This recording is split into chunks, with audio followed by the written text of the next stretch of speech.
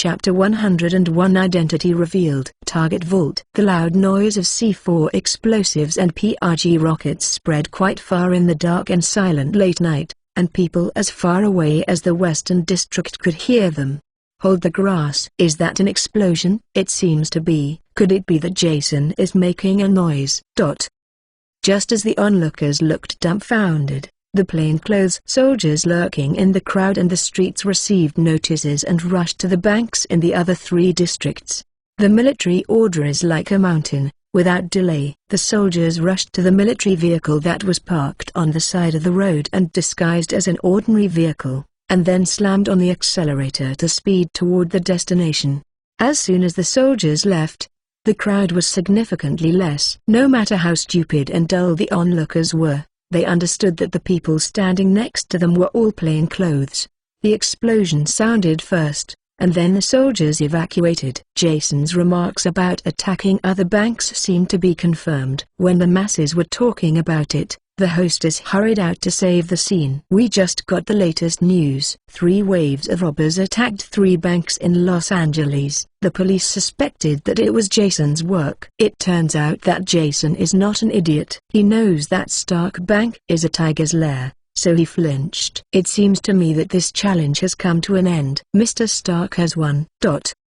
300 Steel Warriors are lying in ambush in Stark Bank, waiting for Jason to appear. At this time, the intercom of the steel armor suddenly sounded, and the voice of the security chief came. The situation has changed. Jason appeared elsewhere in Los Angeles. Mr. Stark ordered us to support. The first team, the second team, the third team, and the fourth team hurried to the underground parking lot to join the military. The fifth team and the sixth team continued to use the vault, strictly guard against the center and prevent Jason from taking advantage of it. Jason sneered. It seemed that Belmode and the others went very smoothly. The security director divided the 300 steel fighters into 6 teams. 1 team and the second team were responsible for defending the bank's main entrance. The third team and the fourth team were responsible for defending the entrance of the bank's underground parking lot, and the fifth team and the sixth team lay in ambush near the vault. Jason happened to be in the sixth team. After being ordered, a total of 200 steel soldiers from the 4 teams, wearing heavy armor, walked to the open area of the underground parking lot to gather. A few minutes later, dozens of armored vehicles drove into the parking lot, carrying 200 steel soldiers to 3 robbed banks in Los Angeles. In the empty underground vault, only 5 teams and 6 teams remained. Knowing that Jason had robbed other banks, the remaining Steel Warriors thought that Stark Bank was safe, so they became a little relaxed. They huddled in the armor for several hours, sultry and boring. Some people started chatting with each other, and others played a little game of listening and guessing people. Jason silently calculated the time for the armored vehicle to leave. After about dozens of minutes, he felt it was time to start. Jason stood up, left the dark corner and walked towards the vault. The metal crash of the armor immediately attracted the attention of others. "Hey, brother, where are you going? You don't want to go to the bathroom? There is no one to help this armor. We can't untie it. You can pee on your pants temporarily." The soldiers laughed. Jason ignored them and continued to walk in the direction of the vault. After another while, someone noticed something was wrong. "Hey, stop! There is a vault, you can't go in." Hearing that, Jason not only did not slow down, but rushed with all his strength. Seeing Jason walking fast, all the Steel Warriors were dumbfounded. As a member of the former SEALs, their physical stamina, strength, and skills have begun to reach the limits of ordinary humans. But even so, the weight of 300 kilograms is still a great burden for them, so they can only stand and walk slowly. If they trot a few hundred meters in a hurry, they will be breathless. But the person in front of him was rushing at a speed of 100 meters, and the weight of 300 kilograms seemed to him nothing. "Stop, otherwise I'll shoot." "Quickly put down the gun. He is our companion. He might want to see billions of cash." While the soldiers were arguing, Jason turned his head abruptly and pulled the trigger of the heavy machine gun. Da-da-da. Da-da-da. The orange-yellow cartridge cases were continuously thrown out of the barrel, and fell on the ground with a brisk jingle. Although Jason's marksmanship is only 8th level, he can't make a shot while running. However, most of the armor-piercing projectiles fired from the barrel of the gun accurately hit the most fragile neck of the steel armor. What? A few seconds later, 5 or 6 security guards were penetrated by the armor around their necks and fell to the ground, blood gradually infiltrating the ground. Shit. Here's Jason's person. Shoot and open him. Don't let him near the vault. Seeing that his former comrade in arms was killed, the Iron Warrior finally reacted, roaring and shooting at Jason. Da.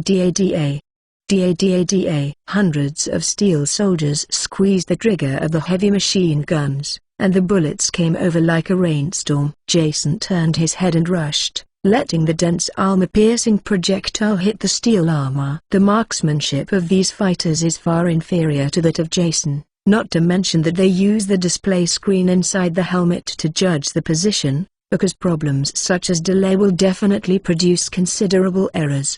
This also caused most of the armor-piercing bullets to miss. Only a few bullets hit Jason's back, but in addition to the breastplate and head armor, the carapace is the strongest part of the steel armor, and the soldiers cannot accurately hit the bullet in the same position.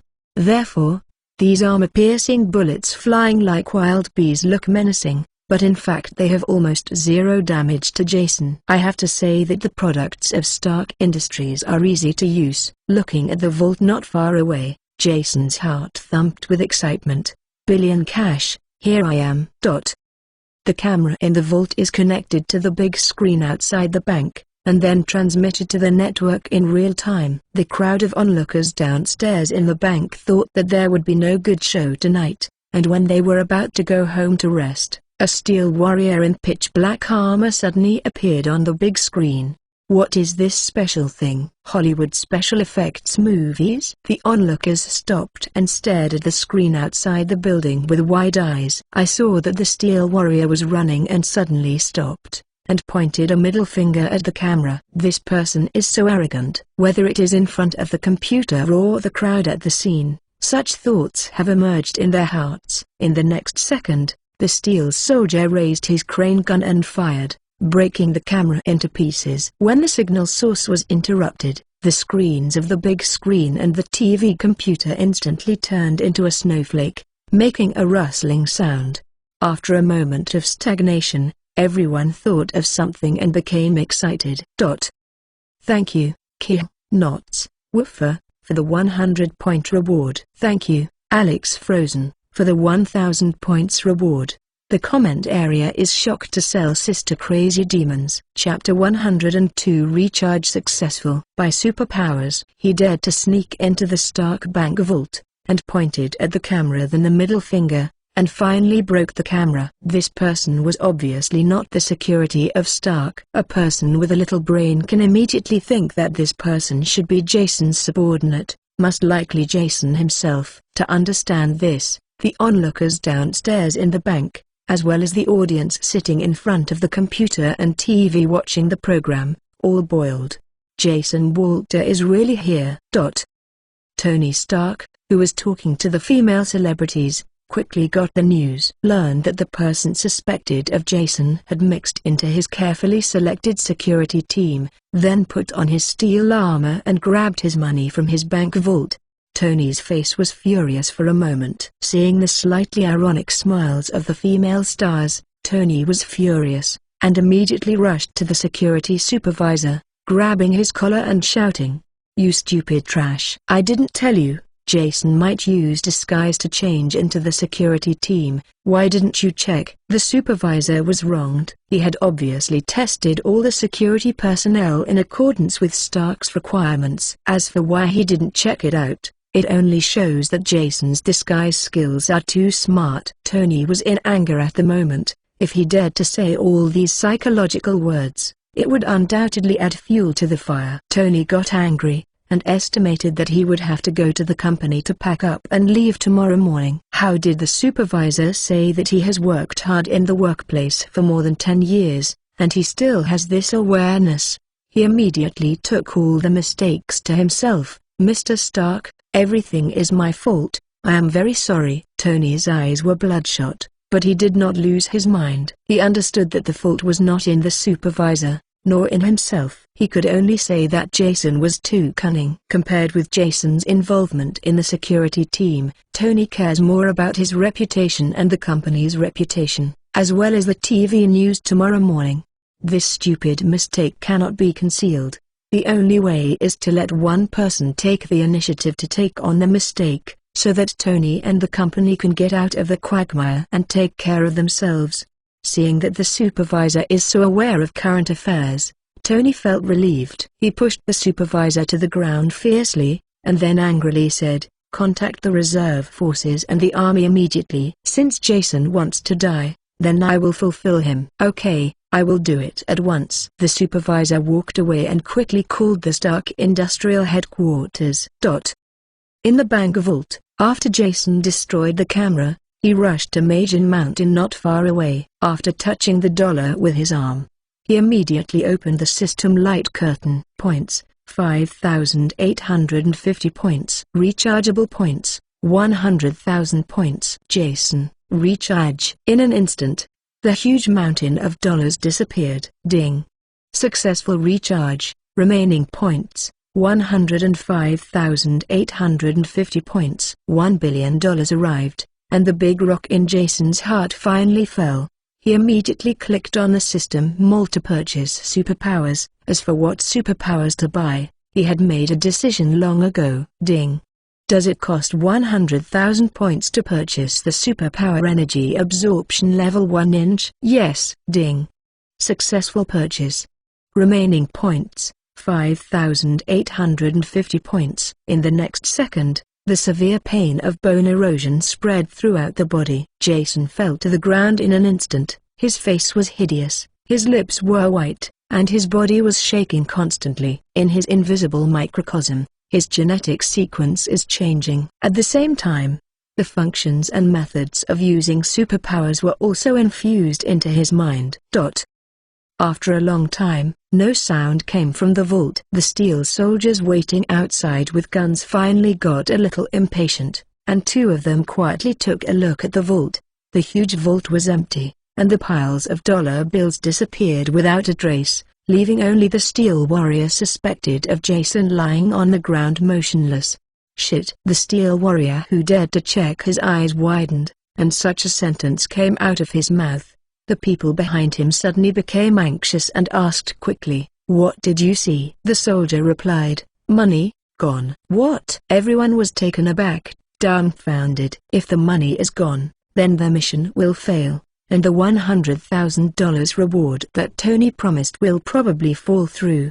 Someone hurriedly asked, "Well, what about others?" The soldier replied, "Fell to the ground, not knowing whether it is alive or dead." Hearing that, everyone was embarrassed, and the development of the matter completely exceeded their scope of understanding. "What should I do now?" "You can't just wait. How about we go in and have a look?" "Look? Just look at it." "Counsel, what are you afraid of?" "That person is already dead." "What if he didn't die and jumped out to make us all abrupt?" "You haven't seen his terrible marksmanship just now."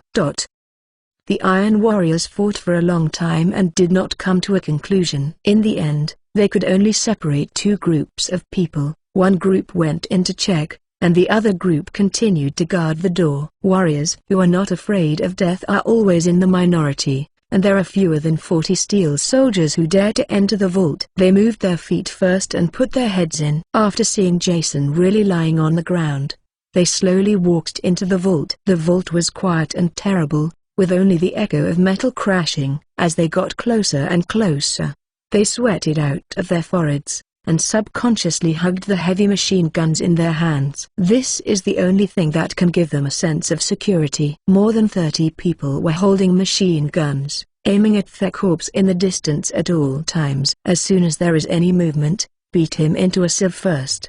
But to their surprise, this person seemed to be really dead. They walked up to the front, and the person didn't move at all. Changing the genetic sequence of the human body and instilling a large amount of knowledge, for Jason, is equivalent to a complete rebirth. At this time, Jason's body and brain are in a state of restarting. After confirming that the person was really dead, They called in the others and began to study the vault. The so-called vault is actually a huge enclosed iron warehouse. The material used is the hardest metal on the market. For absolute safety, Tony Stark is even more frantic, making the vault 120 centimeters thick on 6 sides. A vault of this strength and thickness, let alone saving money, is more than enough to serve as a doomsday safe house. The Iron Warrior is puzzled. $1 billion in cash weighs dozens of tons. Let alone an ordinary person, even a small helicopter can't be shipped. But such a bizarre thing happened. The 10 tons of cash disappeared in such a safe vault under the eyes of more than 100 people, and it only took a few minutes. The well-informed Iron Warriors were also a little puzzled, and they had reached this point beyond their ability, so they could only call for help. At this moment, Jason, who fell on the ground and was mistaken for death, suddenly opened his eyes. Chapter 103 Energy Absorption. Dead Mountain and Blood Sea. Hungry. So hungry. This was the first thought that came out of Jason's mind after he was reborn. It was not his stomach that gave the signal of hunger, but the 7 or 8 billion cells in Jason's body. These cells seemed to be alive. One by one jumped out and shouted at him. I am starving. I need energy. The chattering voices of 7 or 8 billion villains completely awakened Jason, and he suddenly opened his eyes. The Iron Warriors are talking to the security supervisor and report the situation to him. But at this moment, their corpse that had fallen to the ground suddenly stood up again. The soldiers trembled and almost peed. It's not dead or a corpse. If he is not dead, is this person a fool? Dozens of people have been in front of him for a long time, and he actually slept on the ground. Shoot! Shoot him quickly! Panicked, all the steel soldiers retreated while raising their heavy machine guns and firing at Jason. Da. Dozens of heavy machine guns ejected flames at the same time, and 7.62 mm armor-piercing bullets hit Jason's steel armor like an impenetrable rainstorm. At a distance of more than 10 meters, being shot by such a dense torrent of steel, the steel armor quickly began to collapse, and precision parts flew all over the sky. The armor was beaten to pieces, and Jason's body was finally exposed. The Iron Warriors were overjoyed, and the trigger fingers were tightly clenched. No matter what demon or ghost you are, under the continuous shooting of dozens of heavy machine guns and armor-piercing shells, it is impossible to survive, even if you are Godzilla. However, a scene that frightened them appeared. After the armor-piercing projectile that can easily penetrate 20 mm steel plate hit the person, the scene of blood and blood flying did not appear. The moment the bullet touched Jason, it seemed to lose all its energy and fell to the ground feebly. This is true for 1 bullet, 100 bullets, and 1,000 bullets. In the microscopic world invisible to everyone, the moment a bullet carrying a powerful kinetic energy touches Jason, the body immediately absorbs the kinetic energy and stores it in billions of cells. For the Iron Warriors, they were shooting and killing. But for Jason's billions of cells, this is their time for dinner. With a wave of powerful energy being injected into the cells, Jason's body was tingling and sour, and he felt an unprecedented sense of pleasure and fulfillment. It feels like a group of innocent and beautiful girls around him are trying to kill him. It was like an extremely weak person who swallowed a powerful pill and instantly became a muscular man.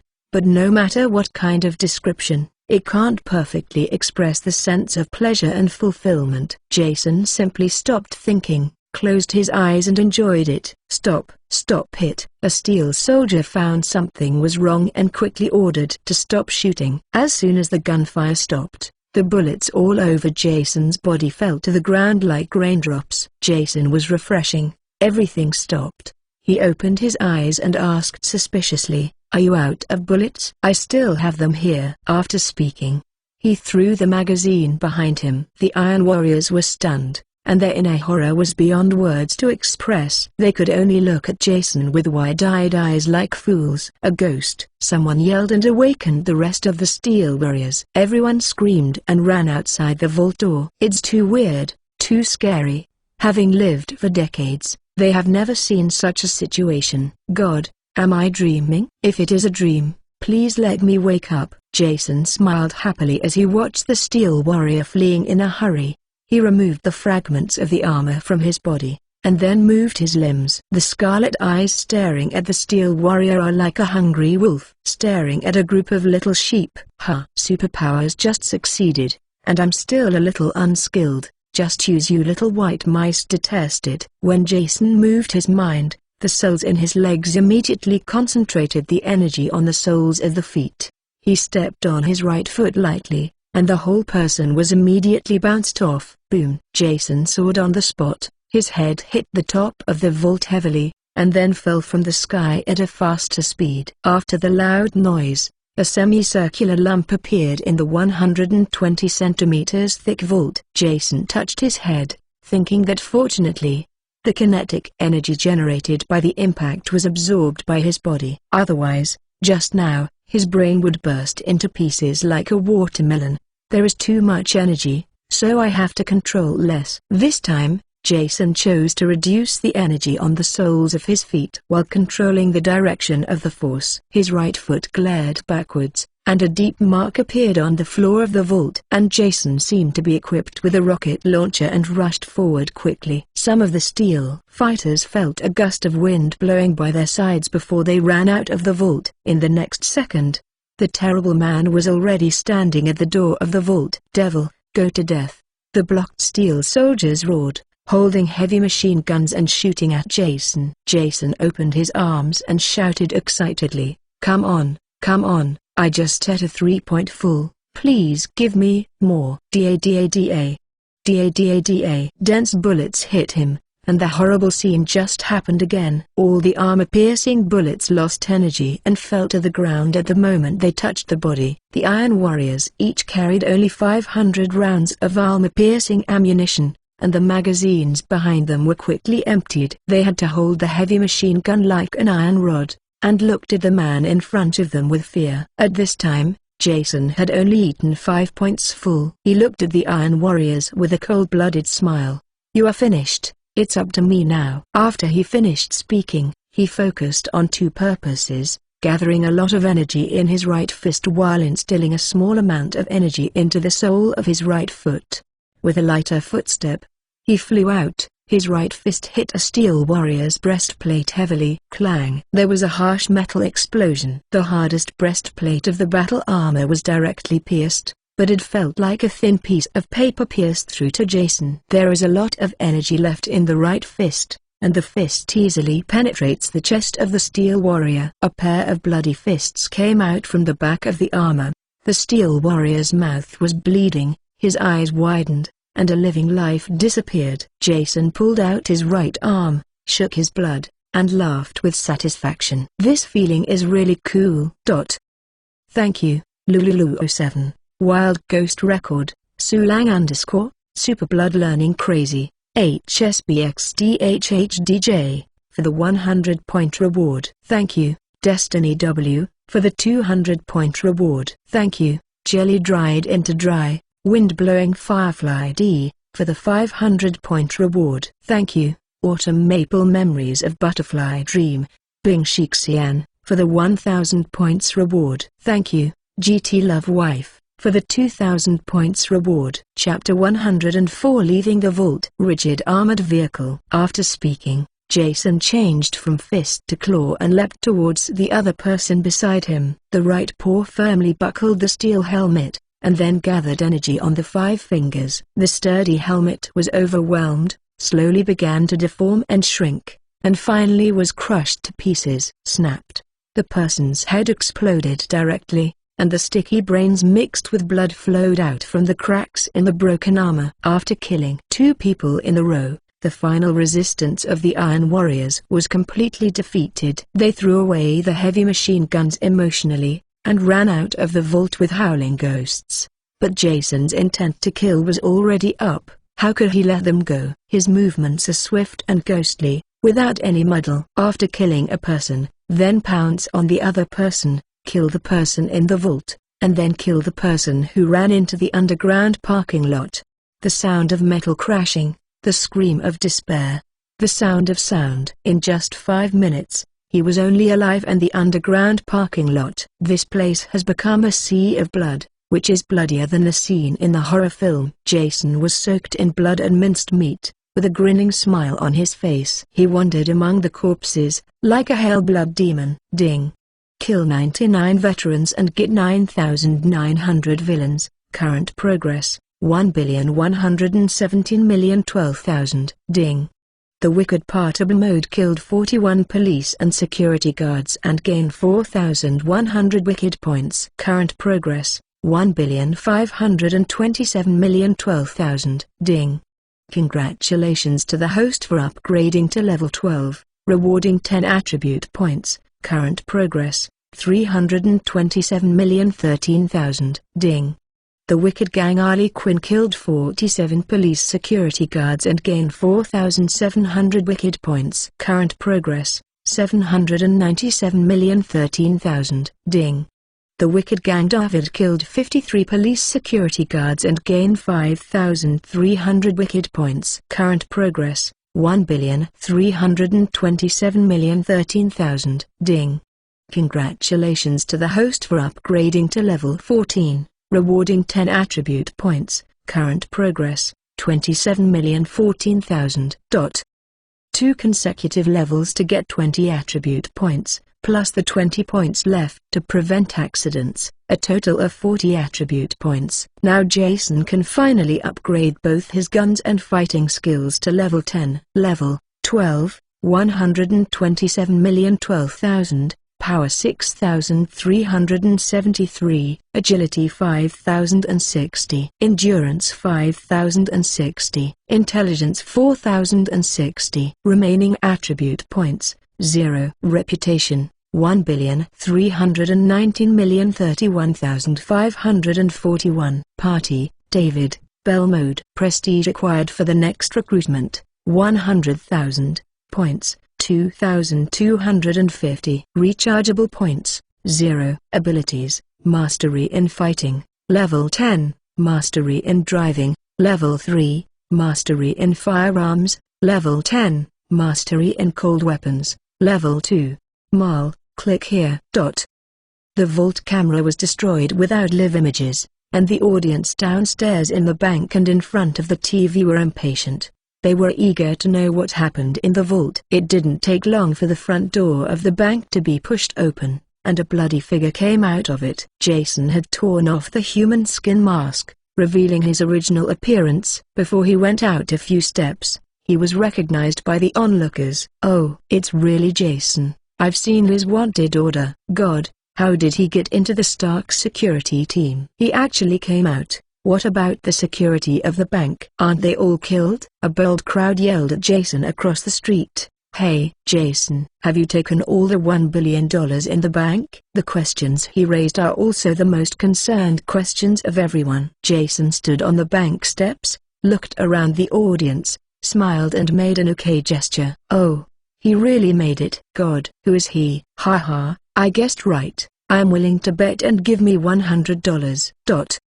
On the top floor of the tall building in the distance, Tony Stark looked at the bank door with the binoculars. Seeing Jason alive and well, Tony was extremely shocked. "Impossible? Where is the Steel Warrior in the bank? Why didn't anyone kill him? Could it be that he killed all the Iron Warriors?" Stark stared roundly, wondering how this is possible. Jason must have used some trick he didn't know. Tony turned his head angrily to look at the security director, the armored force. "Why haven't they arrived yet?" When the supervisor saw that Jason was still alive, he was terrified and quickly replied, "Hurry. It should be soon. I will contact them again soon." Seeing Jason walked out of the bank safe and sound, most of the onlookers cheered for him. Most of these people who dared to go to the door of the bank to watch the scene are of the kind who fear that the world will not be chaotic, as long as Jason doesn't do anything to them. Whether he is kidnapping a star or blowing up the police station, they don't care,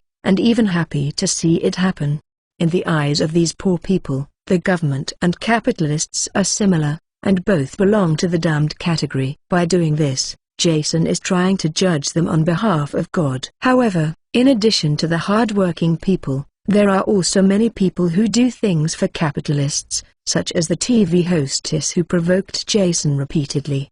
At this moment, her face became extremely ugly, because she was afraid that Jason would retaliate against him because of her rude words, so she quickly threw down the cameraman and wanted to slip away alone.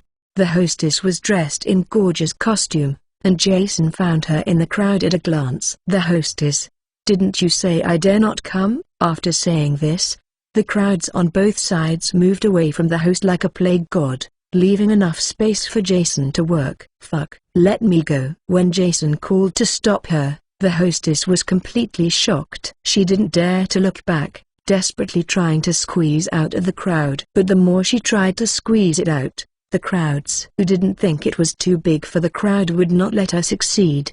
The human wall was gradually locked tightly and airtight, and the hostess's shoes were squeezed out without being squeezed out. Jason sneered down the steps and walked to the opposite street. At this time, dozens of armored vehicles came galloping along the street. Jason looked sideways at the armored car with a weird smile on his face. The driver of the armored vehicle has been informed of the situation at the scene by talking to the security. Upon seeing this, he stepped on the accelerator and ran into Jason. "Hey, Jason, the armored car is coming, get away!" Jason's fans shouted loudly at the scene, but Jason didn't seem to hear him, and stood motionless. After blinking, he collided with the armored car. Boom! After a muffled sound, the armored vehicle stopped abruptly. What the onlookers imagined, the scene where Jason was smashed into flesh and blood, did not appear. He was only hit by an armored car and flew a few meters away, and then stopped after falling on the ground and rolling several times. Jason stood up unharmed, touched his aching right arm, frowned thoughtfully. The rate at which cells absorb energy is amazing, but no matter how amazing it is, it has its limits. An armored vehicle weighing 20 tons crashed into him at a speed of nearly 120 kilometers per hour. The kinetic energy produced at this moment was extremely huge. Although most of the kinetic energy was absorbed by the body within a few tenths of a second, there was still a very small part of the energy that was not absorbed in time, causing Jason to be knocked into flight several meters away. Thank you, Shilling_ Bookwormcoat Brother, Momianstam, for the 100 points reward. Thank you, Zhengzheng Devil, for the 500-point reward. Chapter 105 Challenge the Limit. The Fire Dragon is flying. Required questions. It is known that the naked armored vehicle weighs 20 tons, and there are 15 soldiers with live ammunition in the vehicle. The average weight per person is 100 kilograms. The speed of the armored vehicle is 120 kilometers per hour. What is the kinetic energy generated when the armored vehicle hits Jason? How many joules is it? Solution. According to the question, the total weight of the armored vehicle is 21.5 tons. And the instantaneous speed is 120 kilometers per hour. According to the kinetic energy formula WEC equals mv squared 2, it can be known that 21,500 kilograms times 33.34 squared ms 2 equals 11,949,700 joules. The energy produced by the armored vehicle at the moment of impact is 11,949,700 joules.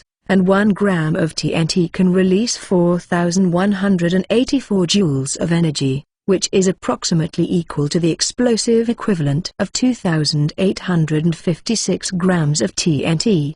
The energy was not absorbed by Jason instantly. The overflowing energy knocked him a few meters away, but it only caused a slight pain in his arm. Assuming that the time of this moment is 0.1 second, then Jason can absorb 28 kilograms of TNT explosion energy in principle in 1 second. The memory and knowledge about superpowers that the system has poured into the mind has been introduced.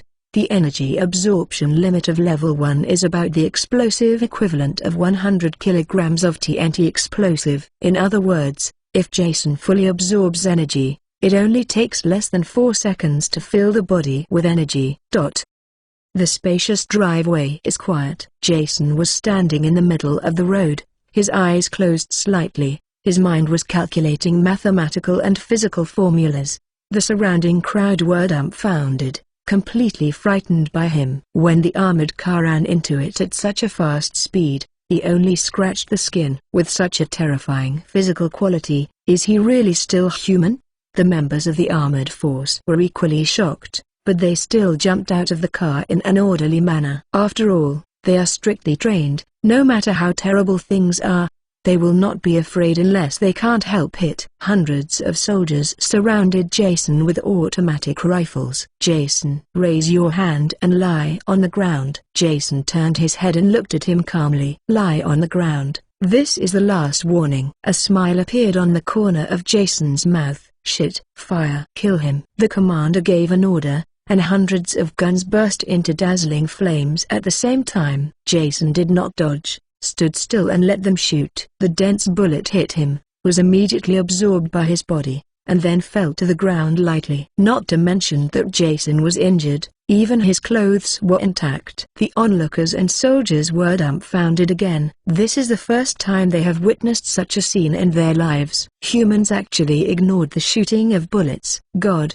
this world is still the world we have lived in. Shit, damn it. Is he Superman? A soldier gnashed his teeth and cursed. Seeing that the military's mind was a little loose, the officer immediately shouted, "Don't be afraid." Since he could be knocked down by an armored car just now, it means that he is not invincible. Hurry up and take out all the heavy weapons you have and greet him directly. As soon as the voice fell, dozens of quick reaction team members immediately pulled out the high-explosive grenade and threw it at Jason's feet. Boom boom boom. There was a burst of explosions. The scene that made them dumbfounded appeared again. The fireball produced by the grenade explosion just appeared. It was absorbed by Jason and disappeared, as if nothing had happened. "Look at me. Let me use it to blow Jason into the sky." A soldier carrying an RPG rocket launch ran over and shouted. Jason raised his head and looked in the direction of the rocket launcher. When he saw the rocket launcher model clearly, a sneer of disdain appeared at the corner of his mouth.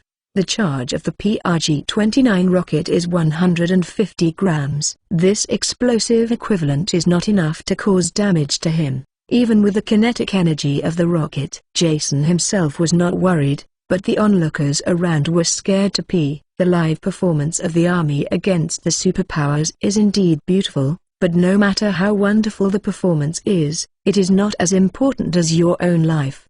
The onlookers began to scatter and fled, cursing while running. "Shit, damn it, haven't you seen any civilians here? Don't look back, be careful of being affected by the bomb. Come on, Jason, destroy this world." When the onlookers ran out 50 meters away, the soldier's eyes condensed and decisively pulled the trigger. "Jason, go to hell." Hiss. With a long roar, the rocket rushed towards Jason with a long tail flame. Jason's expression was calm, and he welcomed him with open arms. Boom. After the shaking, a huge fireball with a diameter of more than 1 meter ignited in front of Jason. Jason closed his arms and hugged the fireball tightly. With the force of his arms, the fireball slowly shrank, and finally disappeared without a trace, leaving only a wisp of blue smoke.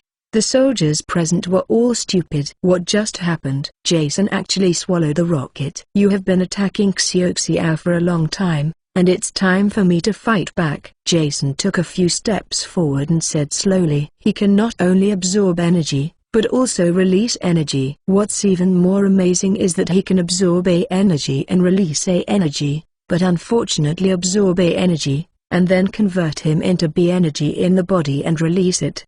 With a move, Jason concentrated the huge amount of kinetic energy in his body to his right foot, and then converted the kinetic energy into combustion energy. Lightly stepped on his right foot, and a pillar of fire a few meters in diameter suddenly appeared under his foot. The pillar of fire roared, emitting a dazzling light, and rushed towards the crowd. Boom! In just an instant, a dozen people were swallowed by the flames and turned into a pile of coke. The pillar of fire went fiercely and did not disappear until a 20-ton armored vehicle was overturned to the ground. This blow directly smashed the morale of the soldiers, who dropped their weapons and fled. In just a few minutes, Jason used practical actions to smash the worldview that they had built in 30 to 40 years. On the roof of a tall building in the distance, Stark saw this scene with a telescope. At this moment, there was no more smile on his face, and his face was full of melancholy. This is over. He thought that Jason was just a terrorist with more accurate marksmanship and more courage, but he never expected that Jason had this kind of superpower that could absorb energy. Tony slumped in a chair, regret written on his face. Jason, a vengeful villain, would certainly not let him go easily. If he brought his men and killed him, to the Stark Industrial Headquarters, to his seaside villa, Stark really couldn't think of any way to deal with him for the time being. Hey, illness comes from the mouth, and misfortune comes from the mouth. I really shouldn't provoke him in public. No one can afford to offend a superpower. At this time, the security director hurriedly walked over and said, "Boss, the helicopter is ready, you can leave first." Hearing this, Stark immediately stood up, took a few executives from the company, and walked towards the helicopter. "It's too dangerous to stay here, you must hurry and leave." Tony boarded the helicopter and said to the security director, "You turned around to tell the general for me, and said, 'I'm very sorry, Jason is beyond my ability, everything can only rely on him. The 200 the steel armor is the compensation I gave him.'" After finishing speaking, the helicopter quickly took off, quickly away from the battlefield. Away from Jason. "Thank you, Tired Gun Lady, Salang _ Jiang Yi Hao, Xuan Yi is here, book friends 2020012722160518 for the 100-point reward. Thank you, whose youth is not flying, for the 500-point reward. Chapter 106 100 Uses of Energy. Jason sneered at the warriors who fled in a hurry. "It's not that easy to run." He tapped his right foot lightly. In the next instant, the place where he was standing was empty. The armored vehicle that was walking at the back had already ran 100 meters away. The driver and the soldiers just breathed a sigh of relief, but in the blink of an eye, Jason had already appeared in front of them. The driver was shocked at first, but then he thought of the scene where Jason was hit and flew. With a hideous face, he slammed his foot on the accelerator and yelled, "Shit, hit you as a bitch." The roar of the engine sounded, and the armored car continued to accelerate towards Jason. Jason raised his right arm and poured energy into his fist. "Try the 10% energy first." After speaking, he slammed his fist violently towards the front of the armored vehicle. With a loud bang, huge energy easily penetrated the armor, and a fist-sized hole suddenly appeared in the center of the vehicle. The armored vehicle was blasted to a height of more than 10 meters in an instant. A dozen soldiers in the car leaned back abruptly because of the huge stopping force, and their necks were twisted. Jason stared at his fist with surprise. He thought that this punch could stop the armored vehicle at most, but he didn't expect that the punch would directly break the armored vehicle.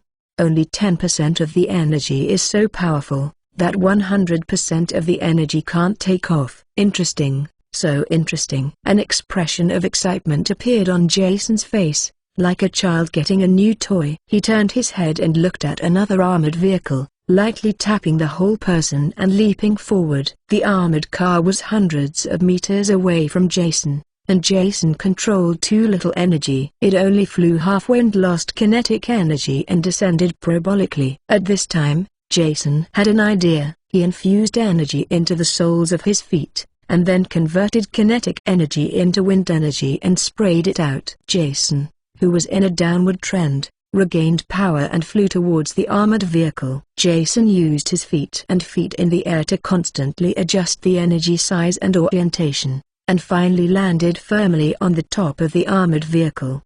"Next, try another 20% ability." After speaking, two huge energies gushed out from the soles of his feet, spreading out in a large area. The armored vehicles traveling at high speeds could not withstand such a large capacity and were directly suppressed to a halt. Boom! With a few loud noises, 6 huge bulletproof tires were crushed, and the chassis of the armored vehicle sat directly on the ground. Jason's energy continued to be output, and the armored vehicle was compressed and began to deform, making a creaking sound. In the loud metal sound, the armored vehicle that was nearly 3 meters high was squashed by the destructive force until it was only about 30 centimeters thick. The soldiers in the armored vehicles were directly crushed into bloody meatloaf. The remaining armored convoy accelerated to flee, but Jason did not chase. He jumped from the wreckage of the armored car, his heart pounding fast. At this moment, The excitement in his heart was about to burst out. This overbearing and invincible power is exactly what he has dreamed of in his life. He gathered his energy under his feet and kicked the ground vigorously into the air. Two deep footprints appeared on the asphalt road. A large amount of wind energy sprayed out, and Jason flew towards the dark sky like an arrow from the string. Jason manipulated his energy to float steadily in the sky several hundred meters. Looking around, he can see the beauty of Los Angeles, the city that never sleeps. At this moment, Jason's worldview has completely changed. The arrogant and conceited Stark was beaten and fled by him. The tall buildings next to him were fragile as paper, and the pedestrians and vehicles at his feet were like ants. Whether life or death was only between his thoughts. In this situation, Jason has mixed feelings. After a while,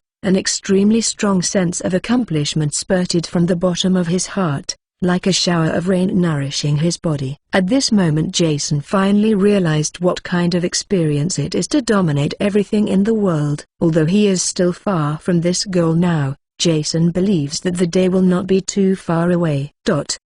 At this time, the sound of helicopter propellers was faintly heard in Jason's ears. He turned his head and looked intently. Two Apache helicopter gunships were flying towards this side.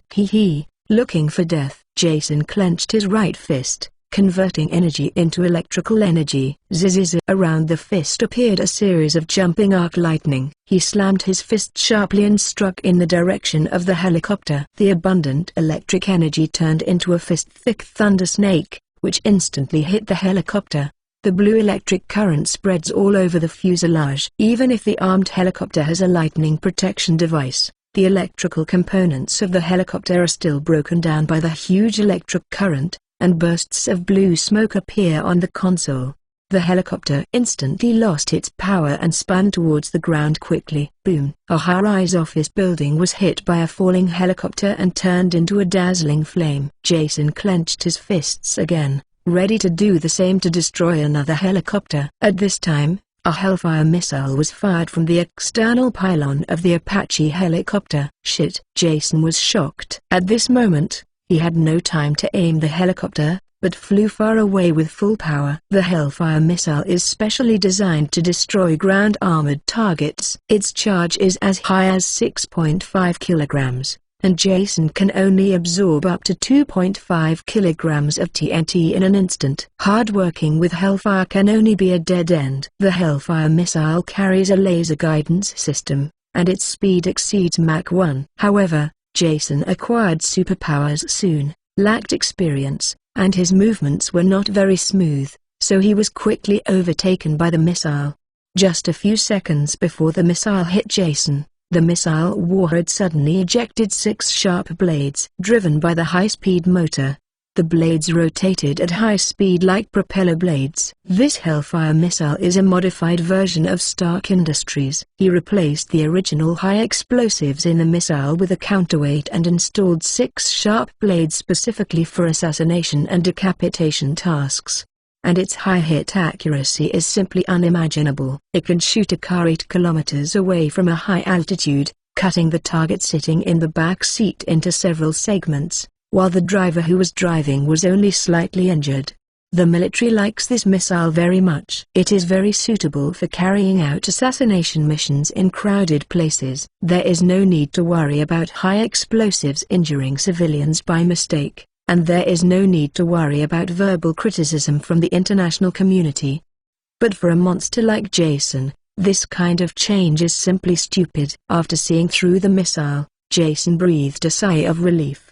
He immediately turned to face the Hellfire missile, and then overflowed all the energy in his body, forming a light blue protective film on the surface of his body. Chapter 107 Destroy the plane. Demonstrate ability. Boom. The moment the missile hit Jason, it was blown off by a protective film made of pure energy. At this time, the Apache gunship launched 2 more Hellfire missiles. Jason was furious, thinking that you are still endless. He covered his whole body with energy again, and then accelerated towards the direction of the helicopter. Boom! 2 Hellfire missiles hit Jason's body and were shot off without any effect. The pilot was shocked, and quickly pressed the red button, and the cannons on both sides of the fuselage fired at the same time. Da. Da. Jason sneered in his heart. Although he could not hold an old Hellfire, the helicopter gun was no different to him. Jason flew at high speed with the dense bullets, and the helicopter pilot hurriedly moved the joystick to avoid it. But Jason's speed and maneuverability are not comparable to a heavy and slow helicopter. After a short while, Jason, whose whole body was covered with energy, ran into the helicopter like a cannonball. Boom! A group of dazzling flames appeared in the sky, and the Apache gunship was instantly smashed into sky fragments. Ding! Kill 53 soldiers, get 5,300 villains, current progress, 557,014,000. Looking back at the gunship that exploded like a celestial flower, Jason sneered, and then flew towards the stronghold with a clear direction.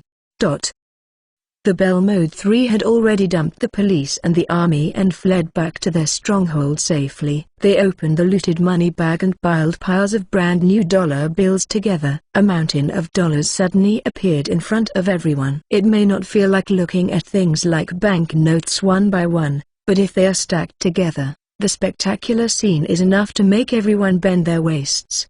When the three of them stared at Majin Mountain in a daze, Jason fell from the sky with a bang, hitting the ground like a cannonball. Hearing the movement, the three rushed out of the stronghold. Seeing that Jason was safe and sound, all three of them were happy. Hanny Tilda. Holly yelled sweetly, trot and jumped over, hanging on him like a doll. Jason settled her down and asked with a smile, looking at how happy you are. The mission should be a complete success. Everyone laughed and said nothing. Jason walked into the stronghold to take a look. I saw that the empty ground has piled up a tall mountain of dollars, but it has shrunk a lot compared to the Stark Bank vault. The money is yours. Belmode said, show us your magical ability to steal money. Jason laughed and said, this is not the ability to steal money. After speaking, he put his hand on the money pile, and then opened the system light curtain. Points, 2,250. Rechargeable wealth, $540 million. Recharge. In the next instant, the magnificent Majin Mountain disappeared without a trace. The three witnessed such a scene for the first time, and they were all dumbfounded. Belmode gave him a white look, also said this is not the ability to steal money. Jason stretched out his hands, thinking about it, just be happy. Of the three, Holly came back the earliest, so she was the only one who saw Jason's news. Holly hopped to Jason's side and asked, Hanny, I just watched the news. The superpower that can absorb energy is really amazing. Can you show me it? Jason opened his arms and smiled. Of course it's okay. You can take out your pistol and shoot me directly. Holly shook her head timidly. I dare not. Jason was a little helpless. Didn't you read the news? You should know my ability. Don't worry, hurry up and shoot. Hallie still shook her head. Jason had to look at David and said, David, you come and shoot me. David hadn't read the news. He thought that Jason was stupid. He waved his hand again and again. Boss, what are you talking about? How could I shoot you? Jason shook his head helplessly and said, okay, don't force you. When I put on my body armor, you will dare to shoot now. After speaking, Jason turned to find a body armor to put on. Harry, what did the news say? Belmode asked. Seeing that the two of them were unclear, Holly relayed the scene in the news to them. Knowing that Jason has the superpower to absorb energy, and can even ignore bullets and RPG, the two were completely shocked. First, it helped people improve the superpower of marksmanship, and also the superpower of stealing money instantly. And now there is another superpower that absorbs energy. David sighed with emotion. The boss is really a bit unpredictable. When the few people were talking, Jason had already put on his body armor. He turned his head to look at David and said, now, you can safely shoot. David nodded, took out his pistol and said, boss, then you be careful. After Jason nodded, he shot Jason's body armor. Boom! A ball of flame spouted from the muzzle, and a brass bullet shot towards Jason. When it hit the body armor, all the kinetic energy was absorbed, and it fell to the ground lightly. The three of them were dumbfounded, and witnessed the shock brought by this scene, which was far stronger than the TV broadcast and hearsay.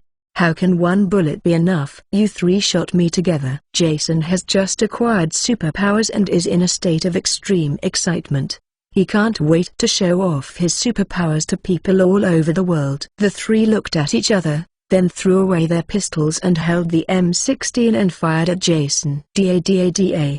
Da-da-da. The armor-piercing projectiles enough to shoot through the 20mm steel plate all lost their kinetic energy when hitting Jason, and they clanged to the ground. Jason stood there, letting them shoot for a minute, let alone being injured. Even his clothes were not damaged until the barrel of the gun was hot and smoked.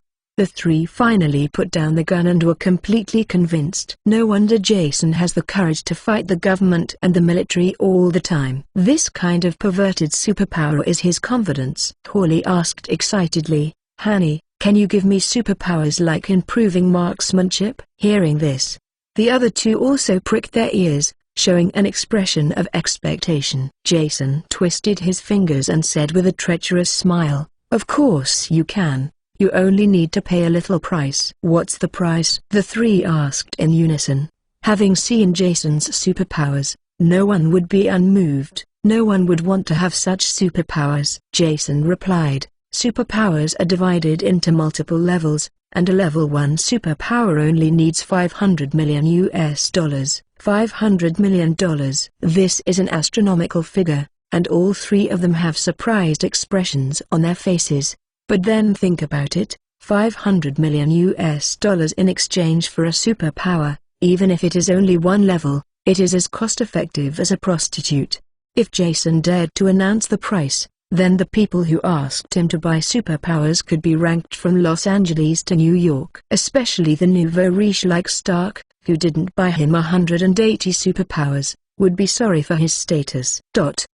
Thank you, Jiang Yihao, Ms. Hardong Huangtie, for the 100-point reward. It is expected to be on the shelves next Friday, so book friends who have monthly tickets remember to save up. Chapter 108. Ready to go home. Belmode clenched his fists, feeling very excited. She has even begun to fantasize about what she will be like after gaining superpowers. Belmode is a top Hollywood star. In addition to the remuneration of up to $20 million US per movie, she has also received a lot of commercial endorsements. From time to time, she also goes to major exhibition platforms to collect gold. She has legal deposits on her account, $2 or $3 billion, and her Crow organization secretly engaged in smuggling, robbery, killing people and selling goods. This kind of lucrative business, although it started late, it has made $4 to $5 billion in recent years. As long as all these assets are realized,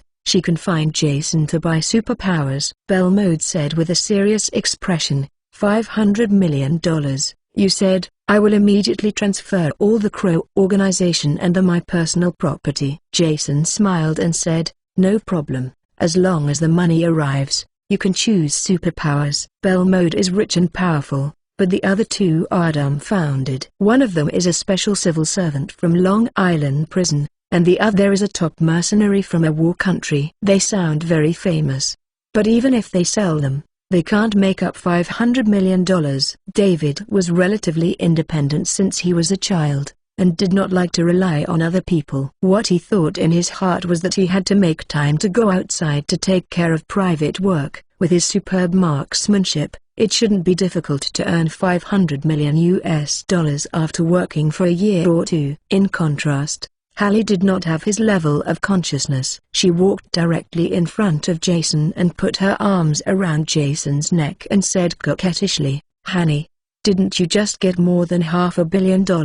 You can buy me a superpower with $500 million. After speaking, Hallie gave Jason a hard kiss on the cheek. Jason wiped off his saliva with his sleeves, and shook his head helplessly. It will really take advantage. The three of you will take back the $540 million.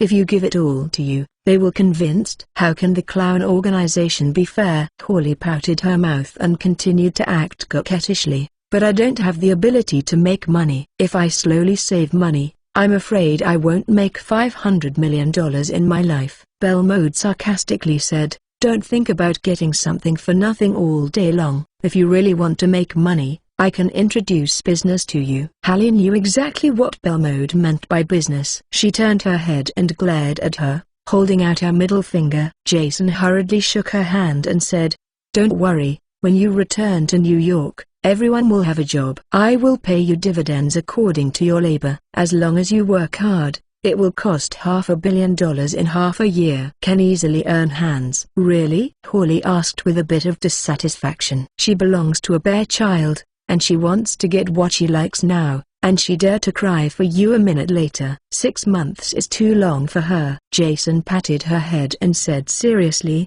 "Don't worry. It's not a problem for us to rob the bank every day. We must have a stable source of income. The New York black market is still waiting for us to eat such a big cake. Every one of you can eat." With Jason's assurance, Hallie left him, and barely agreed. Speaking of going back to New York, Jason suddenly remembered that he hadn't contacted New York for a long time. "I wonder what's the situation on the ranch? Can John and Franklin control those dozens of criminal prisoners?" Thinking of this, Jason took out his cell phone and called John. "Hey, boss." A few seconds later, John's deep, hoarse voice came. "John, how is this time going? Are those prisoners still obedient?" There was no voice on the other end of the phone, and John hesitated for a while and said, "It's okay. The first few days are more honest. After all, they have just escaped from prison, and they just want to eat, drink, enjoy the sun and freedom all day long. But in recent days, they seem to be tired of this kind of life, and their minds have become a little confused, and they always want to run outside. After being caught by me, many prisoners have become dissatisfied with them." Sarcastic comments. Hearing that, an unknown fire ignited in Jason's heart. He snorted coldly, dissatisfied. "I rescued them from the prison, fed them, gave them drinks, and gave him a house. There are still people who are dissatisfied. I want to see who is so rampant. Don't worry, I have handled the matter in Los Angeles, and I will go back in a few days. During this time, you will pay a little bit more attention and you will immediately kill the chicken and the monkey when you find bad signs. Don't be soft. Don't worry, boss. I can't make trouble with the prisoners," John said confidently. "By the way, I watched the news last night and early morning." "Is that bullet absorption and PRG your superpower?" Jason smiled and said, "Yeah, cool, right?" John envied. "It's so cool. What I want to ask is..." Jason interrupted him and said, "I know what you want to ask." "Your guess is correct. I will talk about everything when I go back." Seeing that Jason didn't want to talk more, John had to give up. "Okay, boss." Hanging up the phone, Jason's face became a little ugly. He could hear from John's tone that John was deliberately understating, not to worry Jason. This shows that the problem on the ranch must be much more serious than he said. "It seems that it is time to go back to New York, and the organization can't do without him." Jason immediately called Stan. "Boss." "God." Stan's mean voice came from the speakers. "You are now a big man. TV news, newspapers, magazines, social platforms.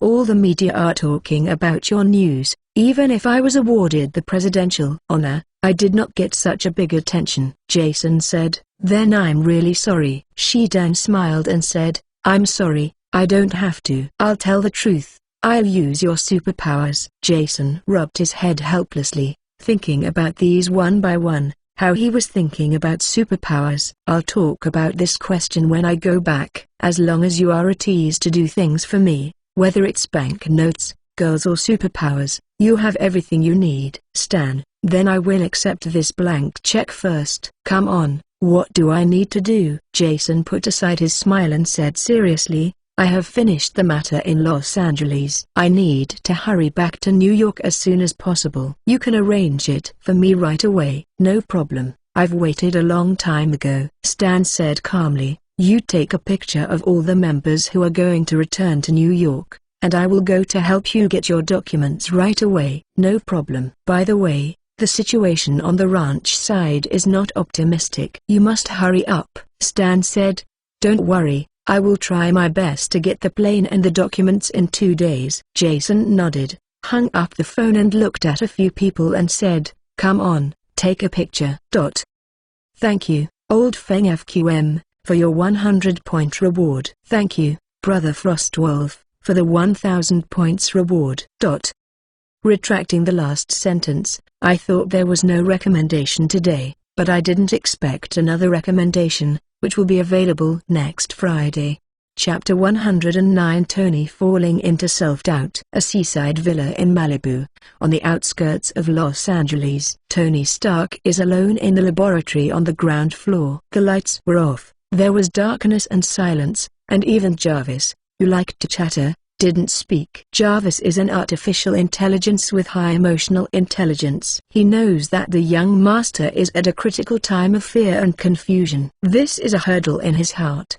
He must rely on his own initiative to step over. The help of outsiders is only the icing on the cake. At this moment, Tony felt like a mess. He was both frightened and curious about Jason's superpowers. The fear is that he was afraid that Jason would suddenly come to the door and end everything he had. What is curious is, what principle does this superpower belong to? Can you use a scientific method to crack it and find a method of restraint?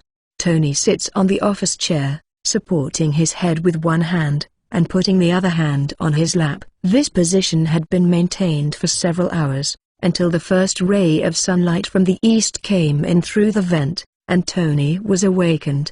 He stood up and moved his limbs, rubbing his hands on his face. After regaining some energy, Tony said, "Jarvis, turn on the TV." Jarvis's voice hesitated. "Sir, your mood is very unstable. I suggest you don't watch TV at this time." A self-deprecating smile appeared on Tony's face. "Since I set foot in the arms industry, there are no shortage of people who criticize and abuse me in the daily news. After so many years, I have become used to it." "Turn on the TV." "Okay, sir." As soon as the voice fell, the large-screen TV in the laboratory lit up. It was time for the morning news. The host was a little sad, and told the casualties last night in a heavy tone. "In the battle with Jason last night, he sacrificed more than 300 police officers, more than 200 soldiers, more than 100 people from Stark Industrial Security, and dozens of onlookers who like to join in the fun. In the United States, which is known as the world's largest military power, hundreds of casualties occurred." This is definitely a case that alarmed the whole country. Moreover, this case was also broadcast live throughout the entire process, bringing a psychological shadow to ordinary citizens, which may be difficult for a lifetime. Obliterated. Jason Walter has successfully surpassed that adult and became the greatest fear and haze in the hearts of the American people and the government. Seeing the bloody figures on the TV, Tony's heart tingled. Although he is a cold-blooded death businessman, he has not completely wiped out humanity. If he didn't underestimate the enemy so much, if he did enough investigations in advance, and if he could be more careful, these people would not have to die.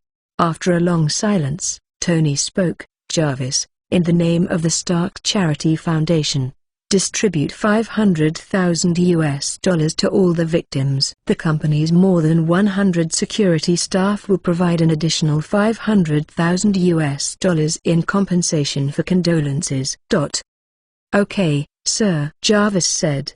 Having said these words, Tony sat back in his chair exhausted. Compensation for losing money is the only thing he can do now and the only way to relieve his condemnation. As soon as the TV screen turned, reporters took to the streets to interview passers-by about the incident. "I think the military and the government are too incompetent. The military spending approved by Congress is increasing every year, but they have allowed a group of robbers to commit major crimes several times in a row. Jason Walter is too dangerous. Originally, he was just an ordinary robber, but suddenly he has magical superpowers. If the government does not kill him sooner, the whole world will be in crisis because of him in the future. I want to say to Mr. Tony Stark, your steel armor is just a pool of shit. If you weren't blindly confident, if you didn't take the initiative to provoke, these hundreds of lives don't have to die at all." Stark's face twitched and he felt a little unhappy. But what the man said was harsh, but it was extremely true. In front of Jason's superpowers, his steel armor was indeed like a pool of shit, and it did not play a role. Perhaps, the steel armor is not so powerful.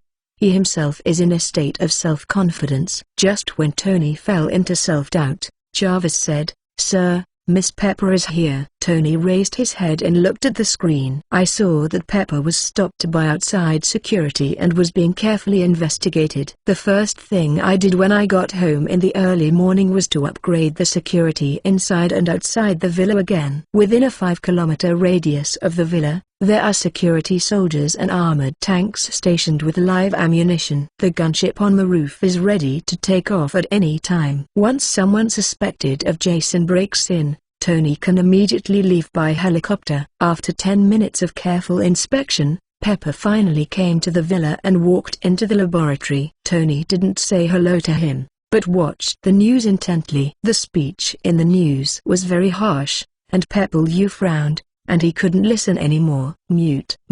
In the next instant, the large screen TV immediately lost sound. Pepper walked up to him and found a wheelchair to sit down. 4 eyes face each other. Tony's face was dim and his eyes were dull, as if he hadn't healed from a serious illness, and completely lost the spirit of the past. Obviously, what happened last night made him exhausted and stayed up all night. Pepper was a little distressed. She leaned closer, clasped Tony's big hand with both hands, and encouraged, "How long do you want to immerse yourself in the failures of the past?" Tony raised his head, looking at her with a confused look. Seeing the look in his eyes, Pepper became very angry and angrily said, "Jason is now taking your money and squandering. Are you willing?" Looking at the victims and their families, "Don't you feel sad listening to the TV? Are you angry with those words that slander you?" Tony said, not reconciled, distressed. "Angry. But what can I do?" Pepper continued, "You're not a genius inventor, so quickly cheer up and develop a weapon that can kill Jason." Tony smiled bitterly. "The steel armor is already the product I am most proud of, but in front of Jason's superpowers, he is like a 3-year-old child's educational toy." Pepper frowned and said, "Then you will develop a weapon that is more powerful than the steel armor." Tony sighed and shook his head. "I don't know if I have this ability, or I don't know whether technology can defeat superpowers." Pepper looked into his eyes and said seriously, "Believe me, if you can't beat Jason, then no one in this world can beat him." Hearing these words, a warm current surged from the depths of Tony's heart, and then flowed over his limbs. Tony seemed to have been given a shot, regaining his energy and jokingly said, "Why do you believe in me so much? Isn't it a crush on me?" Pepper gave him a white look. "You paid too much, and I don't want to change to a stingy boss." The two looked at each other and laughed at the same time. The haze that enveloped Tony's heart finally shone into the ray of gentle sunlight. Thank you, book friends. 1508081855074007, Turn the Table Up, Destiny Suo, for the 100-point reward. Chapter 110. The day when I emerge from the mountain will be the time when the clown will die. The cordial laughter drew their hearts closer. An ambiguous atmosphere began to fill the air. Pepper noticed it immediately, and frowned, feeling some discomfort. She has the character of a strong woman, and she is very disgusted with having feelings with her boss. Even if the outside world is full of rumors about him and Tony, she does not want to take advantage of the situation and climb onto Tony's bed.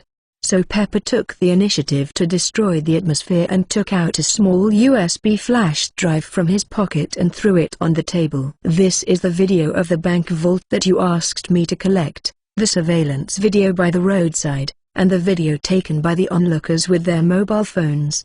Tony came back to his senses. His expression was a bit awkward. He chose Pepper to be his personal secretary, not because of how beautiful Pepper is, but because of her gentle character and extraordinary ability. Over the years, Pepper's performance has made him very satisfied, and the relationship between the two has become closer and closer, even from a purely employment relationship to a friendship. Because of this, Tony gradually ignored the thick lines, and Pepper was actually a single woman. It wasn't until the moment just now that he remembered it, and had an inexplicable emotion. Tony is a straight steel man who is not good at expressing his feelings. He did not chase after him like a veteran in love. Instead, he coughed to cover up his embarrassment, then plugged the U-disc into the computer and started the serious work mode. "Jarvis, Edit all the video material inside into one video. Okay, sir. Pepper collected too much material and too messy, and there are many repetitive pictures in it. In order to save time and improve efficiency, it must be handed over to Jarvis's artificial intelligence to edit it. The main body of Jarvis is a supercomputer, and editing pictures couldn't be easier. After only 10 seconds, Jarvis edited all the videos. The lab TV screen switched, and Tony and Pepper sat together watching carefully. The bank's surveillance was not much to watch. Jason put on his steel armor and mixed into the security. He rushed into the vault after his companion made a movement in other areas, stretched out his middle finger to the camera and destroyed it. The only thing to watch is that the $1 billion in the vault are missing, and since the early hours of the morning, no vehicles have entered the underground parking lot of the bank. Tony wondered if Jason had a space-based superpower that could steal banknotes weighing tens of tons in an instant. The second part of the video is a bit interesting. Jason left the bank empty-handed and rushed out of the road to chase after the hostess of the TV station who provoked him, but was hit by an oncoming armored vehicle and flew several meters away. Stop! Tony's eyes flickered, and Jarvis immediately stopped playing. According to Jason's later performance, Tony guessed that he had the superpower to absorb energy, and he stood in place and let the armored car hit him, which should be testing the limit of superpower. This video illustrates two issues. First, Jason has just acquired superpowers not long ago and is not yet proficient in the use of superpowers. Second, Jason's superpowers did not seem so invincible. After being hit by an armored vehicle, his arm still had a slight scratch. Electricity flickered in Tony's brain, as if he had found the entry point to kill Jason. He said excitedly, "Jarvis, analyze the kinetic energy of the armored vehicle when it hit Jason." In the next second, Jarvis directly reported the answer. The instantaneous energy is 716,595 joules, which is about the explosive equivalent of 171.6 grams of TNT. Tony's eyes were full of excitement and surprise. "I really thought you were so awesome." After a long time, the maximum absorption capacity was only 171 grams of TNT explosive equivalent. "At this level, I'm embarrassed to shout in front of me." Tony immediately searched his own products in his mind, and found that there are many weapons that exceed this energy level, and many of them are individual weapons. Do not, no way, never engage in individual weapons. Although he discovered Jason's weakness, Tony didn't have the head to seek revenge from him, but calmly thought and analyzed. In addition to superpowers, Jason and his marksmanship is also a headache. If you engage in individual weapons, it is very likely that Jason will shoot to death the moment the soldier fires the weapon. With their superb marksmanship, they can even change the firing position of the weapon by shooting the soldier's arm, so that the missile can be directed at the soldier on its side. Once this happens, our soldiers will inevitably suffer heavy casualties and their morale will drop sharply, and Jason and his team can take the opportunity to harvest. Therefore, if you want to kill Jason and his group, a single soldier is never feasible. Tony immediately thought of a new method: steel armor. Although the current online media and friends have sprayed his steel armor for nothing, no matter whether it is a dog or a dog, he can step on it. But it is undeniable that the potential of the steel armor is endless. This can be seen from Jason avoiding his edge and choosing to sneak into the security forces. Steel armor. Steel armor. Tony kept talking. He had discussed with the general before that the steel armor must be the general trend of future wars, but first he must solve the energy supply problem of the steel armor. A battle armor without energy supply is just a heavy medieval armor that is incompatible with vocabulary such as modern and future. But once the energy problem is solved, then, thinking of this, Tony's mouth conjured up a smug smile. Pepper saw all this in his eyes, with a smile on his face as well. She knew that Tony had walked out of the gloom and became that boring playboy and genius inventor. Her task has been completed, and Tony will take care of the rest. Pepper firmly believes that when Tony comes out again, the clown organization will die. She stood up and prepared to leave. "Stop disturbing you, I'll make breakfast for you." "What do you want to eat?" Tony thought, and casually said, cheeseburger. Double. Pepper rolled his eyes, wondering why Tony loves cheeseburgers so much. They are obviously not tasty. If his affection for a woman is half that of a cheeseburger, he won't be unmarried at the age of 40. Okay, I'll do it for you. 5 minutes will be fine. After Pepper turned around, a tall figure suddenly stood in front of him. A tall and sturdy body, an expensive suit, a shiny bald head, and a Cohiba limited edition cigar in his mouth. No need to make breakfast, the man said with his handbag. I have brought the cheeseburger. Pepper covered his mouth in surprise, while Tony raised his head and said in surprise, Obi. The person here is Tony's old friend, the shareholder of Stark Industries, Obadiah Steiny. Thank you for the 500-point reward. Chapter 111. The stock market is turbulent. Abandon the car to be handsome. Obadiah was an old man in Howard Stark's time, who made great contributions to the company. After the death of the Howards in a car accident, he temporarily took charge of the Stark Industries group until the 21-year-old Tony Stark's prodigal son turned around and took the company to new heights.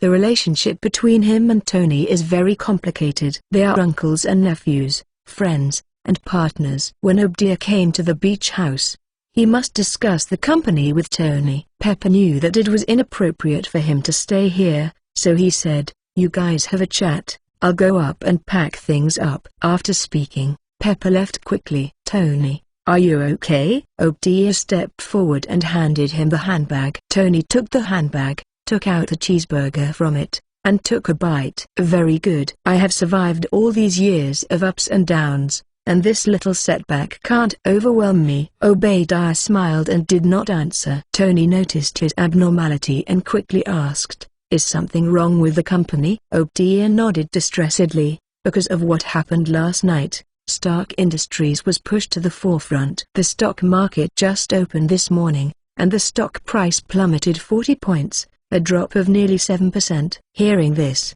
Tony sighed in relief. "I thought something had happened." It turned out that the company's share price had fallen a bit, which was nothing to Stark. He comforted Obadiah. "Don't worry, I have compensated all the families of the victims in the name of Stark Industries, and I have asked the media to help with public relations. The storm will pass soon, and I promise not the stock price will recover within a month." Hearing Tony's comfort, Obadiah's sadness did not fade, but he sighed. "You, the chairman, are thinking about researching and developing weapons every day, and you don't have a deep understanding of company operations and the market economy. This storm is different from the past. For Stark Industries, it is a big catastrophe." As he said, Tony is really not very proficient in this area.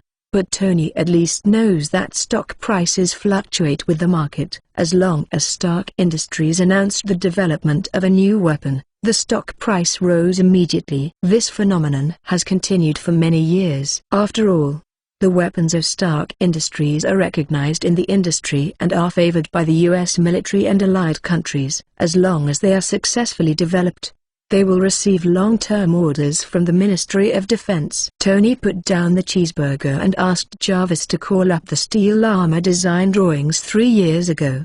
"Don't worry, I will let the stock price rise again and hit new heights again." Tony was confident and introduced his new steel armor plan to Obadiah. His expression was excited, and he talked a lot, but Obadiah didn't hear a word, but said angrily, "Steel armor, steel armor. Go to the special steel armor. Do you know why the company's stock price has fallen so badly? It's because your steel armor is completely vulnerable." In the underground parking lot of the bank, there are corpses of steel soldiers, and even the 200 steel soldiers who were taken away by the military suffered heavy casualties. In front of the media, you desperately praised the superiority of the steel armor, saying that this is the pinnacle of Stark Industries. As a result, the pinnacle was tossed as a toy, and the company's stock price would not plummet. Obadiah vented his dissatisfaction, panting heavily. Tony was not angry, but frowned and rebuked himself. "I admit that the steel armor is my mistake, but I believe even more that the steel armor is the future of Stark Industries." Obadiah turned his head too far, not wanting to hear him say these nonsense. He only cared about money, money, or special money. Tony didn't care about his attitude, and continued to introduce his great ideas to him. Finally, Obadiah couldn't help it,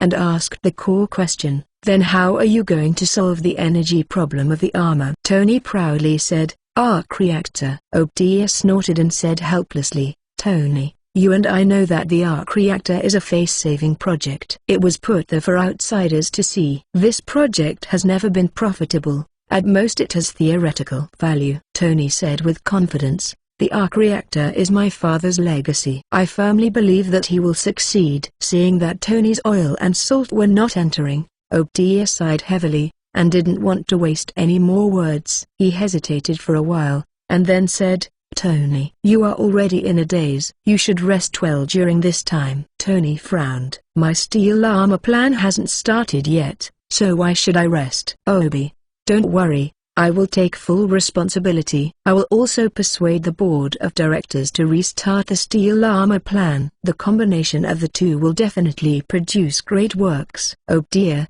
I came with the order of the board of directors this time." Tony's expression instantly solidified, and he asked, "Why didn't anyone notify me at the board meeting?" Obadiah continued, "Because your mistake caused the company's stock price to plummet. You must take this responsibility. The board of directors believes that you are no longer suitable for leading the company. They have passed an injunction to temporarily remove your chairmanship. It is claimed to the public that you need to stay at home for a while because of psychological trauma caused by the events of last night." "I was fired by my own company." Tony was sluggish for a long time, and then he reacted, watching him sneer continuously, "Good job. Let me guess. You should be the one who succeeds the chairman." Look at the expression, right?" Obadiah patted Tony on the shoulder. "Don't worry. I'm just a temporary replacement. When the limelight passes, Stark Industries is still yours." Tony didn't smile, and the spirit that had just been lifted was completely shot down to the bottom. "Over the years, how much money I have made for the company and shareholders, but when I encounter a little trouble, the group wants to abandon themselves." What makes him most chilling is that Obadiah also betrayed his uncle who accompanied him since childhood. Tony felt sorrow and grief, but he pretended to be indifferent and said, "Very good. The company will develop even better if you are there. I am going to vacation abroad and enjoy life." Obadiah hugged him hard and comforted. "Don't think too much. You are too tired. Take a good rest." After speaking, he picked up the cigar again, smiled and left the laboratory. Tony stood there silent, but his chest was full of angry flames. Now that he has matured a lot, he chose to hide all his anger and turn it into a steady stream of motivation. "Jarvis, I am, sir. Help me build a new project. Index on the private server." "Sir, what is the index name?" "Mark 1. "Thank you, Jiang Yihao, I Kang I Tai, for the 100-point reward." "Thank you, Source Sipid, for the 500-point reward." Chapter 112. The mission is over. Leave Los Angeles. Jason sent the taken photos to Stan and asked him to apply for the pass. Stan said that he could do it in 2 days. In the next 2 days, Jason and Hallie started the vacation mode, wandering around the major shopping malls in Los Angeles all day, and Jason's poor wallet quickly collapsed. Belle Mode is leaving Los Angeles. She is threatening the agent to help deal with her property in Jason's name. David's life is relatively monotonous. He spends his time in the shooting range to hone his marksmanship. When he is free, he looks at the Forbes rich list and wonders when he will be a guest at his opponent's house. During this period, the Los Angeles government officially announced that the mission to hunt down the clown organization had failed, and the system's mission rewards finally arrived. Ding. First confrontation, mission completed, reward, 20,000 villains, current progress, 2,557,014,000. Ding. Congratulations to the host for upgrading to level 15, rewarding 10 attribute points, current progress, 1,157,015,000. Level, 15. 1,157,015,000, Power 7,373, Agility 6,060, Endurance 6,060, Intelligence 6,060. Remaining attribute points, 10. Reputation, 3,154,186,440. Party, David, Bell Mode. Prestige acquired for the next recruitment, 100,000 points, 56,250. Rechargeable points, 0. Abilities, Mastery in Fighting, Level 10, Mastery in Driving, Level 3, Mastery in Firearms, Level 10, Mastery in Cold Weapons, Level 2. Mal, click here. 2 days of happy time passed in a blink of an eye, and on the morning of the third day, Jason finally received FedEx. When I opened it, there were a few IDs from the Narcotics Enforcement Administration. The photos in the IDs were just taken a few days ago. Saying that 2 days are 2 days, Stan's work efficiency is really high. As Jason thought this way, the phone's ringtone suddenly rang. Boss, the express delivery should have been received. Jason rubbed the very textured certificate representing the senior agent of the Narcotics Enforcement Administration, and said, "You made a coincidental call. I just received the courier." "Is the flight arranged?" "I'd better leave today." Stan replied, "It has been arranged. The plane for this morning at 9 o'clock. Same as last time. It is a special plane of the Drug Enforcement Administration. There are no outsiders except you." Jason nodded in satisfaction. "Very well, then we will see you in New York in a few hours." Stan said, "Okay." "Something happened on my side. I want to discuss something important with you." "Okay, let's talk in person." Hanging up and checking the time, there are still 2 hours before boarding. Jason told the others about the situation and asked them to hurry up and pack their things. Half an hour later, 3 Mercedes-Benz trucks left the base with Los Angeles specialty products and went straight to Los Angeles International Airport. After finding the staff at the entrance of the airport and taking out the IDs of senior agents from the Narcotics Enforcement Administration, the 3 Mercedes-Benzes were exempted from inspection and drove straight to the apron. A Boeing business jet is waiting for them. After checking their identities, they carried large bags and happily boarded the plane. A group of 7 people, in addition to Jason and 3 accomplices. There are also Michelle, the big singer, and 2 capable men of Bell Mode. Jason once revealed to her that this time he was going to New York to swallow the big cake of the New York black market. Among the few people, only Bell Mode has experience in managing gangs, and she must be in charge of management after taking the site. The gang that ruled the whole New York must be very large, and Bell Mode was weak, so he drew 2 elites from the Crow organization, one called Gin and the other called Drum. At exactly 9 o'clock in the morning, the Boeing business jet took off and left Los Angeles and flew towards New York Newark Airport. Long-distance flights are always boring. Jason played Texas Hold'em with Hallie and others for 2 hours. After losing all the money in his pocket, he suddenly lost interest and sat alone in an empty seat to practice his superpowers. There is no junk superpower, only junk users. The system gave him superpowers, but the future combat power is not strong, and everything has to be done by himself. The entertainment screen on the plane was showing news. Jason had occupied the headlines for 2 consecutive days, but this morning was finally squeezed by a piece of news. Because Tony Stark suffered from a serious psychological disorder after the war the day before yesterday and needed to stay in bed, Stark Industries announced the temporary removal of his chairmanship. The company's vice president and shareholder, Obadiah Stane, took over. The failure of the task of capturing Jason the day before yesterday was not only the responsibility of Tony Stark alone, he only had to bear part of it at most. But the people poured anger on the government and the military. The government and the military had to pass the pot to Tony in order to reduce the responsibility. Coupled with media hype, Tony had been negative news for many years. The wall fell and everyone pushed, and finally created today's situation. Anyone with a discerning eye can see whether Tony Stark really suffers from a mental disorder. In order to keep the stock price, the shareholders of Stark Industries will make this operation, which is not unexpected. As soon as the picture turned, the newly appointed chairman of Stark Industries Group, Obadiah, held a press conference in a very expensive suit. He first expressed his condolences to the victims of the previous day, and at the same time issued $500,000 in compensation to each victim, and said that he would cooperate with the government and the military to develop more advanced and powerful weapons to solve Jason's problem. Supercriminal. In order to clear the relationship and keep the votes, the military and the government sent representatives to help the Obdia platform. With the guarantee of these three parties, this barely quelled popular anger. Just half an hour after Obdia held a press conference, the stock price of Stark Industries, which had plummeted all the way, finally began to rise steadily.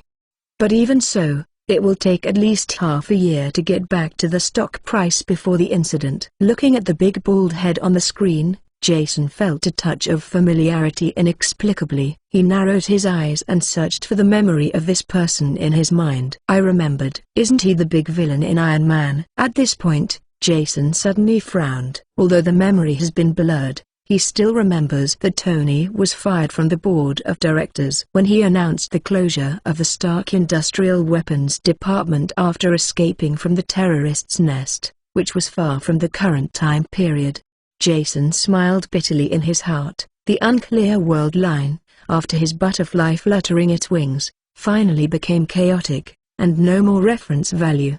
But he didn't really care about it. Once he came to Marvel, even if he had all the memories, he was unwilling to follow the protagonist group to make another copy. He is not a fan of everyone, and he has not sacrificed his great consciousness of saving the world. He is a layman, a villain, and he has only one thing to do: hold everything you want tightly in your hand. Dare to stand in his way, whether it is a man or a woman, whether it is a decent villain, all are his enemies. Jason looked at the smug Obdia on the screen with a sneer, then lowered his head to study the superpowers more intently. Thank you, Source Sipid, for the 500-point reward. Boss Atmosphere. The boss is awesome. Go to the hospital for a physical examination tomorrow. The morning update is postponed to the afternoon. Chapter 113. Jason returns. Prisoners riot. 6 hours later, the business jet landed safely and smoothly at Newark Airport. Through the glass windows, the sky in New York has become darker. There is a 3-hour time difference between Los Angeles and New York. At this time, New York is already past 6 in the evening. Security pushed open the hatch, and a group of people walked down the gangway with their luggage. 3 ordinary family cars parked not far away, and Franklin and 2 of his men were standing there waiting. Seeing Jason walking down slowly, Franklin beamed with joy, and quickly stepped forward to give him a big hug. Boss, welcome home. The hug between the men made Jason very uncomfortable.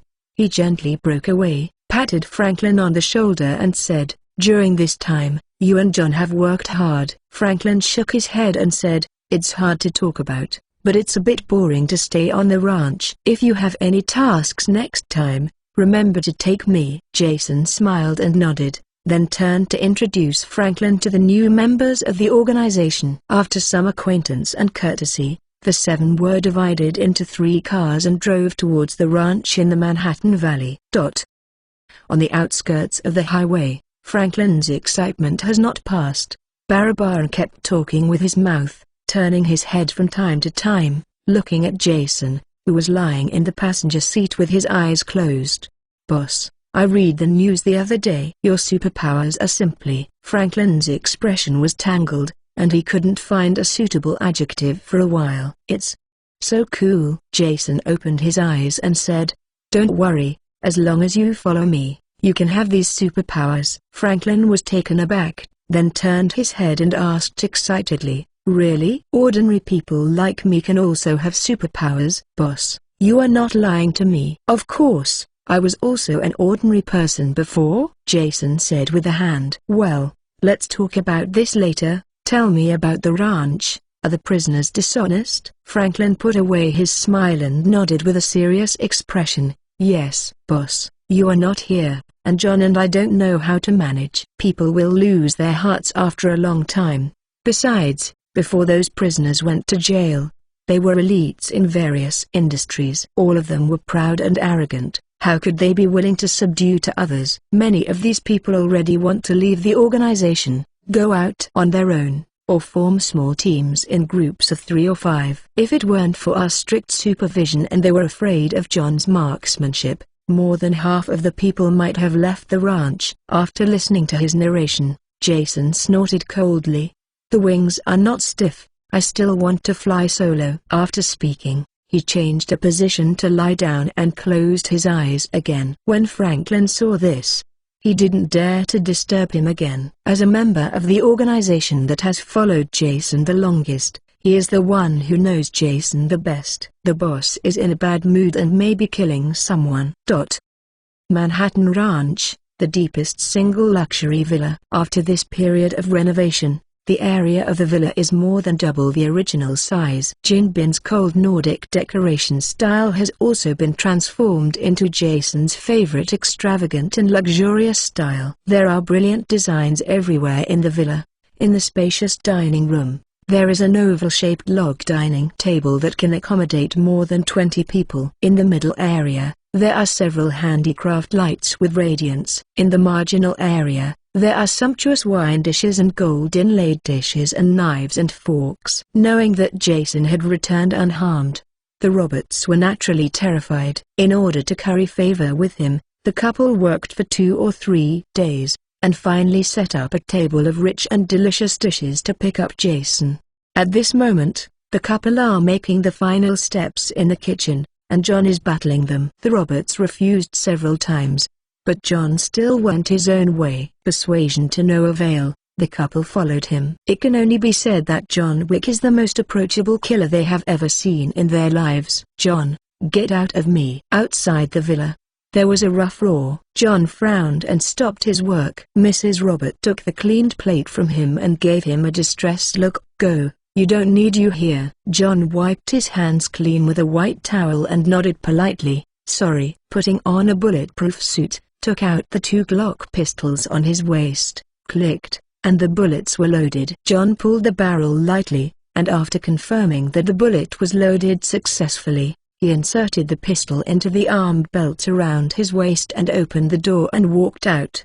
A few meters away from the villa, stood dozens of prisoners rescued from Long Island prison. Scan the expressions on their faces, or dissatisfaction, or anger, or joking, or contempt. This is the group of people who want to fly solo. Further away, more people stood. But their intentions are different from these people. They are all to watch the excitement. It doesn't matter to them who loses and who wins. John sighed weakly. "What's wrong?" A strong white man with a height of 2 meters and a skull tattoo on his neck came out, pointed at him and said, "John, you said before that Jason would be back in 2 days. But now it's the 3rd day. Why is Jason haven't come back yet?" John frowned. "Before answering your question, I want to correct it. You can't call the leader of the organization by his first name. You must call it Boss or Mr. Walter respectfully." Hearing that, the strong man and the people behind him all grinned and showed disdainful smiles. The brawny man provocatively said, "I will call him whatever I want, as long as I like it. I can call him a puppy." John was angry, but he still resisted and said in a calm voice as always, "Count the time. The boss should get off the plane." Newark Airport is at most an hour's drive from the ranch. The strong man obviously did not believe John's rhetoric. "Think about it, too. Repeat the same routine 3 times, and a few fools will believe it." He waved his hand and said, "I don't care whether he comes back or not. My partner and I must leave the ranch today." He had said this sentence to John many times, and John would only answer him with one answer. "If you want to withdraw from the organization, you must wait for the boss to return. You can leave only after his approval." "With feet on my legs, no one can control me." The voice just fell. John instantly took out a pistol and pointed it at his head. "I said that you can leave the ranch only with the permission of the boss." John's voice suddenly rose a little, but the stronger man's eyes were not afraid. He. The group of prisoners behind the brawny man smiled grimly, while pulling out the weapon that came out of the prison, pointing to John's head.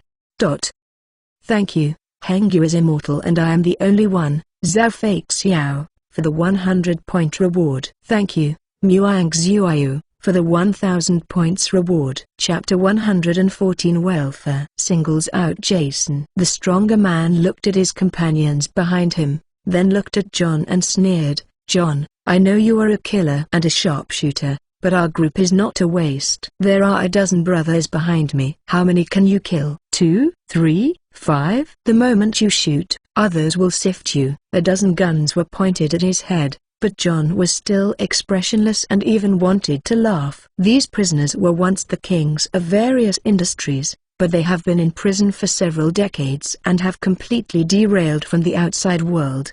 Technology is developing and times are changing. As the kings of the last century, they certainly did not know that there was something called bulletproof suits. The brawny man thought John was intimidated by him, and said proudly, "Don't be afraid. I don't want to be an enemy of you, let alone Jason. I just want to get a sum of money to get out of here and find my own way. If you give me the money, we can be in peace." John sighed softly and said in a calm tone, "Say it one last time. Either wait for the boss to come back or die now." The strong man was stunned. "Isn't this guy afraid of death?" he said with a grim face. "Since there is no talk, I will kill you first, and then snatch up Jason's private money." John squeezed both guns and answered calmly, "Then you can try it." Just when the two sides were at war and just one spark was about to explode, a dazzling light came on behind him. At the same time, the sound of tires turning on the ground is transmitted to the ears. Everyone turned their heads and looked into the distance,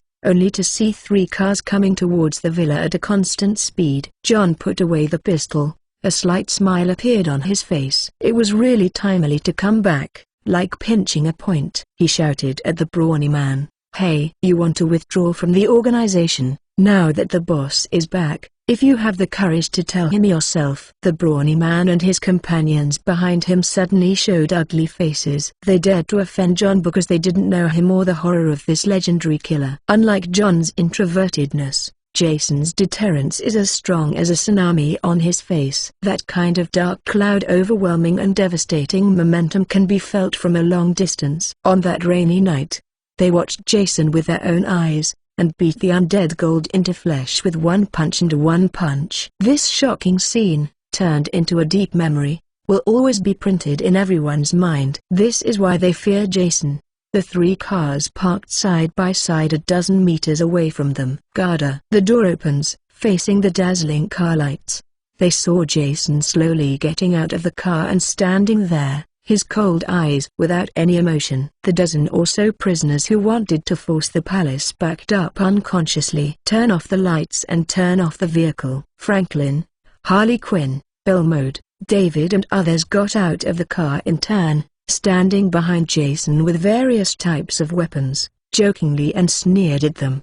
Jason scanned their faces one by one, and said indifferently, "I heard you want to quit the clown organization?" A simple and plain sentence, but like a sledgehammer hit their chests. No one dared to admit it. It all looked down like a student who made a mistake. There was a look of disdain and contempt on Jason's face. "Isn't it a fierce noise? How come you all turned into ostriches when you saw me?" Hearing that, those who took the lead in making trouble all showed tangled expressions. "Say, still not talking, Humphrey?" Jason glanced at the audience again and snorted coldly, "A group of hens without eggs." As soon as he finished speaking, the tattooed brawny roared grimly, "Jason, I've had enough. I want to quit." The sound of the strong man was like a thunder, awakening the anger in everyone's hearts.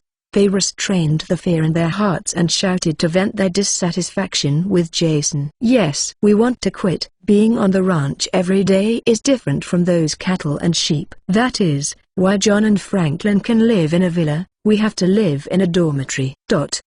Jason listened to their complaints until no one spoke, and the expression on his face remained unchanged from beginning to end. "Understood. The reason why you are dissatisfied is because of the treatment and benefits. Say it early, and quickly tell you what you need." Everyone thought that Jason was going to negotiate terms with them, and they all said in a rush, "Yes, it's the issue of benefits. If you want us to stay, you must show enough sincerity." "Yes." Everyone came out of Long Island prison. "We also want to live in villas, drive luxury cars, drink champagne, and eat steak. There are women I've been holding back for 10 years.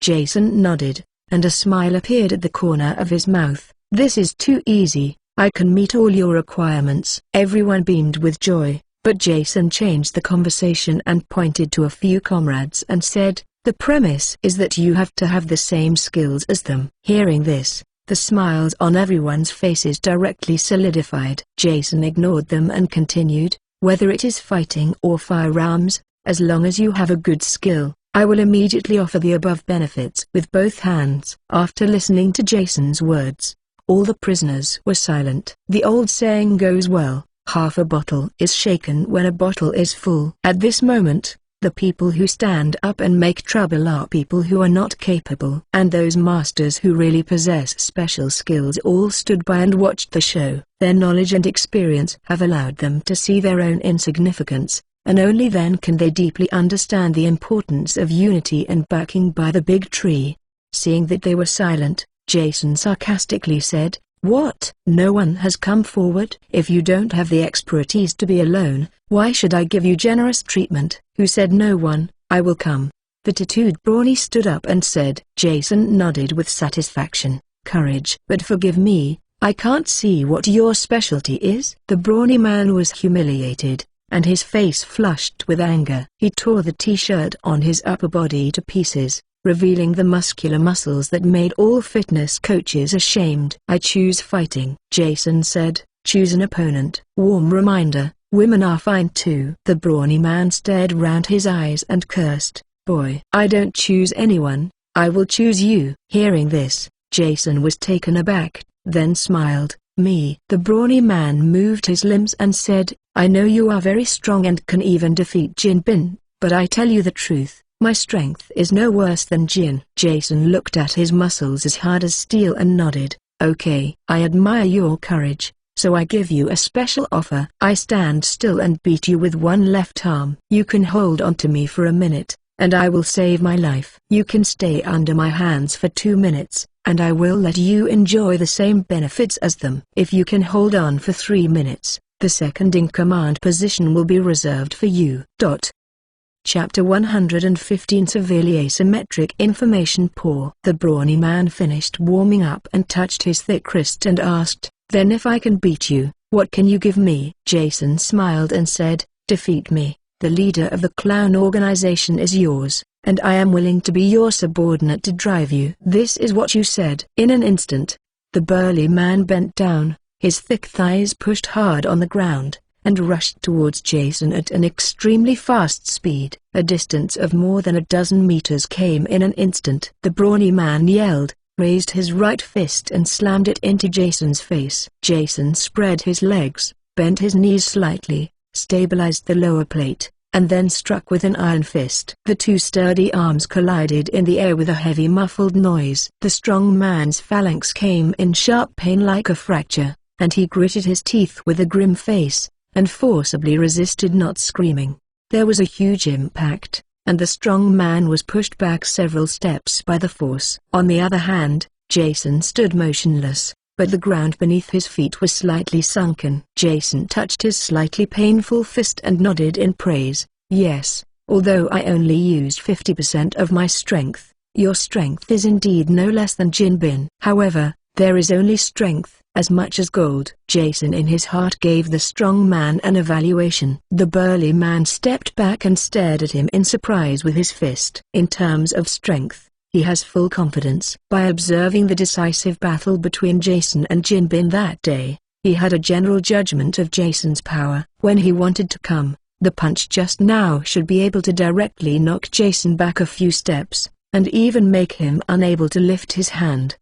But what made him puzzled was that his fist was already trembling because of the severe pain, and Jason was still smiling, as if nothing happened. Could it be that he and Jin also hid their strength when they fought together? After thinking about it, the strong man could only think of this reason. After all, according to common sense, Jason's strength is unlikely to change drastically in just a few weeks. Thinking of this, the brawny man felt ashamed.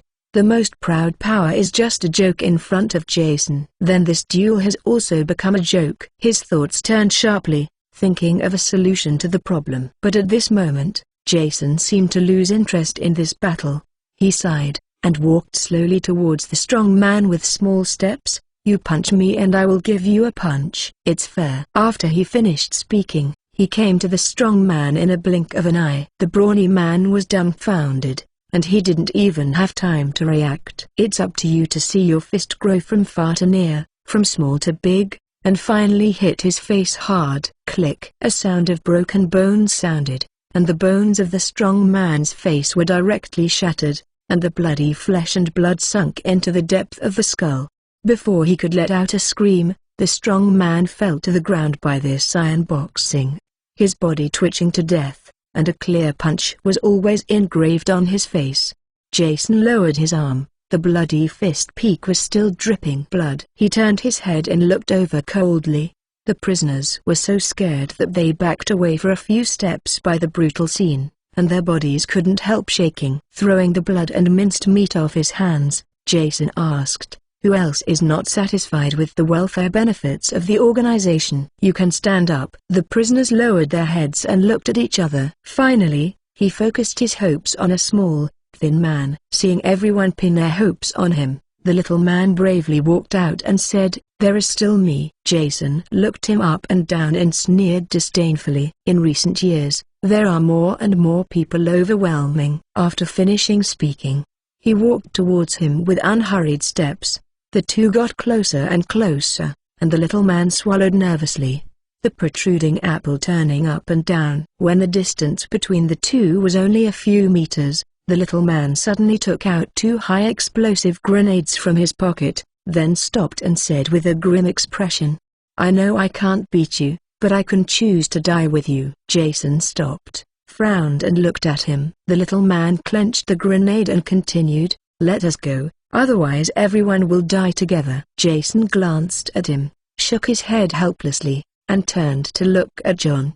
"Do they never watch TV?" John replied, "There are only two TVs, one in the living room of the villa and one in the room of the Roberts." Jason suddenly realized that, no wonder the strong man and the small man had the courage to yell in front of him. It turned out that he had never watched TV news. This is the consequence of the severely asymmetric information gap. Jason raised his foot and walked towards him, sarcastically. "Your body is still shaking. You can see that you are scared, so I conclude that you dare not take the insurance." When he stopped in front of him, Jason looked down at him with disdain. Hearing that, the little man was ashamed and angry, and shouted with a crazy expression, "I dare! Isn't it just death? Anyway, you will be buried with you." After speaking, he gripped the grenade and opened the safety insurance with his thumb. "Shit, run!" The prisoners screamed and ran away. The little man looked mad, grinned and rushed forward, preparing to die with Jason. Jason jerked one knee and pressed it against his belly. The little man screamed,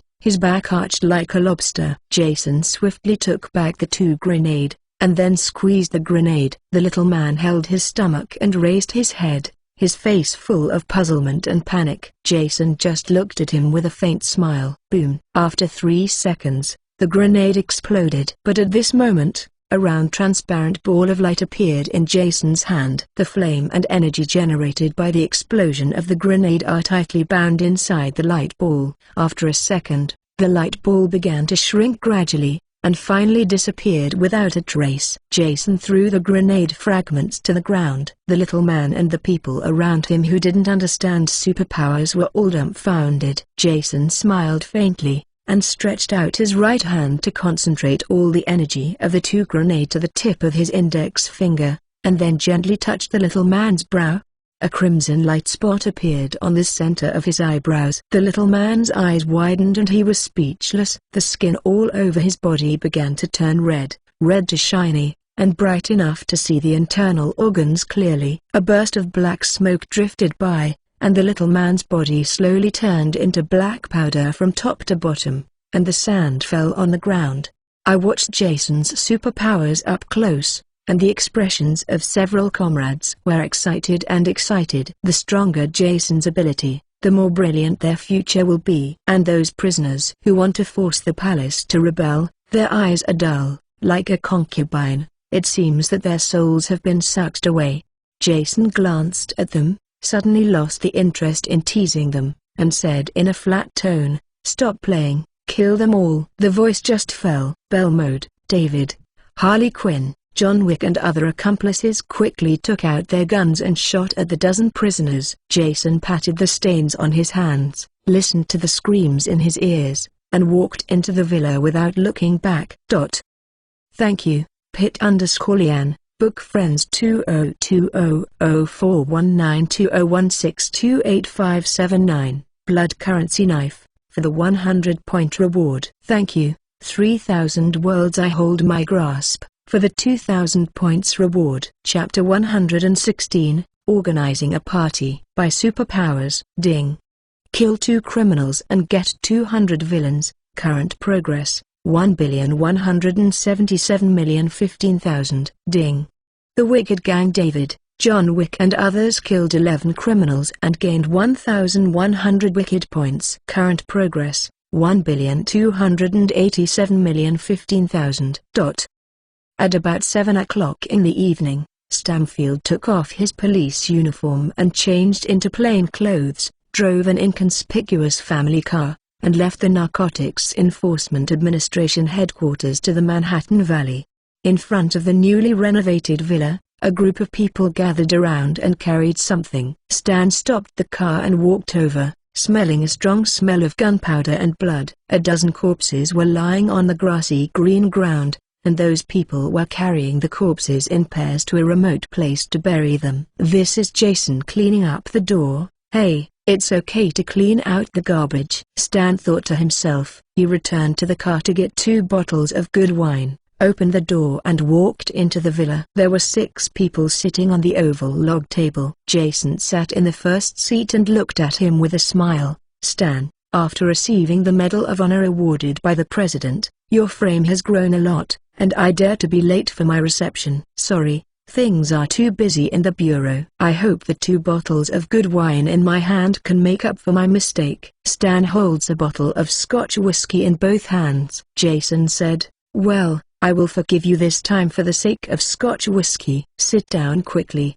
or the steak will be cold. Stan looked up and saw Harley Quinn, Franklin, and John Wick sitting on Jason's left hand. On his right, sitting the famous movie star Kristen Winyard and an unknown Asian man. Stan is more familiar with the 3 people on the left, but his dinner plate has been placed in the 3rd position on the right, and Stan has to walk over and sit down. There are turkey, pizza, steak, salads and other delicacies on the table. These are made by Robert and his wife, who have spent many days studying food books and tried their best to make them. Hallie suddenly reached out to him and looked at him with a smile. Dan looked blank. What? Hawley kindly reminded. Where is the Medal of Honor? Show it to me. Stan shook his head and smiled helplessly, and took out from his pocket the Medal of Honor, which was concealed in the leather wooden box, representing the highest level of honor in the United States.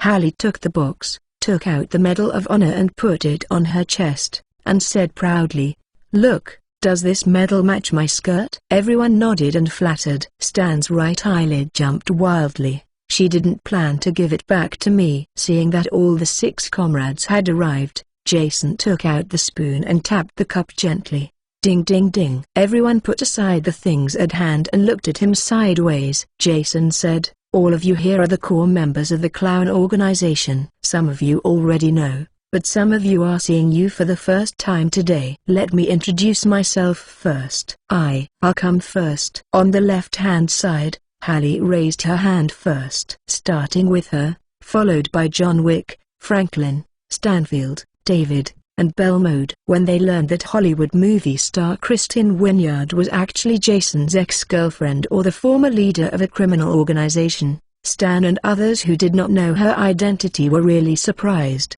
After a brief introduction, the dinner begins. The 7 people scrambled and exchanged their cups, discussing the topic of the world. Under the shining of the golden chandelier, it presents a happy scene. 3 rounds of wine, 5 flavors of food. Everyone, including Jason, turned a little ruddy, and the alcohol quickly changed their relationship from strangeness to familiarity. At this time, Hallie suddenly inserted a new topic. talking about Jason's superpowers. For a time, everyone joined the discussion. Belmode remembered something, lifted his long hair and supported the white and charming face with his right hand, looking at Jason with blurred eyes and asked, "The $500 million I called you have already arrived. Tell me quickly, what superpowers are there to choose?" Hearing that, everyone stopped communicating and looked at Jason eagerly. Jason didn't care either. After all, how many people in this world can resist the temptation of superpowers? Jason said, "Since you all care about superpowers, I will talk about it. Don't worry, everyone here can get one or even several superpowers, but there is no free lunch in the world. Superpowers are also charged. The price of first-level superpowers is $500 million US.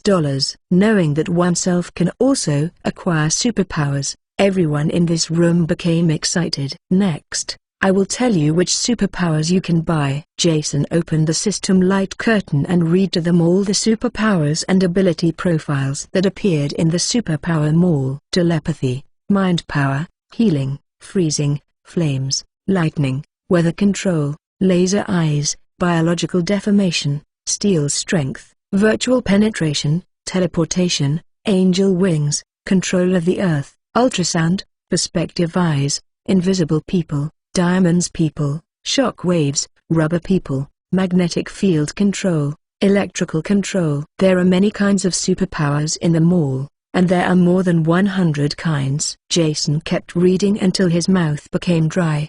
He took a sip of ice water and looked at Belmode and said, "There are so many superpowers for the time being. Go back and figure out which one you need, and then tell me." When Jason listed abilities, Belmode was thinking about what kind of superpowers she wanted. When Jason finished saying this, she had already made a decision. Belmode said, "No need. I have already thought about it." Hearing that, everyone turned their eyes to Belmode again. Jason smiled and asked, "What do you want?" "Cure." Hearing this, Jason was slightly surprised. According to Belmode's tough personality, the superpowers chosen should also be more aggressive. For example, flames, lightning, and even biological deformation are possible.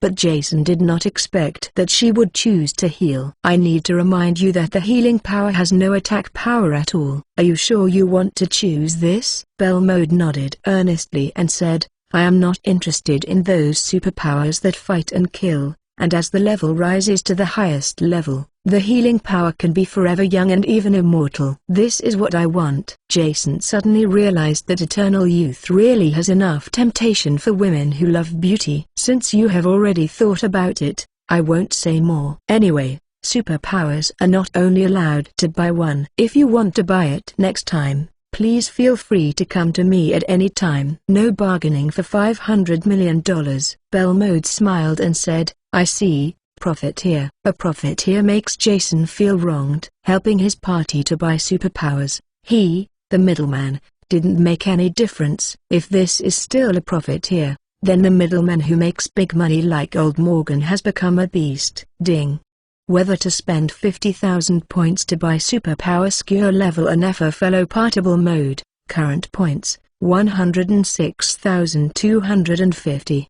Yes. Ding. Successful purchase. Points remaining, 56,250. Thank you, Rebellion and Ordinary, Willful Rename, Indulge in the Book and Can't Extricate Myself, for the 100 points reward. Thank you, Blood Currency Knife, Song Yi, for the 500-point reward. Thank you, for the 3,000 points reward. Chapter 117 New Superpowers. The future direction of the organization. Okay. In the next second, Belmode shook his whole body, his back straightened, his eyes widened and round. Her condition shocked everyone. Before they could ask, Belmode fell directly to the ground, convulsing like an electric shock. "Boss, Jason waved his hand, motioning them not to make a fuss. "This is the price of gaining superpowers. Her genes are splitting and recombining, and it will cause fainting pain, but this process is very short, about 5 or 6 minutes, and it will pass." After speaking, he took a bite of steak with a calm expression, and the tender juice suddenly burst in his mouth. Hearing the comfort of Jason, Thekama, everyone sat back half-believingly. but their minds were no longer on food. Sure enough, as Jason said, after about 5 or 6 minutes, Belmode stopped twitching, stood up again, and sat down on the chair. 6 pairs of eyes slashed and focused on him. They all want to see how amazing this self-healing ability is. Belmode has digested the basic knowledge of self-healing ability. She confidently picked up the sharp knife and stroked the snow-white slender arm. In an instant, a thin red line appeared on his arm. As the red thread expanded, traces of blood poured out from the wound. At this time, the wound suddenly began to shrink and heal. After about a few seconds, it disappeared completely. Belmode wiped the blood on his arm with a towel, and the white and flawless arm was intact as before, showing no signs of injury. After watching Belmode's superpower demonstration, everyone seemed to have enjoyed a magic show, stunned with surprise, and even more excited. Jason just said that the first-level superpower only needs $500 million.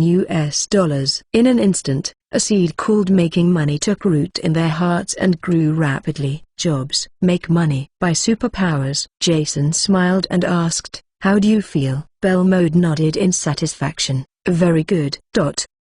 After an hour, the dinner was over.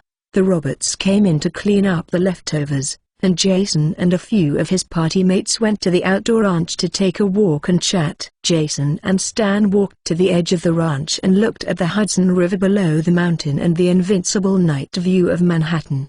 Jason asked, "You said on the phone that there was an important thing to talk to me in person. Let's talk about what is it that makes you so entangled." Stan threw away the cigarette in his hand, sat on a big rock, and asked, "The structure of the clown organization has been set up. How do you plan to go next?" Jason asked puzzledly, "Does this have anything to do with what you discussed with me?" "Of course it does matter," Stan explained, "since I have solved several cases in a row, and have been awarded the Medal of Honor by the President. I have suddenly become the chief executive of the New York Drug Enforcement Agency." Sweet pastry in the eyes of big shots. From a few days before the award, many government agencies sent people to contact me, offering sky-high discounts and trying to dig me through. I know very well in my heart that, on the one hand, they are interested in my ability to solve the case. On the other hand, they want to use me as the spokesperson of the institution and add a bit of decoration to their decaying faces. Jason was not surprised by the government's move to win over Stan. Now Stanfield is a hot fried chicken in the police circle, and has a lot of fans and traffic all over the country. A subordinate who has the flow and ability is very rare, and it is understandable that those law enforcement agencies have been tricking people. Jason said, "You mean you want to leave the Drug Enforcement Administration and enter other departments, so you need to know my next route so that you can choose the right department?" Stan nodded and said, "That's right. If you are going to crack down on the gang to dominate New York next, then the most suitable position for me is of course the chief of the New York Police Department. If you want to keep a low profile, avoid the government's pursuit, and develop power quietly, then I will abandon the police and enter the Ministry of Justice to seek a job. If you are worried that the military will trouble you, then I will also lurk into the military to provide you with information." Hearing Stan's heartfelt words, Jason was really moved. He took the initiative to tie his own future to the future of the organization tightly. Just ask who doesn't like such a subordinate. But after listening to his words, Jason was also a little bit troubled. He frowned and said to Stan, "It's impossible to be low-key. It's impossible in this life. I'm a person who likes to be in the limelight. I just like the feeling of being noticed. What I am going to do next is definitely the gang that rules New York, but to be honest, with my current strength, the gang that rules can be said to be in hand. Maybe your director's position has not been firmly seated. I have completed the goal, and then expand outside with New York as the origin. At that time, the position of chief of the New York Police Department will be in an embarrassing situation. You can't change it every few months." After listening to Jason's words, Stan pondered for a moment, nodded and said, "You think so? There is a certain truth. In that case, it is better for me to directly enter the Department of Justice in one step. You can't penetrate the United States and rush to the world in just a few years. For the position of the Ministry of Justice, Although there is no way to directly dispatch a large number of troops, I can reach the highest level, understand the trends of the highest level, and provide you with help in grasping the overall situation. Ministry of Justice, Ministry of Justice, Jason muttered to himself, his tone full of disdain. The enemy he is about to face is not the New York gang, not the government army, but the superheroes from all over the universe in strange costumes. Even if Stan played supernormally, took refuge in the right leadership, and became the Minister of Justice in the general election a few years later, his help to Jason was minimal. The Ministry of Justice is not a suitable place. Jason scratched his head and asked curiously, how many law enforcement agencies have issued offers to you? Let me see if there are any suitable ones. Hearing this, Stan grinned. He proudly said, that's too much. The police departments of New York, Los Angeles, Chicago, Washington and other big cities have all invited me. There are also the FBI, the CIA, the National Security Agency, and the Judicial Unit. Correct. Stan suddenly sneered. There is also a department with a very long name, called the National Land Strategic Defense Attack and Logistics Security Bureau. God, this name is too verbal. I don't know which idiot came up with the name. Thank you, portrait for the 100-point reward. Thank you, Love Songs, for the 200-point reward. Thank you, 3000 Worlds I Hold My Grasp, for the 1000 points reward. Chapter 118 SHIELD's Offer. Telepathy. Moment. This long noun suddenly pierced Jason's nerves. A strong sense of familiarity kept lingering in his mind. Jason frowned and said, this name. I seem to have heard it somewhere. Stan smiled and said, impossible, you must have heard it wrong. I have never heard of this name even as an insider. Jason shook his head and said affirmatively, I swear, I've definitely heard of it. You let me think again. National Land Strategic Defense Attack and Logistics Support Bureau, Strategic Homeland Intervention, Enforcement and Logistics Division. Jason muttered to himself, and tried to put the first letters of the department together. Shield. Suddenly, a flash of lightning flashed. Immediately afterwards, fragments of memory hidden deep in the mind continued to flood into my heart. Chief One-Eyed Marinated Egg, Sexy Spy Black Widows, Archer Hawkeye. Several key figures' faces came to mind. Jason's eyes lit up and he was ecstatic. What a godsend opportunity. Stan, you can join S.H.I.E.L.D. Stan turned his head and frowned and asked, SHIELD. What department is this? Jason smiled and said, you know by putting together the initials of this strange department. Stan tried it and found that it was so. But he asked puzzledly, I haven't even heard of the name of this department. It must be a marginal department. Joining in does not mean being hidden by the snow. Jason comforted. Don't worry, when you join in and get in touch with the top of this department, you will know what FBI, CIA, and even your drug enforcement agency are scumbags compared to S.H.I.E.L.D. Real or fake? Stan was skeptical of what he said. The agent Phil Coulson of SHIELD, who looked like a middle-aged bald man, seemed to have nothing special. Jason recalled it carefully. For SHIELD, only a few key figures' faces are remembered, and the aerospace aircraft carrier that can fly in the sky, but no other details of SHIELD. I am not particularly clear, but what is certain is that SHIELD is full of monsters. Both the personal combat effectiveness and the overall technological level are far beyond the current world for decades. Hearing this, Stan was surprised and seemed to be interested in S.H.I.E.L.D. If this organization is really as big as you said, then we will make a lot of money. Jason frowned and warned him, don't underestimate SHIELD.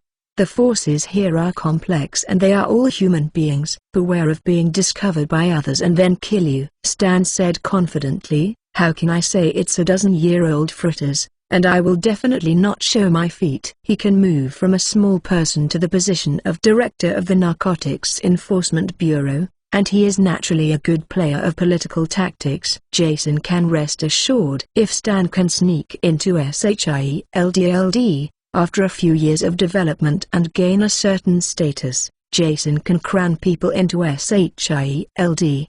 At that time, SHIELD will be renamed into the Clown Bureau.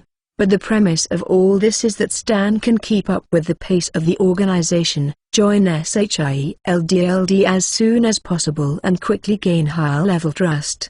Considering that Stan sneaked into the perilous SHIELD Bureau alone and had to obtain information from it, Jason felt that he should give him another superpower quota. After Jason wanted to understand, he said, "The hidden work is full of dangers. I am going to give you a superpower." Stan turned his head in surprise, his expression ecstatic, but soon, he calmed down and said, "The money was taken by Harry and the others, and should be left to the three of them." Jason shook his head and said, "Harry and the others will not be in danger for the time being. The need for superpowers is not so urgent, but you are different. You have a heavy responsibility and can't make a mistake. Harry and the others will definitely understand." Stan was silent for a long time and nodded. "Well then, what superpower are you going to give me? Or I will choose it myself," Jason asked. "You talk about your choice first, and I will help you analyze whether it is appropriate." Stan pondered for a while, and said, "I think the perspective ability is very suitable for me. I have a dream since I was a child." Jason's face was full of black lines. "Listen, what I said is suitable for work, not for you." Stan defended his beloved ability. "Why is the clairvoyance ability inappropriate to work?" "After joining SHIELD, I can use the clairvoyance ability to see many confidential documents, learn more about spoken language, and peek at the conversations between senior executives." "The purpose is obviously very broad." "Okay," Jason retorted, "then how do you quickly gain the trust of SHIELD officials? How do you stand in line in the fierce political struggle without making mistakes? How do you deliver key messages when you are closely monitored?" Hearing this, Stan curled his lips and said, "Well, you give up." "You decide for me," Jason said. "I think telepathy is more suitable for latent work." "Telepathy, you can read the thoughts and memories of others without physical contact. After the level is raised, you can even control the thinking of others and manipulate the actions of others." After listening to Jason's introduction, Stan became even more excited. This ability is much stronger than perspective. "Okay, I want this." Jason nodded, then turned on the system light curtain. Ding. Whether to spend 50,000 points to buy superpower telepathic level and for the Comrade Norman Stanfield. Current points, 56,250. Yes. Ding. Successful purchase. Remaining points, 6,250. Okay. The next second, Stan was startled, his back straightened, and then he fell straight to the ground. After waiting for 5 or 6 minutes, Stan sat up from the ground holding his head. Jason asked, "How do you feel?" Stan shook his head uncomfortably. It feels that the area of his mind has suddenly increased and become a lot more empty, just like being kicked. Jason's mouth twitched. "What kind of devil's metaphor is this?" "Try your abilities." Stan nodded and began to look for the target, but they were sitting on the edge of the ranch, and Jason was the only one living around. Hee. Stan turned his head and smiled. Jason narrowed his eyes dangerously when he saw him putting the target on himself. He quickly gathered an invisible energy shield in his mind to protect his mind from being invaded. "Boss, offended." After speaking, Stan condensed his mental power into a slender object, and got into Jason's mind. If Stan's mental power is compared to an electric drill, then Jason's energy shield is a high-strength titanium alloyed ore. The two head-to-head, and the result is self-evident. Dan tried his best for a long time without success. On the contrary, his mental power was exhausted and he was about to collapse. No more. He quickly stopped and covered his head, feeling a sharp throb. "You can change a mouse." Jason patted him on the shoulder and said proudly, "If you want to get into my mind, you are simply dreaming."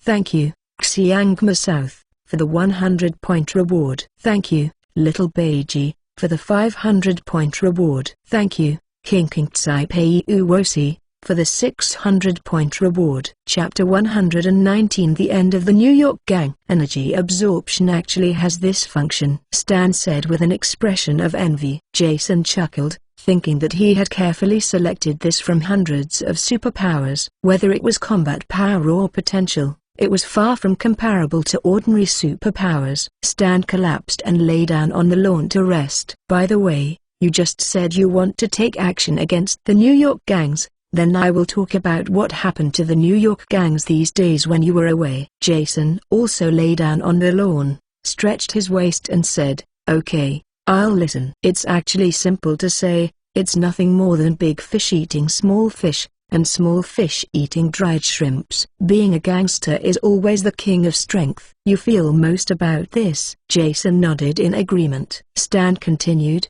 when Jin Union was here, he ate the most gangster cake. It could be said that he was full of brain fat. The rest of the big and small gangs could only eat some gold and the remaining leftovers could barely make ends meet. But now they collapsed, and those gangs who were hungry and crazy jumped out to grab food. Among these gangs, the small gangs are always the worst. They couldn't get enough to eat in the era of the Golden Union. Now they are involved in this struggle. They are either eliminated, annexed, or self-destructed. Jason interrupted and said, in other words, this big cake in New York has been divided up by several big gangs. Stan nodded. That's right. The Mexican gang that controls the supply chain of Hell's Kitchen, the Irish gang of Hell's Kitchen veteran gangsters, the Chamberlain gang that is dominated by low-level blacks, the Big Circle gang dominated by Chinese, and the motorcycle that you robbed. The speeding party named the Lost Motorcycle Gang. Jason listened carefully to the names of these gangs and found that he had acquaintances in these gangs, and the boss of the gang had at least one relationship. Hey, fate. A nostalgic smile appeared on Jason's face. Help me figure out their addresses. I'm going to send someone an invitation letter to invite these old friends to have a meal and reminisce about the past. Shidan smiled and said, these big guys are not fools. It is estimated that no one will come to your feast. Jason's smile became more and more weird. Don't participate. Isn't that just a good reason for me to get started? Stan gave a startled expression, then laughed. The first ray of sunlight in the morning came into the bedroom through the window. Approaching the 3-meter bed, Jason opened his eyes and got up from the bed. The two beauties were still asleep, and Jason moved slightly, sending a kiss to each of them on the cheek. After washing, he came to the gym specially customized for him, and all the fitness equipment was fully loaded. Jason was wearing sportswear, sweating in the gym, awakening his body. After an hour of fitness, Jason went to the restaurant on the first floor after taking a shower. All the comrades in the party are all here. They are sitting at the table chatting. There is a crackling frying in the kitchen, and the robots are making breakfast. Taking advantage of the time before breakfast was ready, Jason sat in the first place and explained to them the next actions of the clown organization.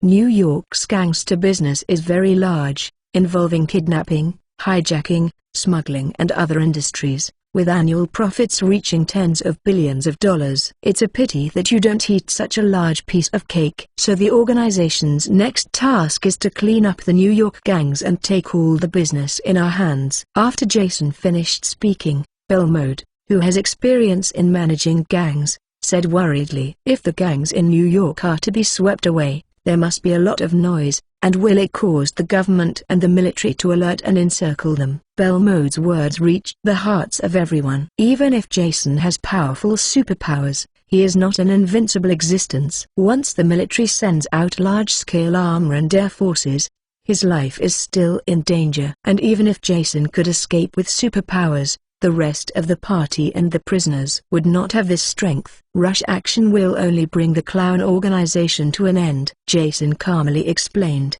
the clown organization is in New York, which is already an open secret. Even if we do things low-key, the government and the military will also attack us. In this case, we simply made the matter a little bigger. leaving the government and the military exhausted and unable to concentrate all our efforts against us. As long as the location of the ranch is not exposed, no matter how many miscellaneous soldiers die, it will not affect our foundation. This is a good thing with two birds with one stone. First, it relieves the pressure on the organization. Second, it can reap a lot of wealth and prestige, allowing the organization to grow rapidly in the flames of war. After listening to Jason's explanation, everyone bowed their heads and thought, the current clown organization is already a notorious super-criminal organization. Unless they surrender, the government and the military will definitely stare at them like bloodthirsty flies. Rather than being passively beaten, it is better to take the initiative,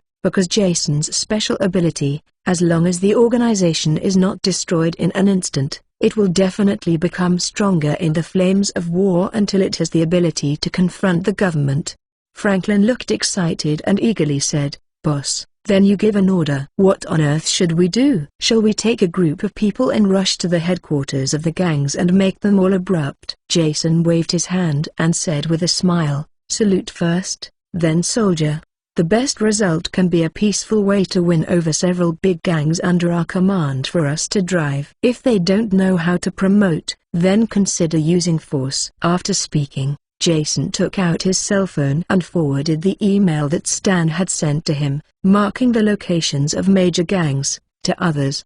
"After a while, you will send people to your door to send invitations one by one, saying that I want to invite everyone to dinner and discuss the future plans of the New York gang." Jason thought for a while, and added, "Those prisoners have been holding back for a long time. If you want to go for a ride, just send them out, but you must remember to keep it secret. Belmode is solely responsible for this matter, and the rest people help." "Okay, boss."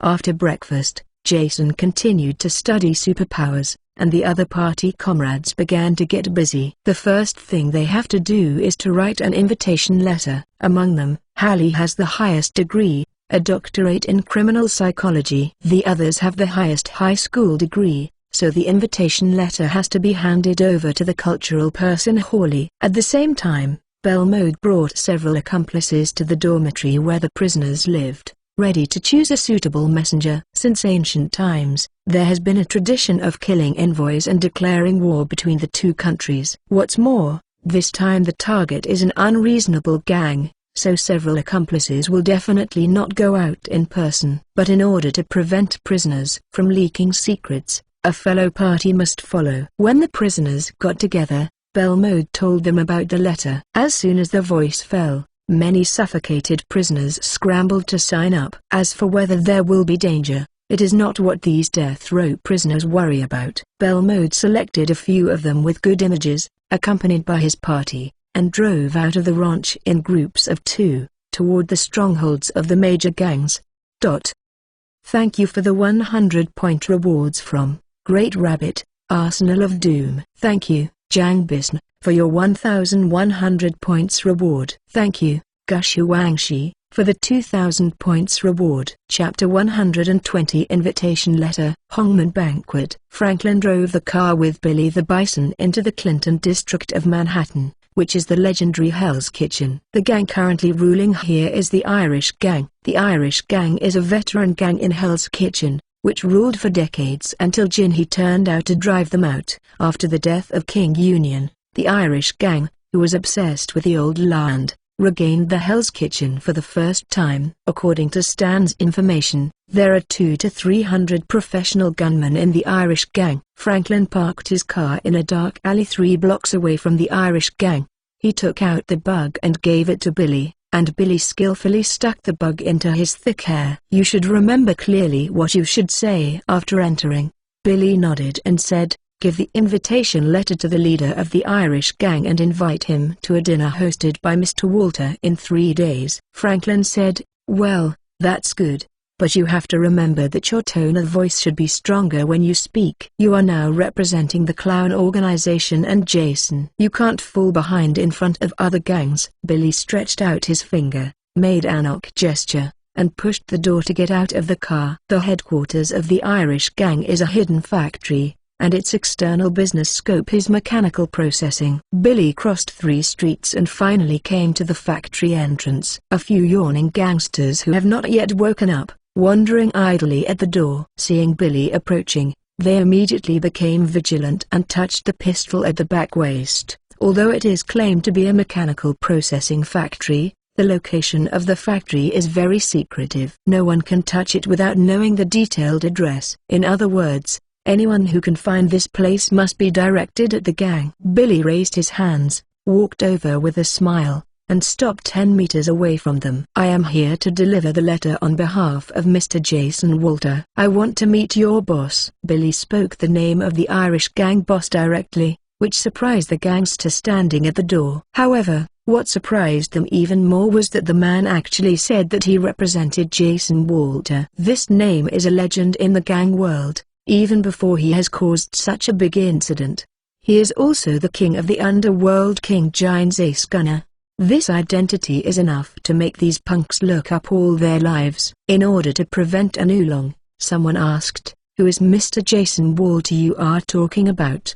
Billy smiled and said, "Who is it? It's the Mr. Jason Walter who made a noise in New York and Los Angeles, kidnapped Hollywood stars and played Tony Stark." Hearing this, these little gangsters are like enemies, and their faces become serious all at once. "Please wait."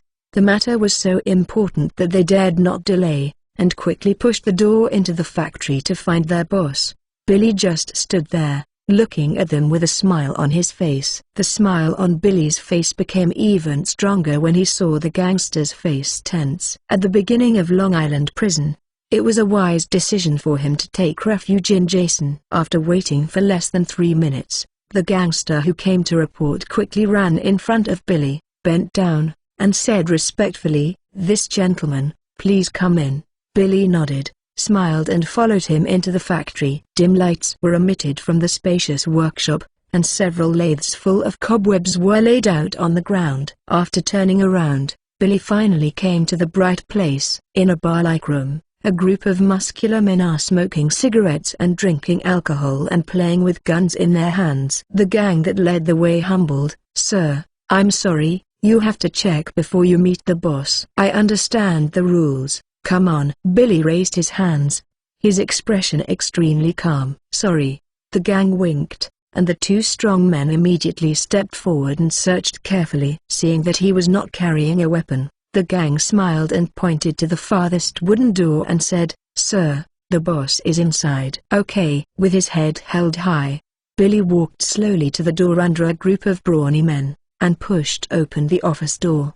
The office is very spacious, and the air is filled with thick cigar smoke. Thanks to no smoke alarm in the room, Billy slapped the smoke and walked inside. 4 sets of leather sofas form a square, and 3 sets of sofas each have a middle-aged man in a suit and leather shoes. Seeing Billy walk in, the 3 of them immediately stood up and asked a little nervously, "Are you Mr. Jason Walter's subordinate?" Billy nodded, raised the invitation letter in his hand and said, "Yes. This is a letter from Mr. Walter." "Then, please sit down."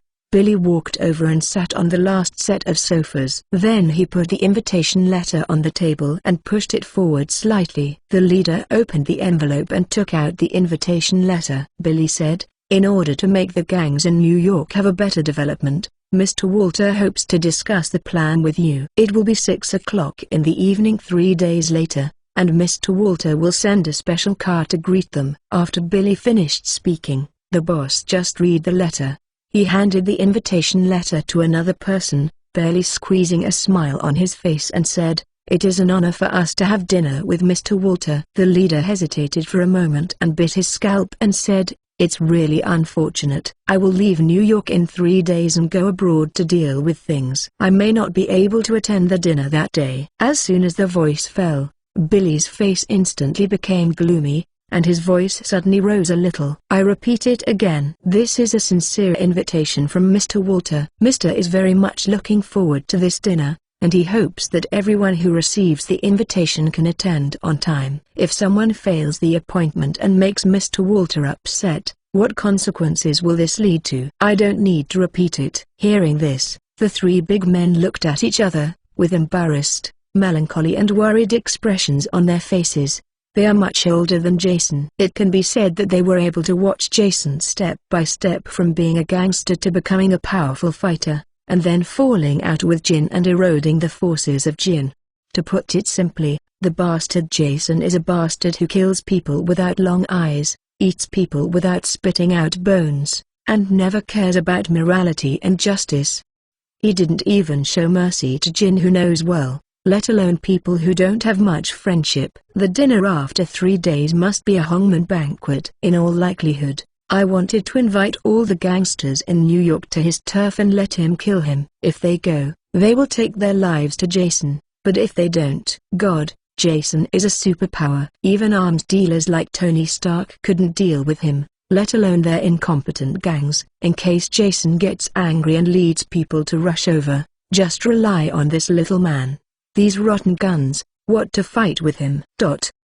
Chapter 121 The Mexican Gang. The Gust family.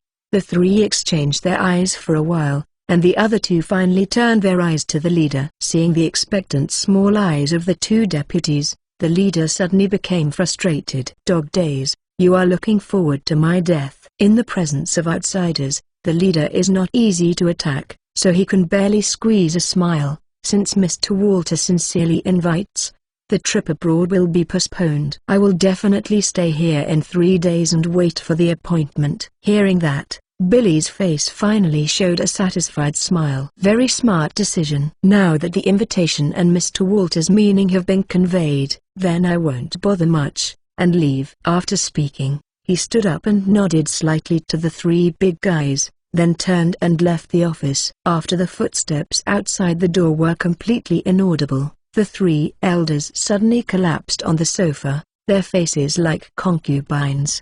The leader shouted desperately, "What should I do? What should I do? What should I do now?" Someone said, "The bastard Jason definitely wants to stab us. We must not sit still." Another person said, listening to what that person just said, "Jason not only invited a gang leader, or let's call and ask other people to discuss countermeasures together." The leader nodded and said, "This is a good idea. The New York gang has reached a critical period of life and death. In order not to be annexed by the bastard Jason, everyone must unite."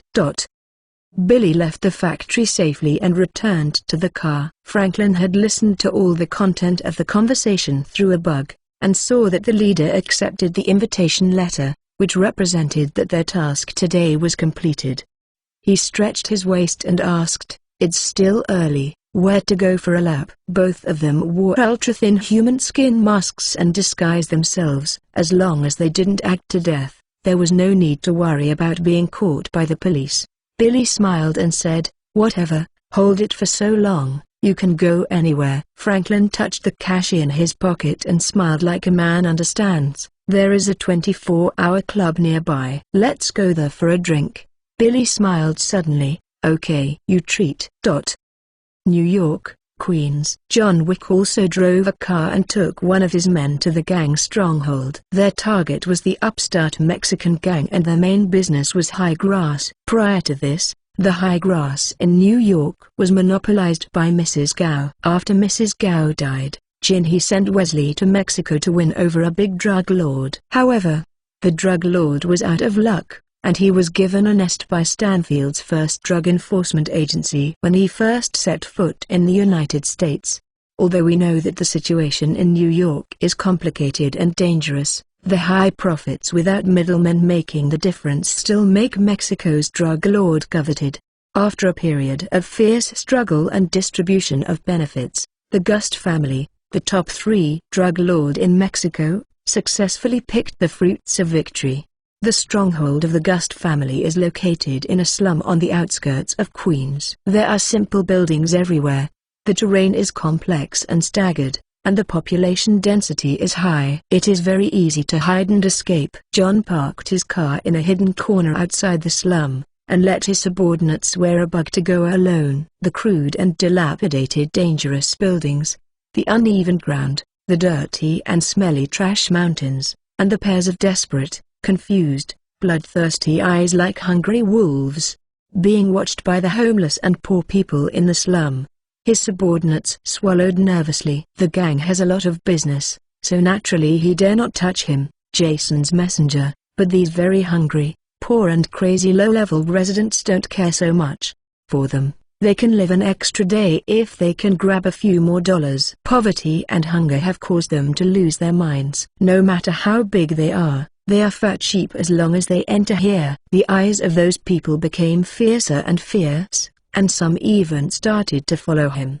Gradually, the crowd became denser and tightly surrounded him. Just when his subordinates thought that the mission had failed and that he was dying, a group of dark-faced Mexicans with AK-47s on their backs walked out of the shabby building. "Who are you? What are you doing here?" "Finally waiting for you guys." As if granted a pardon, the subordinate immediately took out the letter, suppressing the fear in his heart, and said with some dignity, "I am sending the letter for Mr. Jason Walter. I want to meet Mr. Gust from the Mexican gang." After speaking, he glanced provocatively. Hearing Jason's name, the poor people suddenly looked surprised. Their eyes were scared, or questioned, and finally turned their eyes to the gangsters. "Wait a minute." Hearing Jason's name, the gang immediately noticed something wrong and hurried to report to the boss. 5 minutes later, the men ran back and said that the boss agreed to meet with him. In this way, his subordinate was put on a black cloth,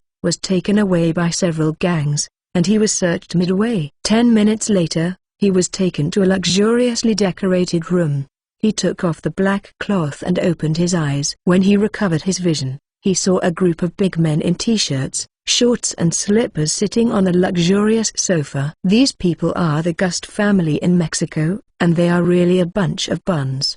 He was very disdainful of these upstarts who made their fortunes by planting and without a trace of aesthetics and taste. At this time, a nouveau riche said loudly, "Believe it." The subordinates were slightly angry. He now represents Mr. Jason Walter. These rubbish drug lords dared to be so presumptuous. He wanted to scold him a few words, but when he saw the bloodthirsty and indifferent A's, he suddenly felt a cold back. When he almost blurted out the words, he swallowed it back into his stomach and handed the envelope respectfully. The man snatched it, shredded the envelope in 3s and 2s, took out the invitation letter, and handed it to Mr. Gust, who was sitting in the first place in a suit and leather shoes. The subordinate quickly said, 3 days later, Mr. Walter will hold a dinner party and invite gang leaders from all over New York to attend. After reading it, Gust threw the invitation letter on the ground and will go back and tell Jason that the help is busy, and the dinner party will not go. 3 days later. The subordinates had long expected that he would refuse, and immediately remembered John's instructions before leaving, and said with a stern face, "Mr. Walter attaches great importance to the dinner. If you do not go, he will be very upset. Once Mr. Walter gets angry, it will cause what consequences should you know in your heart." As soon as the words fell, Gust's cronies suddenly fried the pot. "Fuck you! How dare you threaten the boss and die? Throw him into the cage and feed the dog." "Good idea. The dog has been hungry for 2 days." As soon as the group slapped the table, they rushed up to beat him. The subordinates were a little panicked. He was stopped from behind just as he wanted to resist. The next second, a heavy fist hit his face. Bang! The bridge of his nose was distorted, 2 teeth were broken, and blood was all over his face and mouth. Thank you, 6 Hongchen Ruthless 9, for the 300-point reward. Thank you, 3000 worlds I hold my grasp, for the 1000 points reward. Chapter 122, Meeting of Gangsters. At this moment, only the leader of the Mexican gang in the room could save his life. The men hurriedly knelt down and begged Gust for mercy. Their words were very humble, and they had already left John's words behind. But no matter how he begged for mercy, Gust's expression remained cold. In desperation, he had to move out of Jason to threaten him. "Don't forget, I'm a member of the Clown organization. I represent Mr. Jason Walter. He is a superpower. Even the government and the military can't help him. If you dare to kill me, Mr. Walter will surely pacify Mexico. Help." The corners of Gust's mouth twitched, and he slowly said, "The Gust family has never been afraid of any enemy, including Jason, after decades of wind and rain. Besides, Are you sure he will be an enemy of your and my family?" The subordinates were speechless. He wanted to say ok, but this was too false to say. Gust waved his hand and said lightly, "Take it away. Don't starve my dog." The leader spoke, and several cronies immediately escorted him to the next room. Pushing the door open, a fierce dog bark sounded. Wang! Wang! Wang! The room is small, empty, without any furniture. The only special thing is that a large circular hole was opened in the middle area. Standing on the edge of the hole and looking down, the sealed room downstairs was filled with dark, stinky blood, bones stained with flies, and 4 big dogs of unknown breeds whose hair was stained red and black with blood. The size of the dog is very large, larger than any known breed of dog. At first glance, it is the product of genetic mutation after hybridization. The dog, who had been hungry for 2 days, had green eyes, cracked his blood basin and opened his mouth, and flopped upward like crazy. Helplessly, the floor was too high, and the 4 dogs couldn't jump up as hard as they could. Seeing this, his legs were frightened, and water stains dripped down the jeans. The cronies showed a playful smile and told their companions to open the iron net that covered the hole. "Boy, your predecessor only persisted for less than 5 minutes. I hope you can surpass him." After speaking, they threw their desperately struggling subordinates into the 6-meter-high hole. Click! The man fell heavily to the ground. At this time, 4 hungry dogs rushed towards him roaring. Regardless of the pain in his palms and knees, he jumped up and down, and then yelled and kicked the dog on the head. This foot was full of his desire to survive, and the big dog was kicked up and hit the wall directly. But in the next second, the other 3 dogs immediately bit his 2 legs, and he didn't let go of any blows. Stabbed. With a crisp sound, the big dog took a big bite with meat and clothes. What? The thighs under his hands were immediately dripping with blood, and fell to the ground staggeringly, and a deep pain came from his bones. But before he could catch his breath, the 3 dogs ate the meat quickly, and the dog that had slowed down, attacked him again. 4 dogs, flanking from all sides. The men fought so hard to kick and beat, but to no avail. Watching the 4 dogs helplessly, a few pieces of meat were separated from his leg again. 3 minutes later, the big dog attacked swiftly one after another, completely depriving his men of the ability to resist. He slumped to the ground, his eyes hollow, just begging to die. But the big dog didn't want to kill him in a hurry, let alone go straight to his lifeline or throat like a trained dog. Instead, slowly start eating from the legs, then the arms, chest and abdomen. In the eyes of these dogs, the throat belongs to the meatless part, which is not tasty, not to mention hungry, and the meat on the thighs is the most chewy. Upstairs, several cronies pinched their watches to watch the time. When his hand died, he pressed the stopwatch decisively. "Oh, what a pity. Let me see. It's just over 20 seconds, and it's just over 5 minutes. Bah, useless waste." Several confidants sighed and cursed him for being useless. However, what they didn't know was that everything that happened here was passed to John Wick's ears through the miniature bugs hidden on his body.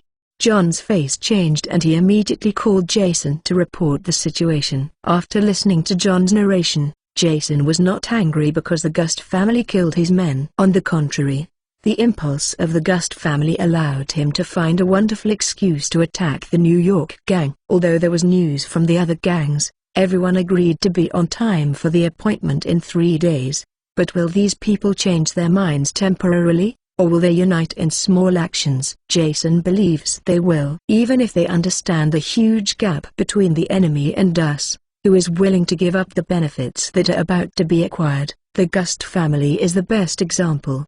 It's a pity that these Mexicans chose the most stupid one among many methods, and personally handed the knife to Jason's hands, letting him kill the chickens and threaten the monkeys to frighten other gangs. "I see. Come back first." "Okay," John said. "Yes, boss." "When will the action begin? I want to do something first." John knows very well that Jason's revenge is never overnight. Tonight is the day when the Gust family will die. It should be at night. Why? Do you want to take advantage of this time to solve the excess male hormones? John, don't be shy, they are all men. Franklin and the others are the two. Thinking of John's serious expression all day, Jason couldn't help but joked. John shook his head and smiled bitterly. I just want to buy a dog. Hearing the dog barking from the bug, John remembered the dog he had raised, and suddenly had the urge to buy a dog. Well, I take it, Jason said helplessly. At the same time, the New York gangsters who received the invitation from Jason gathered together to have a video conference. In the meeting, the big men yelled at Jason. They didn't have the courage to insult in person, so they had to hide behind the virtual network and vent their grievances. Humphrey, a bunch of soft eggs. Gust, who had just arrived, was so afraid of Jason and felt very disdainful of other gangsters. Therefore, he described the tragedy of that man word by word. Knowing that Gust had fed the dog that Jason had sent, everyone stopped talking and was speechless. After a while, someone cursed. "You are crazy. The one who offended Jason has no good end." "Yeah, it's not true for Kim, and so is Tony Stark. I will stand in silence for you for 3 minutes. Hey, young people, just like Impulse, would you like me to help you book your flight back to Mexico tonight? It is too late to leave now." Seeing that these gangsters were all mocking himself, Gust, who was over half 100 years old, suddenly had the urge to kill. "A bunch of cowards. I knew that. You might as well give me the site and save Jason." Hearing that, the big geezer unhappy. He was so kind to persuade him. He just didn't appreciate it, and he was even cynic. Someone immediately questioned him. "I ask you, if Jason brought his men to kill tonight, what would you do to stop him?" Gust smiled confidently. "Call the police." Chapter 123. The Devil's height is 1 foot and the road is high. Hearing Gust's answer, everyone was speechless in surprise and had not spoken for a long time. Upon seeing this, Gust asked strangely, "Why, is this method bad?" Soon, someone teased, "The gang's affairs are resolved within the gang. This is an unchanging rule." I didn't expect the Tank Gust family to lose their dignity and let the police intervene. This is simply a shame in the gang community. Gust snorted coldly, disagreeing with their pedantic ideas. He explained, "Jason is a superpower, and he has many capable people. Moreover, his behavior during this period is no longer in the ranks of gangs. It is more appropriate to call him a terrorist. Since this is not a struggle within the gang, what's the problem with me calling the police for help?" Others questioned, "What if you call the police?" Jason played around with police in New York and Los Angeles. More than 1,000 policemen and soldiers died in his hands. "Even if you call the police and the police are willing to take charge, it is nothing more than breathe for a few more seconds before dying." Gust said, "Your idea is wrong. The government hates Jason far greater than us. As long as I call the police that Jason will send someone to kill me, the government will definitely take action." Without waiting to refute, Gust continued, "Because no matter who it is, no matter which law enforcement agency is, they want to kill Jason, the most wanted criminal in the United States. As long as Jason is killed, they will become famous and become national heroes, the idol of the people. The future official career will be magnanimous, whether from the police or politics. This will be rich political capital. In the face of huge interests, the government and law enforcement agencies must be willing to take this risk. What's more, do you really think that those past failures can represent the true strength of the government? The magic is 1 foot high, and the road is high. I firmly believe that the government's scientific research personnel are seizing the time to analyze Jason's abilities and find out his weaknesses. All arms dealers in the country are focusing on developing weapons that can kill Jason, or method. In the face of such a huge state machine, personal strength is always vulnerable. This is why I dare to provoke Jason." Gust's words were reasonable and well-founded, and all the bigwigs were lost in thought. Facing Jason's menacing coming, all of them didn't want to cede their interests. Jason was a wild wolf, the kind that could never be fed. Although Gust's method sounds a bit unreliable, too idealistic, and without solid evidence, it is still very appropriate as an attempt to resist Jason. There are still 3 days before the dinner begins. If Jason did not come during these 3 days, or if he came but was repelled by law enforcement agencies, it means the experiment was successful. They will also learn from Gust, refuse to go to the appointment after 3 days, and hide behind the gang headquarters behind closed doors.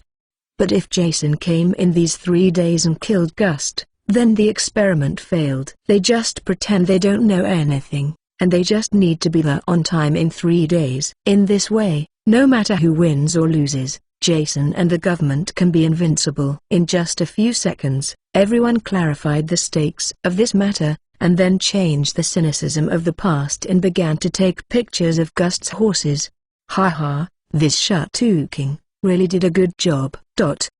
In the evening, all the comrades who had been crazy outside for a day came back. In the villa, they were sitting around the dining table for dinner, and everyone was blushing and smiling. Wandering around, it seems that both body and mind have been baptized. With a quick glance, Jason could tell what they did during the day: drinking and betting on women. For men, it was nothing more than these three. Only John Wick has a unique style of painting. He actually brought a pit bull back and was sitting on a chair to feed it dog food. After dinner, everyone sat on the sofa and chatted, and Jason told them what had happened in the morning. After listening to Jason's narration, everyone was filled with outrage and immediately prepared to copy the guy and destroy the Mexican gang. Jason waved his hand, motioned them to sit down, and then slowly said, "You don't need to intervene in this matter. Gust is not a fool. Since he has the courage to provoke me, he must be confident that he will win. You are not superpowers, and Belmode's superpowers can only protect yourself. Considering that tonight's actions may be dangerous, I decided to go alone, so you can stay at the ranch with peace of mind." As soon as the voice fell, everyone seemed to be discussing, shaking their heads and refusing. Hallie said anxiously, "Those Mexican drug lords are all rich and rich. Tonight's actions will definitely make a lot of money. If you solve it alone, then our superpowers don't know how long we will wait, so let's do it." Franklin also helped. "Yes, Belmode has the ability to heal. Even if there is a danger and injury, it can at least save our lives." Jason's expression was stunned, thinking that he had forgotten the matter of superpowers. A superpower needs $500 million US.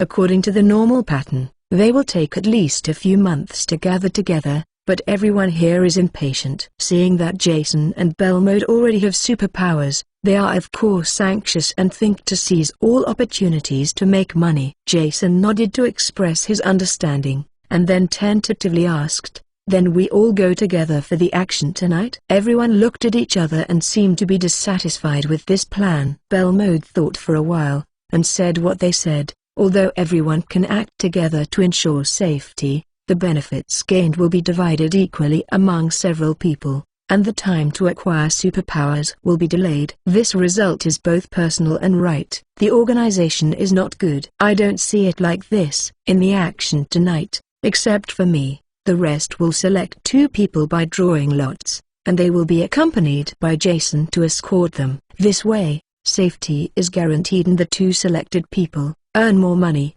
gain superpowers as soon as possible, and enhance the overall combat effectiveness of the organization." After listening to Belmode's suggestion, everyone thought for a moment and felt it was good, and they nodded in agreement. Jason said, "Since you all agree to this plan, let's start drawing lots." After speaking, he walked into the kitchen to find 4 chopsticks, and then broke the chopsticks to different lengths. Back in the living room, facing the people with the intact end, draw lots. The longest and shortest 2 are selected. The 4 people stepped forward and took out the chopsticks one by one. Hawley has the longest chopsticks. John's chopsticks are next. Franklin's chopsticks are third. David's chopsticks are the shortest. David and Hallie were selected successfully, and they happily returned to the room to prepare weapons and ammunition. Franklin shook his head disappointedly, but John walked his dog indifferently. 10 minutes later, the 2 put on their body armor and walked down carrying 2 automatic rifles and 20 magazines. "Let's go." Jason changed his clothes and said empty-handed, shaking the car key on his finger. Thanks to slogan is good 100 points reward. Chapter 124 Black Braised Egg and White Bald. Gus dared to provoke Jason. In addition to the reasons discussed in the video conference before, he also has a killer. As the big Mexican drug lord, They have had the custom of bribing government officials and police to cover themselves for decades. After coming to New York, Gust continued to carry forward his fine traditions, and after careful screening, he finally focused on the mayor of New York.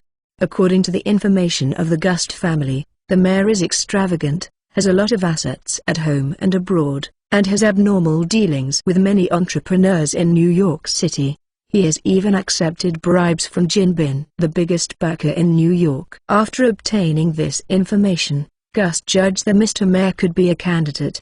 He immediately sent people to contact the mayor and mobilized a large amount of funds from Mexico to buy a luxury car and mansion for Mr. Mayor and hold an extravagant dance party. After spending nearly $200 million, Gust successfully captured the mayor and became the family's patron in New York. Gust knew very well that ordinary policemen were living targets for Jason and could not withstand a single blow. So after the video conference, he called Mr. Mayor as soon as possible and asked him to dispatch the trump card to provide protection, take people's money to eliminate disasters. Although Mr. Mayor is corrupt, he is still very professional. He immediately agreed to Gust's request and arranged for special personnel to provide on-site service. After getting the answer from the mayor, the big rock in Gust's heart finally fell.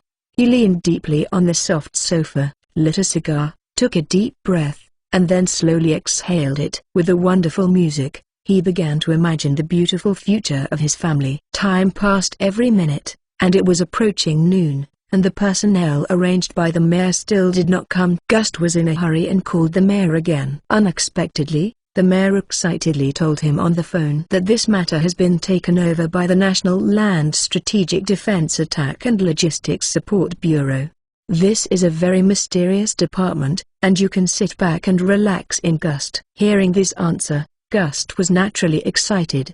He said earlier that the state apparatus is far more than simply what it appears to be. There must be special institutions hidden in the dark. Unexpectedly, he would meet him when he first came to the United States. After waiting for more than half an hour, a close friend ran in a panic. "Boss, there are two people outside the door who want to see you." I asked who they were sent, and he said it was Mr. Mayor. Gust looked excited and quickly extinguished his cigar and shouted, "Quick, come in. Remember, you must be respectful. Whoever dares to offend them, I will feed him to the dog." Hearing this, the expressions of the cronies were a little surprised. The boss has always been happy, angry, and invisible. How could he suddenly become so excited? Could it be those two people? What terrifying big shots! The cronies agreed to come down and ran out quickly, and hurriedly invited people in before his younger brother made a mistake. A few minutes later, the two men walked into Gust's office under the leadership of a close friend. Gust stood up and looked intently. Two men, one white and one black. The white man wore a neat suit, was about 40 years old, and had sparse hair on the top of his head. "Isn't this just an ordinary office worker? And he doesn't look very smart." Gust secretly looked at it, slightly disappointed, turned his head to look at the black man. A long black trench coat with a pistol around his waist. His face is cold, and a shiny bald head. However, the most striking thing is that he wears a black blindfold on his left eye. Gust stared at him, not knowing whether to look in his eyes or the blindfold. However, this black gentleman fits his illusions about American mysterious institutions. "Hello, I am Gust." "Nick Fury," said the black egg. "Phil Coulson," said the middle-aged bald man. Gust enthusiastically stepped forward and shook hands with the two of you, please sit down."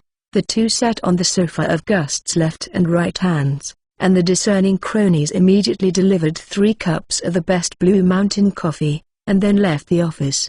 However, the two turned a blind eye to Blue Mountain coffee. Nick Fury asked directly, "Mr. Mayor should have revealed our identity to you." Gust took a sip of coffee and nodded. Mr. Mayor said, "You are from the Bureau of National Land Strategic Defense Attacks and Logistics Guarantee. It is a mysterious organization with great power." Nick Fury narrowed his only eye and said solemnly, "Very well, then tell everything you have encountered. No concealment is allowed. You can't bear the consequences of lying to me." Hearing this, Gust's expression was a little flustered, thinking about how he invited the two big Buddhas home. He quickly put down the cup to organize the language, and told him about the dinner 3 days later and his own analysis. The two just listened quietly, and no one spoke. Gust became more and more in awe of this mysterious organization, and even deliberately lowered his voice. When he finished speaking, Nick Fury asked a few more questions, and then stood up to leave. From now on, your subordinates will be taken over by us, and our identity and the content of the conversation must be kept confidential. As long as you do everything, we will guarantee your safety. Otherwise, Gust hurriedly stood up and said, "Don't worry, I will obey your instructions." Nick Fury said, "Very well, you are as usual. What do you do? As long as Jason dares to show up, we will take care of it." "Okay, as long as you are here, Jason." Gust wanted to continue talking, but the two of them didn't give him a chance at all, turned and left. Although he was despised by Nick Fury, Gust was not dissatisfied in his heart. The mysterious organization in his heart should be like this. "Jason, I have a backer now. If you dare to come, you will die." Nick Fury and Coulson left the slum and boarded a special Chevrolet commercial vehicle parked on the side of the road. Coulson fastened his seatbelt and asked, "Chief, do you think Jason will come to take revenge?" Nick Fury turned the front of the car. "According to the psychological research report on Jason Walter in the Bureau, I conclude that he will not come for revenge, but he will definitely come to kill, and it will be tonight." Coulson asked, "Then what should we do?" "It's very simple. First install high-definition cameras around, and then send a few people to guide the tactical arrangements, hoping that they can push Jason's limits and provide me with information." "You are using them as guinea pigs, Humphrey. These social rubbish is just that useful." Hearing this, Coulson nodded in agreement, and asked, "What then? Just let Jason leave in a big swing?" Nick Fury sneered, "No, as long as Jason shows up, immediately send an F-22 fighter to blow him up." "Thank you, Book Friends 1204231300304441, for your 100-point reward." "Thank you, Book Friends 202005111840330046, Jang Bisn, for the 1000 points reward. It will be on the shelves next Friday. Please leave the monthly pass to me." Chapter 125 Late Night Gunfight.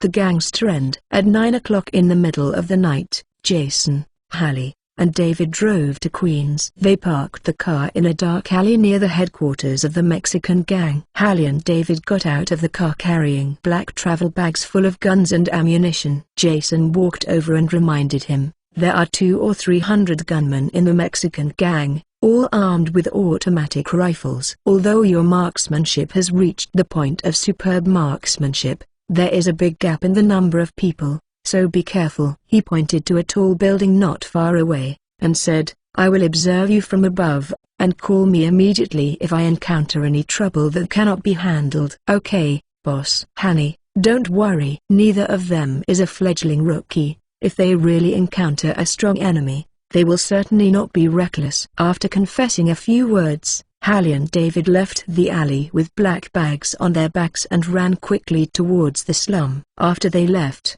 Jason gathered wind energy on the soles of his feet, and then soared into the air to a tall building not far away. After confirming that there was no one on the top of the building, he sat on the edge of the roof with his feet hanging down to the ground, then took out the black technology binoculars, and looked expectantly at the fast-moving two people.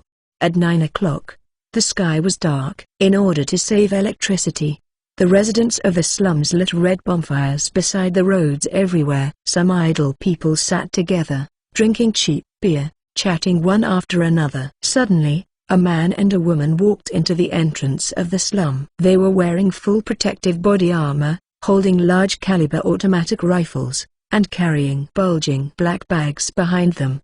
These two are obviously fat sheep, but because they have automatic rifles in their hands, these people with dirty hands and feet can only give up the idea of robbery. Watching the two walk away, someone curiously asked, "What happened today?" In the morning, noon, afternoon, and evening, 4 groups of people came in a row, and all of them looked uncomfortable. The companion added a handful of firewood to the campfire, with a calm expression. "Don't forget, This is the headquarters of the Mexican gang. It's not surprising how many people come. Hallie and David went deeper and deeper, according to the information they had in advance. They soon came to the area belonging to the Mexican gang. At this time, several men in printed t-shirts holding AK-47s gathered round. The gang-headed scolded, "Stop! Who are you?" The two looked at each other, and Hallie smiled and asked, "Excuse me, is Mr. Gust here? We have an urgent need to find him." "I'm looking for the boss again? Didn't you just come this afternoon?" "Why did you come again at night?" The gang-headed muttered, but he still asked vigilantly, "Who are you? What are you looking for?" This person did not deny it, indicating that Gust was indeed still here. Hallie and David smiled faintly. "We are." Suddenly, they raised their rifles and pulled the trigger. Bang bang bang. The gangsters didn't react at all. A snowflake splashed from the center of their eyebrows, and they fell to the ground. The dull gunshots spread far in the night, and all Mexican gangs in this area were awakened by these gunshots. "There are enemies." They aggressively ran downstairs with guns in their arms. At this time, the little bosses yelled, "Do you, please calm down. Don't forget how you learned this afternoon. Follow the original plan." Hearing that, the gangsters calmed down one after another, and followed the instructions of the mysterious people to ambush in every corner of the corridor. After Hallie and David shot, they immediately hid in the bunkers on the left and right. But they waited for 2 full minutes, and they did not wait for the team of the Mexican gang. David felt very strange. According to common sense, they killed people in the Mexican gang. The next scene should be the Mexican gang gunmen from all directions. Only in this way can the fragmentation grenade in his backpack work. Then the gangsters sent it wave after wave. After sending a few waves, they found that they could not be beaten, and finally collapsed and fled. This is the standard script of the gang. The two waited for another few minutes, but these gangsters seemed to be missing. None of them came out. Hallie and David are a little impatient. They are weak. It will be harmful to them if it is prolonged for a long time. They must find a way. David Yagao was bold. He tentatively revealed a little flaw, and then quickly retracted. The next second, densely packed bullets hit the place where he just appeared. "No, I was scared to death." David's face became very serious. "Judging from the gunshots just now, several nearby buildings have been occupied by gangsters." But instead of rushing down, they hung in ambush at the window and the rooftop, staring at the bunker between them. "David, what shall we do now?" Hallie's voice came from the invisible headset. Although both of them are level 10 firearms proficient, Hallie is far inferior to David in terms of physical fitness, experience in killing enemies, or ability to respond to occasions. It may be difficult to see the gap if standing at the shooting range to hit the dead object and moving the target, but at this critical time of being forced into desperation, David's years of practical experience as a mercenary completely widened the gap between the two. David frowned and analyzed. The gangsters are all huddled in the building, so the bunker they stay outside can only be a target. Therefore, we must find a way to get into the building and fight with them in the corridor. David opened the black bag and took out 2 smoke bombs from it. Hallie immediately understood what he meant, and took out 2 smoke bombs and threw them out of the bunker. Bang bang bang. A few shots made a loneliness. Kai kai kai. The smoke bomb ejected thick white smoke, covering the bunker and the surrounding roads completely invisible. David did not act rashly, but took out a few stones and threw them on the ground. Da. The view was blocked, and the Mexican gang, who had only trained for a few hours, was suddenly at a loss. This topic is too big. Hearing movement on the side of the bunker, they took it for granted that the people inside were going out. Before they had time to think, they pulled the trigger and frantically tilted the bullet towards the bunkers on both sides. The magazine emptied, and the intense gunfire stopped suddenly. At this moment, Hallie and David quickly turned out of the bunker and put on thermal imaging goggles. In a white mist, they each got into a building. The gangster lying outside the window had just changed the magazine, and there were bursts of gunfire in the corridor. Not good. An enemy is coming in. Hurry up and hide. Kill them. Boom, boom, boom. The corridor was dark, and the Mexican gang had only a dozen flashlights to provide lighting. On the other hand, Hallie and David, In addition to weapons and ammunition in their backpacks, there are countless advanced black technology products. There is a world of difference in marksmanship, and weapons and equipment are half a century away. Hallie and David entered the building, like tigers mingling into the flock, and a completely unequal massacre began.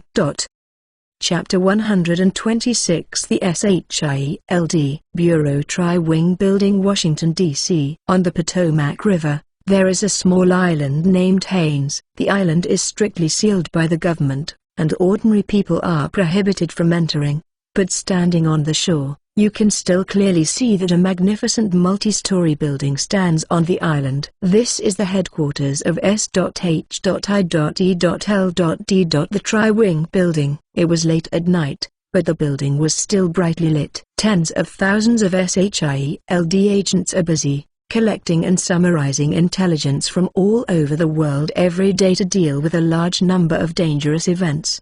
Secretary's office. Nick Fury is sitting in a chair signing important documents. Outside the door, there was a sudden knock on the door. The documents in front of him were piled up like a mountain, and he said without lifting his head, "Come in." Phil Coulson pushed in and said with a bit of excitement, "Director, there is news from the Dark Line that 2 of Jason's men have appeared in the slum and are fighting the Mexican gang." Nick Fury stopped his work, raised his head and asked, "Where is Jason?" Coulson was slightly disappointed. "I didn't find Jason. Maybe didn't come." Nick Fury's expression remained unchanged, and then he asked, "Who are the 2 who fought with the Mexican gang?" Coulson spread out the document and said, "One is called David, who has been a mercenary in the Middle East for 3 years, and his marksmanship is superb. The other is Harlan Kzal, a former special expert at Long Island Prison in New York. She helped Jason escape from prison." "It's them." Nick Fury closed the cap firmly and frowned slightly. 2 ordinary people without superpowers would dare to break into the headquarters of the Mexican gang like a dragon in a pond? Is Jason's behavior a bit overconfident, not to mention the great beauty of Harlan Kzal? According to SHIELD's Psychological and Behavioral Research Report on Jason, they concluded that Jason and Herring belong to a romantic relationship.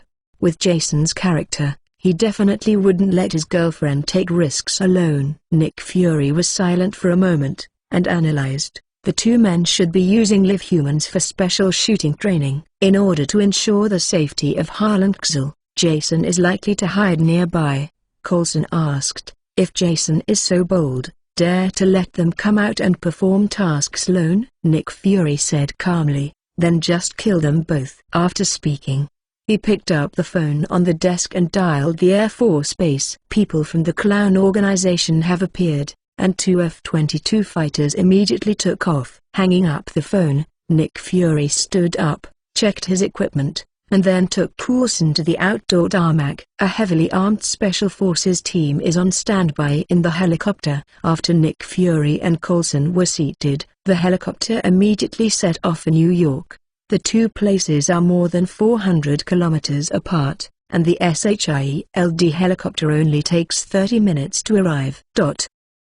Queens, New York. The gunfight in the slum lasted for about 20 minutes. Hallie and David entered and exited 7 times, killing all the nearly 300 gunmen lurking in several buildings. The crowded corridors were full of corpses, and the air was full of the smell of gunpowder and blood. David and Hawley were covered in blood, resting on the wall. The fierce gun battle exhausted the 2 of them. The weapons and ammunition in the backpacks had long been used up, and the body armor on their bodies had also been smashed. Both of them were decorated with color, but fortunately they did not hurt the vital parts. Hallie pressed the button on the intercom and said out of breath, "Honey, we succeeded. The Mexican gang's gunmen have already solved it." On the top of a tall building not far away, Jason was sitting on the edge of the roof blowing cold wind. In front of him, a transparent light curtain flickered. Ding! The fellow party Harley Quinn killed 137 gangsters and gained 13,700 villains. Current progress, 2,657,015,000. Ding! Congratulations to the host for being upgraded to level 16, gaining 10 attribute points. Current progress, 1,157,016,000. Ding. The fellow party David killed 159 gangsters and gained 15,900 villains. Current progress, 2,747,016,000. Ding.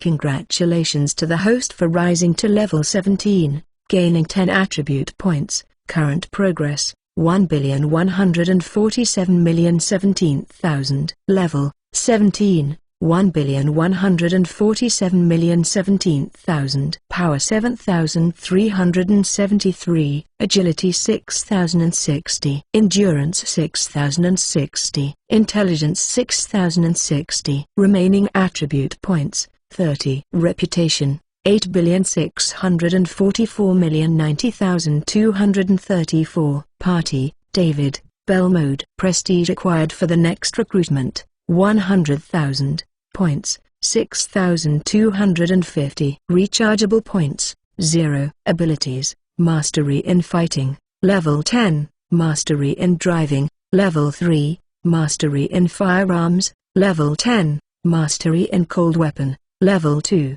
Super Ability Energy Absorption, Level 1. Mal, click here. Jason smiled comfortedly and praised, "I saw it all. You guys did a great job." Hawley asked, "We are right now at the door of Gust's office. This old dog has been blocked by us. What are you going to do with him?" Jason thought for a moment and said, "Since he is an old dog, let him be company with the dog." Hawley immediately understood what he meant and said, "Okay. You can start the car now, and we will be back soon." After speaking, the two randomly picked up guns on the ground and walked to the last floor. In the office, the last dozen gunmen of the Mexican gang were staring nervously at the door with their automatic rifles. Chief Gust was sitting at his desk, like crazy, constantly calling Mr. Mayor's phone. The previous calmness had disappeared. But no matter how he made the call, no one answered the call. "Shit, damn Yankee." Gust was furious, raised the phone and slammed it to the ground. Snapped. The telephone was broken to pieces. At this moment, the door of the office was suddenly kicked open. Those gunners who were extremely nervous were panicked and pulled the trigger subconsciously. Go to hell!" they screamed loudly, venting the panic in their hearts. The figure at the door flashed by. In the next second, bullet holes shot out from the white wall, and the skin of the wall fell off. Outside the door, David and Hallie were hiding in the shooting blind spot. They no longer have their bulletproof vests. If they break in rashly, they will be screened by bullets. "What to do?" Hawley asked. "Look at me." David deserves to be a veteran with actual combat experience. He stepped back a few steps, estimated the angle between the wall and the door, then took out the last fragmentation grenade and threw it on the wall. The grenade hit the wall and bounced into the office. The gunmen lowered their heads when they heard the movement, but they saw a grenade with the fuse unplugged. There were dull expressions on their faces. Before their bodies had time to react, the grenade exploded and hundreds of steel balls shot out in all directions. In an instant, dozens of gunmen were either blown up or pierced by marbles, screaming and falling to the ground. After the grenade exploded, David squatted on the ground and pushed hard, almost sliding into the office against the ground. Bang bang bang. The gunfire sounded. The last few gunmen who were still able to resist were also solved by him. Chapter 127. A huge sum of $1.2 billion. David got up from the ground, held a rifle with Harry, and they moved cautiously into the office. All the gunmen of the Mexican gang have been killed, only Gust sitting at the desk, looking at them with a serious expression. He wanted to be a little more majestic, but the sweat on his forehead and his slightly trembling body still betrayed his state of mind. Seeing Gust's calm expression, David felt very upset. He walked forward quickly, grabbed Gust by the collar, and suddenly exerted force with one arm that was as hard as iron. He lifted Gust out in a large circle in the air and fell heavily to the ground. Snap! Gust was thrown dizzy and his bones were about to fall apart. "Help! Don't kill me." Gust's last bit of dignity was shattered by the general health, and he quickly begged for mercy between the two. "Don't kill me. Please don't kill me. I can give you money, a lot of money." Hawley walked over and squatted down and asked with a smile, Okay. You give me $10 billion and I will spare your life. Hearing this, Gust said bitterly, this lady, do you have any misunderstandings about me? I really can't get $10 billion. Is it? Hallie still kept a charming smile. She stomped Gust's wrist with her foot and drew her pistol at his palm. Boom. With a gunshot, Gust's palm was shot through a big hole, and it was bloody and bloody. What? Gust screamed in pain. David held his shoulders and held him firmly. Hallie stood up and went to the other side, stepped on his other hand, and pressed the muzzle against his palm.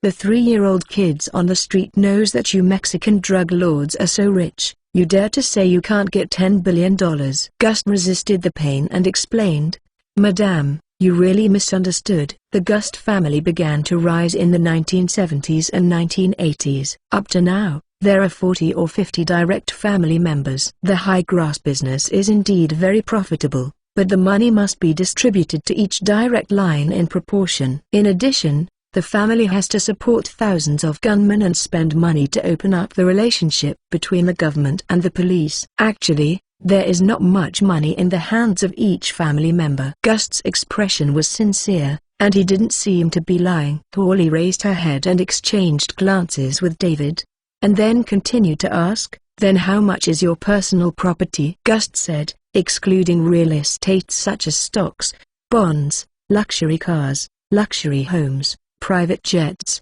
yachts, etc. I now have about $1.2 billion in cash at my disposal. Hallie frowned, which was far from her psychological expectations. Gust was afraid that she would not believe it, and quickly said, what I said is true. If you don't believe it, I can log into my account to show you. Holly stood up and said, hurry up. David let go. Gust got up quickly, picked up the Hermes square scarf from the ground, and simply wrapped the wound on his palm. Then, he sat at his desk, turned on his laptop, and logged into his personal account in Swiss Bank. David and Hallie walked over and found out that Gust did not lie, and indeed only had $1.2 billion in his personal account. Holly sighed disappointedly. $1.2 billion is $1.2 billion, excluding the $200 million protection fee allocated to Jason. He and David can share $500 million alone, which happens to be able to purchase level 1 superpowers. She leaned down, picked up a Montblanc pen worth tens of thousands of dollars, and wrote a string of characters on the white paper on the table. Transfer all the money in your account to this bank account. Gust took the white paper and glanced at it, and found that it was a bearer account of a Swiss bank. Gust, seeing his hesitation, Holly immediately pointed a gun to his head. Why? Can't bear the money? Is money more important than your life? Gust raised his head and said seriously, I can give you the $1.2 billion.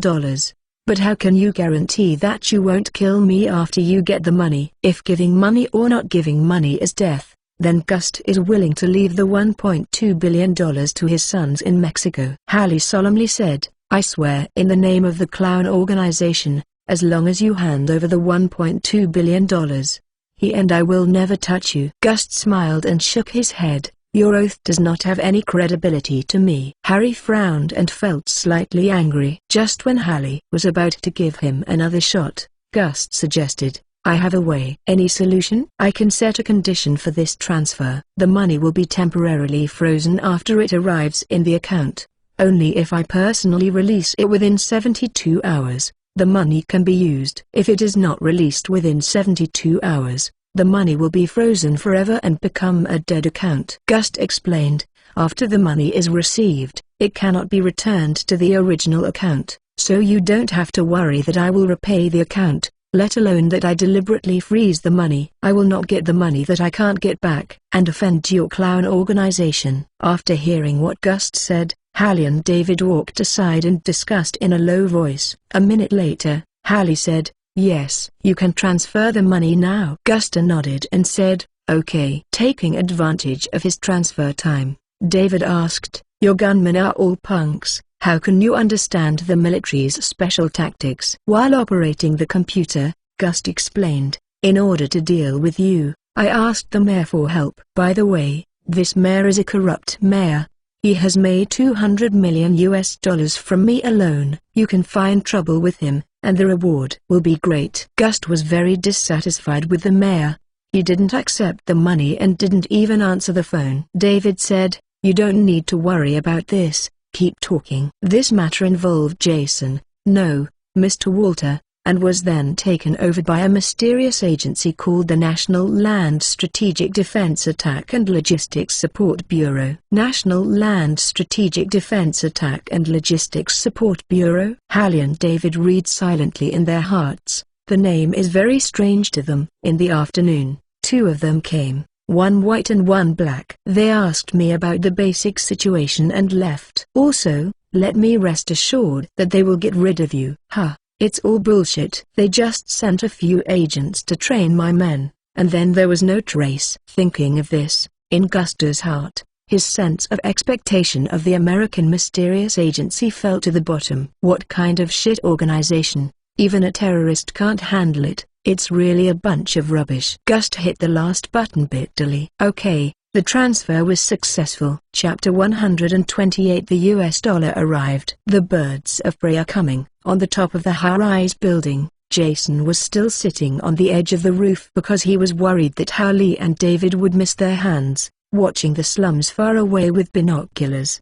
"Why haven't you come out yet?" There was too much wind on the roof, and the skin was almost drying. Just as Jason was whining secretly, Hallie's voice rang from the phone in his ear. "Honey, give you a surprise. See if there is an extra $1.2 billion in your account." $1.2 billion. The action tonight is really rewarding. Jason was stunned secretly and opened the system light curtain. Ding. The same party David killed 17 gangsters and gained 1,700 villain points. Current progress, 1,217,017,000 points, 6,250. Rechargeable points, 120,000. 12,000 points are exactly $1.2 billion US. Recharge. Ding. Top up successfully.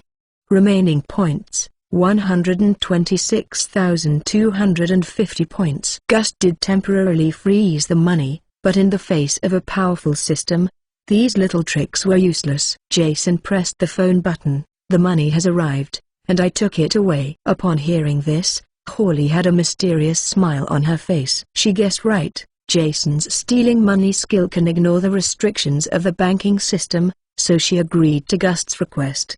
At the end of the call, Hallie watched David make an okay gesture, and David nodded intently. Gust breathed a sigh of relief. "Since the money has arrived, then I will." Before he finished speaking, David stepped forward and grabbed Gust by the back collar and dragged him directly from the chair to the ground. What are you doing?" Gust fell, startled and angry. Hallie smiled and said, "You would not be naive to think that if you kill someone from the clown organization, you can still live. You throw him into a cage to feed the dog in the morning, and now let you feel that being bitten to death by a dog is what kind of experience? Are you crazy?" Gust said in a panic, "Kill me, and you will never get this money." "Ha ha ha." Hallie opened her mouth and laughed presumptuously. "I'm sorry to disappoint you. The money has already been withdrawn." Gust's face changed a lot when he heard this sentence. Impossible. The moment this money is put on the account, it should be frozen. Hallie looked for the dog to bark, opened the door and said, "Who do you think you are facing?" This little trick is easy for him. After speaking, Hallie opened the iron net and looked down. 4 vicious dogs are drooling, waiting for food to come. David dragged Gust, who was struggling desperately, to the door. With a strong throw, Gust's bloated body drew an arc in the air and fell into a 6-meter-high hole. Hallie and David left the room. Gust's screams and the sound of vicious dogs biting and chewing came from behind. It's finally out. Through the binoculars, Jason saw Hallie and David walk out of the building and quickly leave the slum. Jason stood up and patted his tingling butt. He leapt, jumped off the roof, and then controlled his energy to slowly descend from the top of the building into the alley. After waiting for 5 minutes, the two finally rushed into the car. Jason started the car, stepped on the accelerator lightly and drove out of the alley slowly. In the air a few kilometers away from the car, a helicopter was following closely behind. The pilot turned the joystick to lock Jason's car. "Chief, The target has been locked. Do you want to share the coordinates and notify the Raptor to destroy it? Nick Fury sat in the back and said calmly, "This road is full of cars and pedestrians. If you want me to go to a military court, please notify F-22 to do it." There was a burst of laughter from the cabin. Maybe that's what he thinks. The pilot also smiled and pulled the helicopter up and followed it far away. 10 minutes later, the car drove to the outskirts of Queens. When the pilot used the airborne thermal imaging night vision device and found that there were no cars or pedestrians within 500 meters, he immediately reported, "Director, confirm safety around the target." Nick Fury, who closed his eyes and rested, opened his eyes and said, "Do it," the pilot said loudly, and immediately contacted the two Raptor fighters cruising at an altitude of several kilometers. "Whip number 1, whip number 2, confirm the target and attack immediately." Received on number 1. Received on the second. A few dozen seconds later, the people in the cabin heard a deafening roar from above, and two Raptor fighters arrived. "Whip 1, lock the target." "Whip number 2, lock the target." "Helicopter pilot, blow him into the sky." As soon as the voice fell, the two fighter pilots decisively pressed the launch button. Hey! In an instant, two AIM-9 Sidewinder missiles shot out, drawing a thick white smoke in the dark sky. The Sidewinder missile has a speed of up to Mach 2.5, and only a few seconds later, the two missiles hit the high-speed car without any suspense. Boom! Suddenly two huge fireballs rose up on the dark trail in the suburbs. What followed was a deafening explosion. The poor car was hit by two missiles and was blown into countless pieces in an instant. "Confirm to hit the target, whip number 1 and number 2, about to return home." "Thanks," said the helicopter pilot. Looking at the blazing flames beneath his feet, Nick Fury suddenly frowned. The most murderous wanted criminal in U.S. history was simply solved. Somehow, he always felt that everything went too smoothly, so smooth that he had self-doubt. Nick Fury opened his mouth and said, "Fire." "Landing." "Okay, Chief." The pilot pressed the launch button and a fire-extinguishing bomb was launched from the external pylon. The fire-extinguishing bomb exploded over the flames, turning into white sticky foam in the sky, like a giant white net quickly descending and pressing on the flames. The blazing flame weakened a lot in an instant. Upon seeing this, the pilot fired two more fire-extinguishing bombs to completely extinguish the flames. The pilot controlled the helicopter and landed 100 meters away from the explosion point. When the cabin door was opened, the Special Forces team immediately jumped down to establish a line of defense around the helicopter. Nick Fury took Coulson off the helicopter and walked to the explosion point under the protection of the Special Forces team. The air was filled with the smell of gunpowder. Looking around, there were car parts and white foam all over the floor. Nick Fury said, "Find the bodies of the 3 people and notify the New York branch to conduct a test immediately." "Yes." After speaking, the Special Forces team immediately began searching for the corpse. Coulson stood aside and asked curiously, "Chief, no one can survive the explosion of 2 Sidewinder missiles, and the same is true for Jason." "But you seem to have doubts." Nick Fury said, "I don't believe in guessing, only my eyes." Chapter 129 Instant Move. Life and Death Line. 15 minutes later, the captain of the Special Operations team ran over, "Director, no remains of any corpses were found." "What?" Coulson opened his mouth in surprise. Nick Fury frowned and asked, "Is there no trace at all?" The commander of the Special Forces shook his head in silence. "They searched carefully for more than 10 minutes, but they didn't even find a drop of blood." Coulson frowned and murmured, "Number." "Jason's superpower is energy absorption, and the upper limit of energy absorption has been calculated by us. The 20 kilograms of high explosives carried by the 2 Sidewinder missiles Fight Ministry can definitely blow him to pieces." Nick Fury analyzed. It seems that Jason or his subordinates already possess similar space-time capabilities. Space and time capabilities. Hearing this,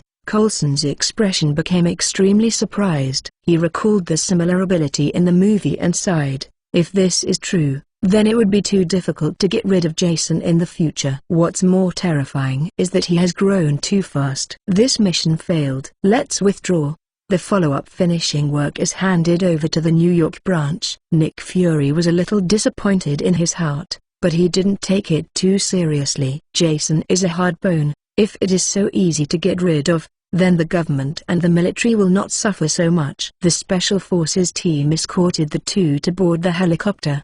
Coulson asked, "Chief, are we going back to headquarters?" Nick Fury thought for a while and said, "No, go to the New York Drug Enforcement Agency first." The helicopter soared into the air, and there were sirens in the distance.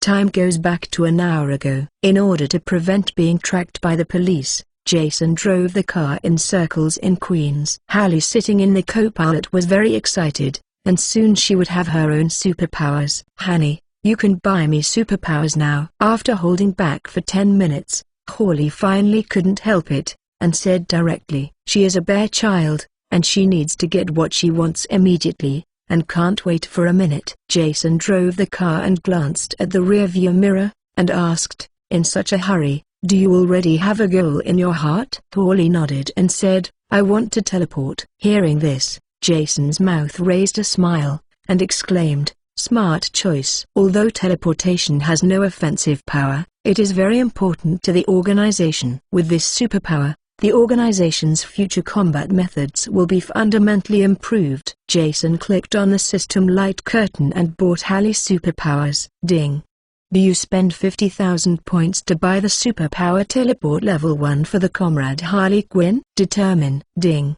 Superpower purchase is successful. Remaining points, 76,250. Like the two before, the moment Holly gained superpowers, the genetic sequence in her body began to reorganize, and her whole person fainted. Jason turned his head and asked, "David, do you have the superpowers you want?" David shook his head, "Not yet, wait for me to go back and think about it." Jason nodded. The choice of superpowers is of great importance, and indeed has to be considered. He closed the system mall and drove a dozen to the outskirts of Queens. There is a winding path in the outskirts, which has always been off the beaten track, let alone in the middle of the night. If there is a vehicle following you, you must turn on the high beam. You can find the headlights a few kilometers away on this road, but if you don't turn on the high beam, Jason only needs to change the fork, and the car behind will completely lose his track. After a few minutes, Hallie awoke. Jason asked, "How do you feel?" Hallie knocked on her dizzy head and said, "It feels amazing. My spatial analysis ability seems to have been enhanced a lot." Jason couldn't understand these professional terms. "Speak in detail." Hallie turned to look at the hut by the road, and said, "Looking at this room, its size and spatial structure all come to mind, and as long as I want, I can move into the house in an instant." As soon as the voice fell, Hallie disappeared with a brush. "What?" Jason opened his eyes wide in surprise and almost drove the car into the ditch. A few seconds later, Hallie Brush came back, holding a rusty kitchen knife in her hand. "Jason," Hallie explained with a smile, "I wanted to order the bills, but the room had been abandoned for a long time, and only a kitchen knife was found." After speaking, she opened the car window and threw the knife out. Jason asked, "Level 1 superpowers are not particularly strong. Are there any restrictions on your teleportation?" Holly closed her eyes slightly, recalling the memory that had been poured into her mind, and then analyzed it based on her attempt. "Well, the range of a single teleportation does not exceed 1 kilometer, the weight and volume of the moving object should not be too heavy, and the scene of the destination needs to be realized in the brain when moving. The clearer the result, the more accurate the movement. It consumes a lot of physical energy when using superpowers. 1,000 meters. It's a bit shabby." "Forget it. Don't worry for now. Take your time step by step." At this moment, David, who was sitting silent in the back, suddenly remembered what Gust said. He hurriedly said, "Boss, Gust told me that all matters related to organization have been taken over by a mysterious agency called the National Land Strategic Defense Attack and Logistics Support Bureau." "Oh, This is not S.H.I.E.L.D. Jason thought of Stan and suddenly laughed. Then tell them what they know about S.H.I.E.L.D. After listening to Jason's explanation, David was even more worried. This S.H.I.E.L.D. has contacted Gust and instructed the gang's special tactics, but there was no more movement. I wonder if they will hide in the dark. What are you planning? Jason put away his smile, thinking about what David said. If S.H.I.E.L.D. had not intervened, there was nothing suspicious about the successful completion of this mission. But since S.H.I.E.L.D. Bureau has contacted Gust, knowing that Jason will definitely come in the near future, according to S.H.I.E.L.D.'s standard of work, an ambush will definitely be set, and it is impossible to just guide and train this little trick of sharpening the gun. Since S.H.I.E.L.D. Bureau did this, it must be plotting some big conspiracy. At this point, Jason felt nervous for some reason. Suddenly, there was a loud noise from the dark sky. Through the reverse mirror, Jason saw a light spot flying towards him quickly. Missile. The hairs of Jason's whole body suddenly rose. He let go of the steering wheel, and reached out to grab Hallie and David. Harry, take us away. Holly was startled by Jason's shocked expression, but she reacted immediately and immediately activated the superpowers. Almost at the moment of launching capability, the car was hit by 2 missiles. Boom! The hot flame swallowed the car was blown into the air, and then disintegrated in the air into fragments. Regarding the previous answer, the design of air-to-air and air-to-surface missiles are different. Air-to-air missiles are characterized by high speed and high mobility, and their targets are mainly air fighters. Air-to-surface missiles are characterized by large size and great power, and their targets are mainly ground-armored vehicles and buildings. The two attack targets are different and the design ideas are different, but it is not impossible to mix them. Maus also used air defense missiles to hit armored vehicles. As mentioned earlier, Jason's vehicle is an ordinary high-speed car. It is obviously inappropriate to use surface-to-air missiles such as slow and powerful missiles. Its power can be directly within a radius of hundreds of meters, and everything on the surface is destroyed. The air-to-air missile is fast and highly maneuverable. The 10-kilogram warhead can meet the requirements of destroying the vehicle without causing additional damage. Coupled with the precision guidance of the ground gunship, the hit rate is almost close to 100%. Many people always think that writing novels is easy, and opening Word is just doing it. Anyway, it is brainless novels without logic. In fact, this is wrong prejudice. Take me as an example. It takes an hour or two every day to check information,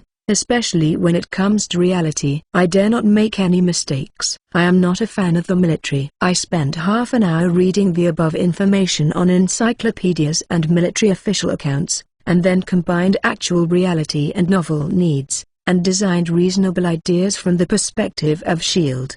I hope that in the future, before some people post comments to show off their knowledge, they will check the information carefully. Don't see that the content of the novel is contrary to your understanding. Just say poison, no brain, lack of common sense.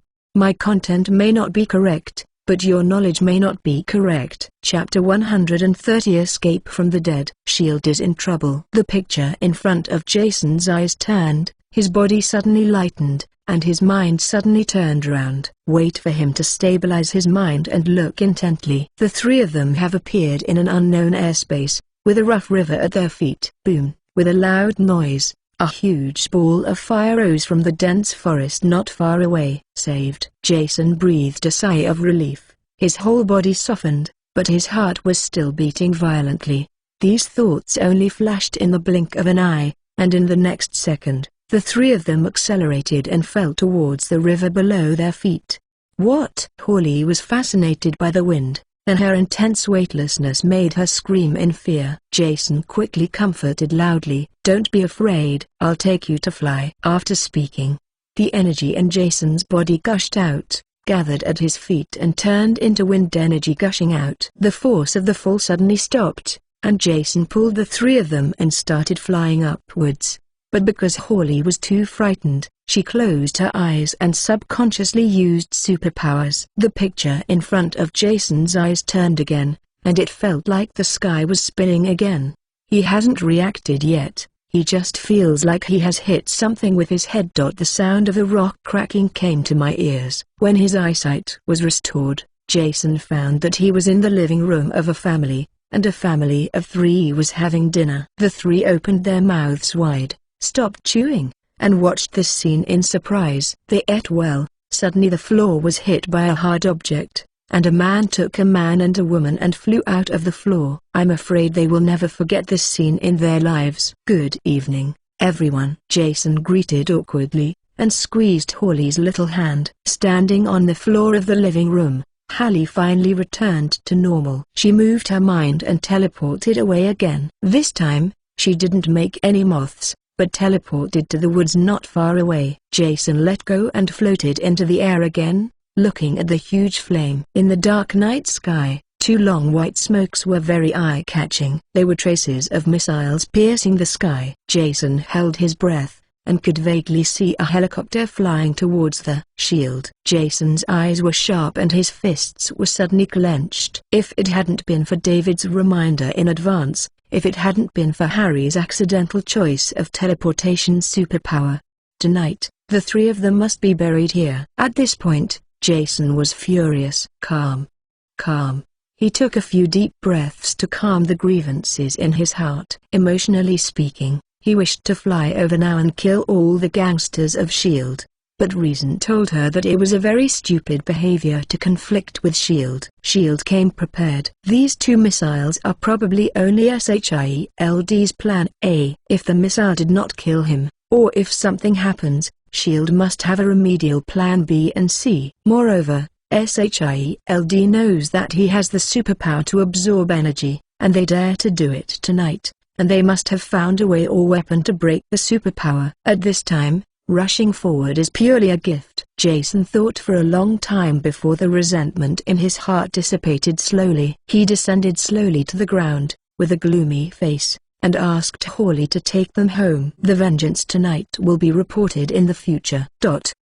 New York Drug Enforcement Administration Headquarters. Near 10 o'clock, Stan was still sitting in the office and working hard. Now that he has decided to leave, he must do some follow-up work before leaving to pave the way for several of his cronies. As a result, cronies have been with him for so many years, and they are considered to have feelings. You can't take them with you, at least so that they can live and eat well in the future. Secondly, his cronies have the power of the Narcotics Enforcement Bureau, which is beneficial and harmless to the clown organization. Based on the above 2 points, Stan, who used to clock in and out of get off work on time every day, rarely started to work overtime. Of course, this change is not surprising in the eyes of others. Obtaining the Medal of Honor means that his future career will be magnanimous. Unless Stan wants to continue to eat and wait for death, people who are slightly smarter and more motivated will seize this opportunity to climb up desperately. There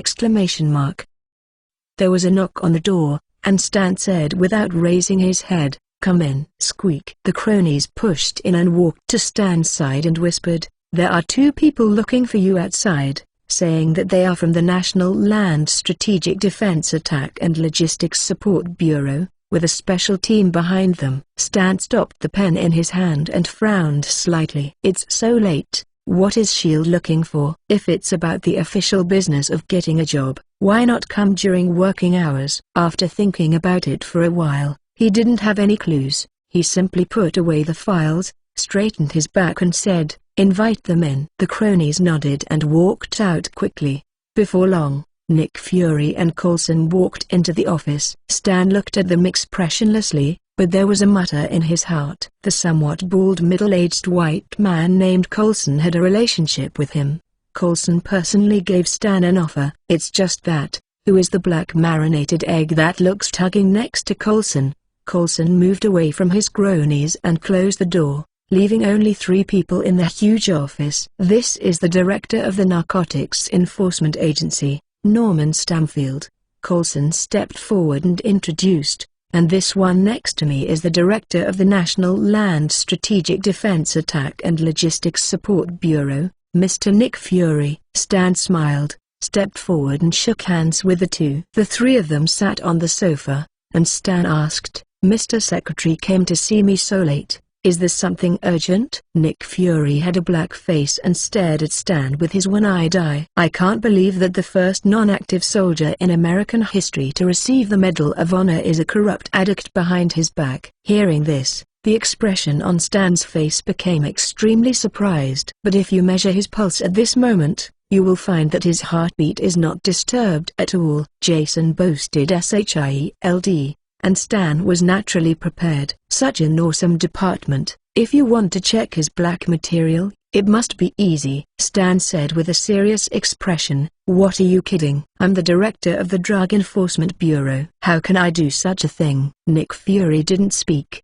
but opened the pocket of the windbreaker, took out a few photos from it and threw it on the coffee table. Stan picked up the photo and glanced at it with a face. There are a few photos of him in the middle of the grass, and the others are photos of him smuggling supplies seized by the Drug Enforcement Bureau and reselling them to out-of-town gangs.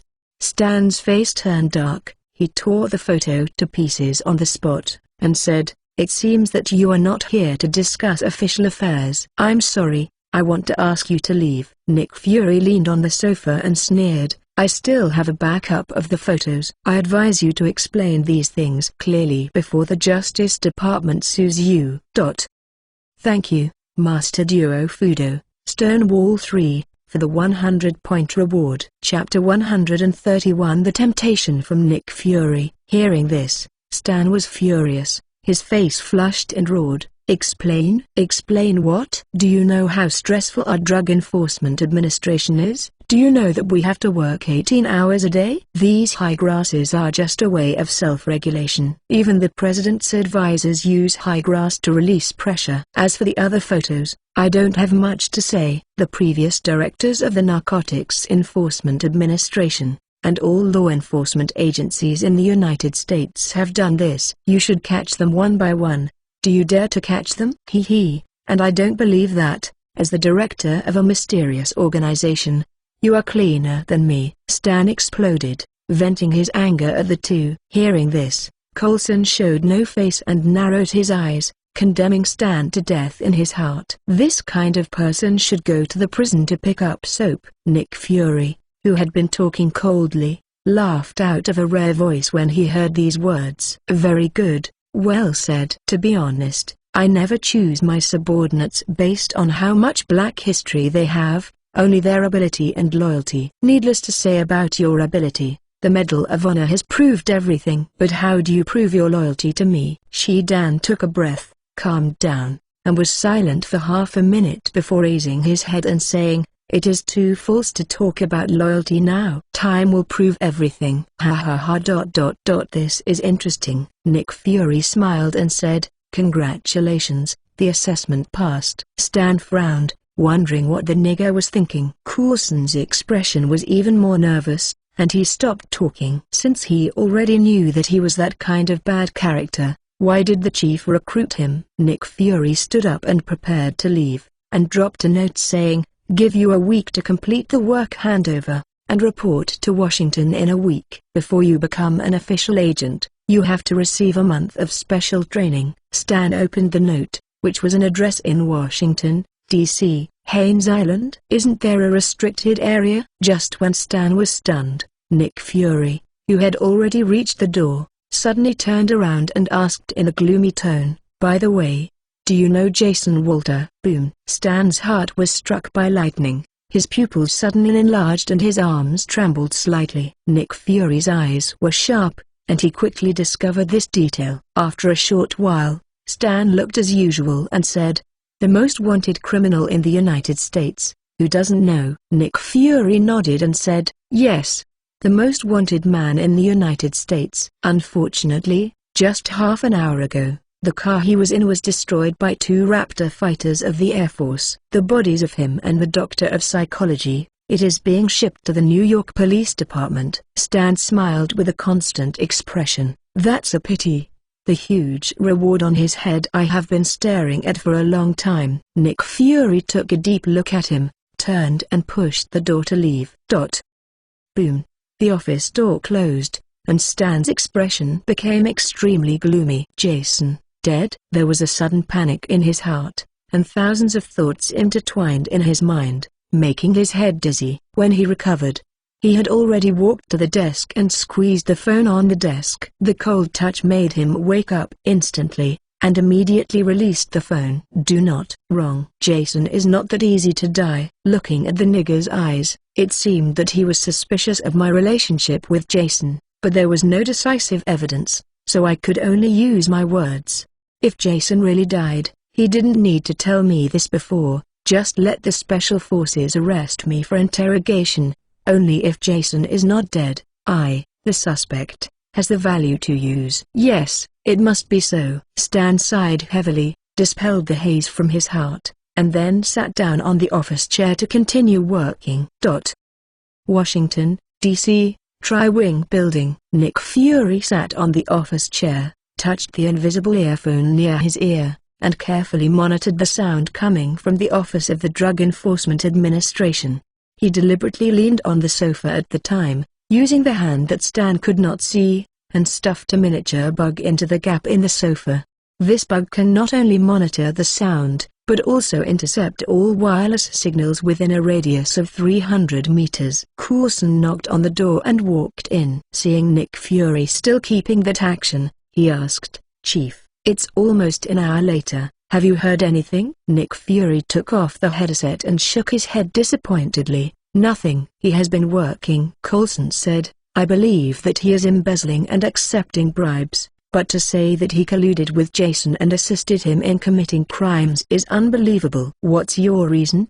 Coulson pulled a chair away and sat down across from him. "Director, you think Stanfield is only in his 40s? He has been in the position of director of the New York Drug Enforcement Agency for several years. Even if he did not receive the Medal of Honor, he is still in power and has a boundless future. And Jason can't provide him with a huge amount of money, and can't help him in his career smoothly. What reason does he have for colluding with Jason? Jason is the most wanted criminal. If the FBI finds any clues, his future will be completely ruined. This does not conform to his character of seeking profit and avoiding disadvantages." Nick Fury nodded. "Your analysis makes sense, but don't forget that we have evidence of him helping Jason," Coulson reminded. "It's not him, it's his confidants." Nick Fury stretched his hands and said, "The boss doesn't say anything.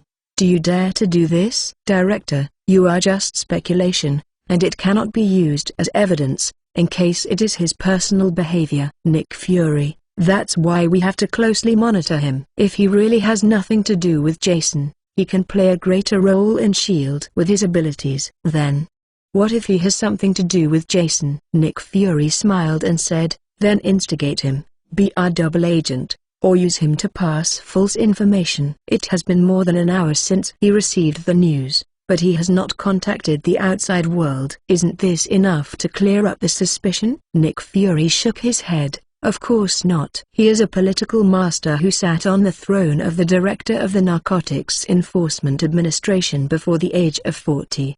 He is not a newcomer. The test on him has just begun." "Then ... what about Jason?" "He must be reported to him." Nick Friss is not worried. Jason is busy ruling the New York gang and has no time to retaliate against S.H.I.E.L.D. for the time being. Besides, his superpowers have any qualifications to retaliate against S.H.I.E.L.D. Coulson worried. "He doesn't have this ability for the time being." "It doesn't mean that he won't be in the future." "It has only been half a year since Jason committed the crime for the first time. He has transformed from a gangster gunman into a superpower. This incredible speed and depth, the bottoming potential is the most terrifying." Nick Fury squinted his eyes and thought for a while. Then a mysterious smile appeared on his face. "Then send him." Chapter 132. The First Gangster Conference in New York. Since Nick Fury left, Stan's heart has been uneasy. He was faintly worried, but he guessed that the office had been monitored, so he dared not speak, let alone call out. "I wanted to let my cronies go outside to inquire about the news, but I was afraid that the people from S.H.I.E.L.D. had already followed his cronies, so I had to give up this plan." When meeting with Nick Fury, he also thought about exploring his brain telepathically, but after several days of experimentation, he had to give up this move. At the cost of the inexplicable death of several drug dealers, Stan quickly mastered level 1 telepathy and explored the limit of his superpowers. First, telepathy can activate abilities without touching, but the control range is very small, about 10 meters. Second, telepathy can spy and modify the memories of others, and can even unearth the memories hidden in the heart. Third, telepathy can manipulate the brains of others in a short period of time, allowing them to act according to their own wishes. But the above 3 points are only effective for ordinary people who are not firm in mind. For people with mental disorders or professional training, level 1 telepathy is not enough to control them. Stan had tried to force control, but the result was not only unsuccessful, but it caused discomfort to the opponent and doubted him. Simply put, level 1 telepathy is like the forced water supply or Veritaserum that is often used by law enforcement agencies, except that Veritaserum is visible to the naked eye, while telepathy is invisible.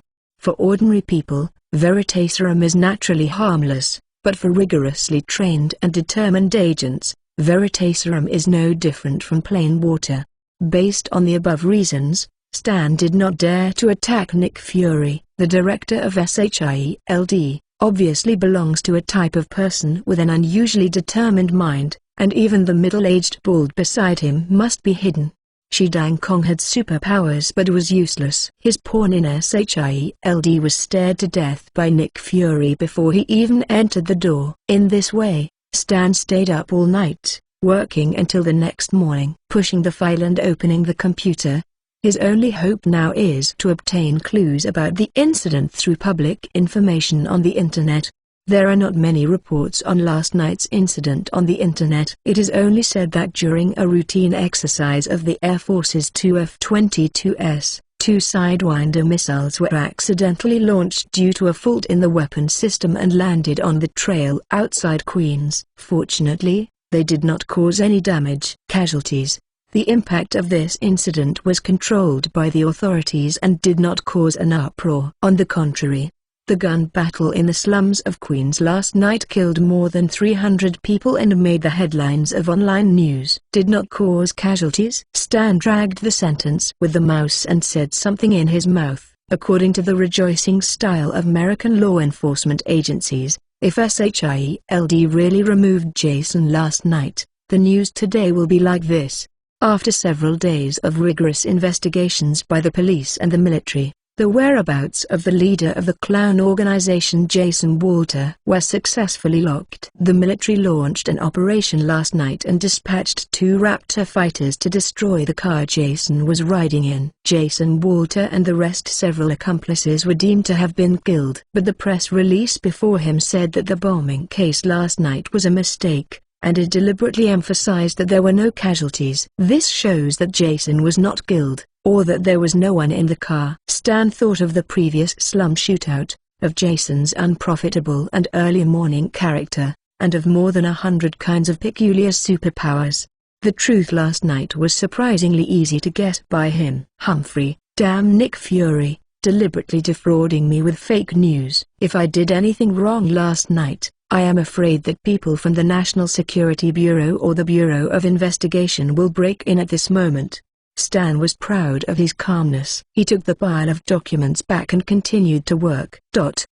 There was a gun battle in the slums of Queens, and the clown organization appeared in the eyes of residents across the United States. Because the frequency is too high, ordinary people even have aesthetic fatigue, and they are not surprised by the evil behavior of the clown organization.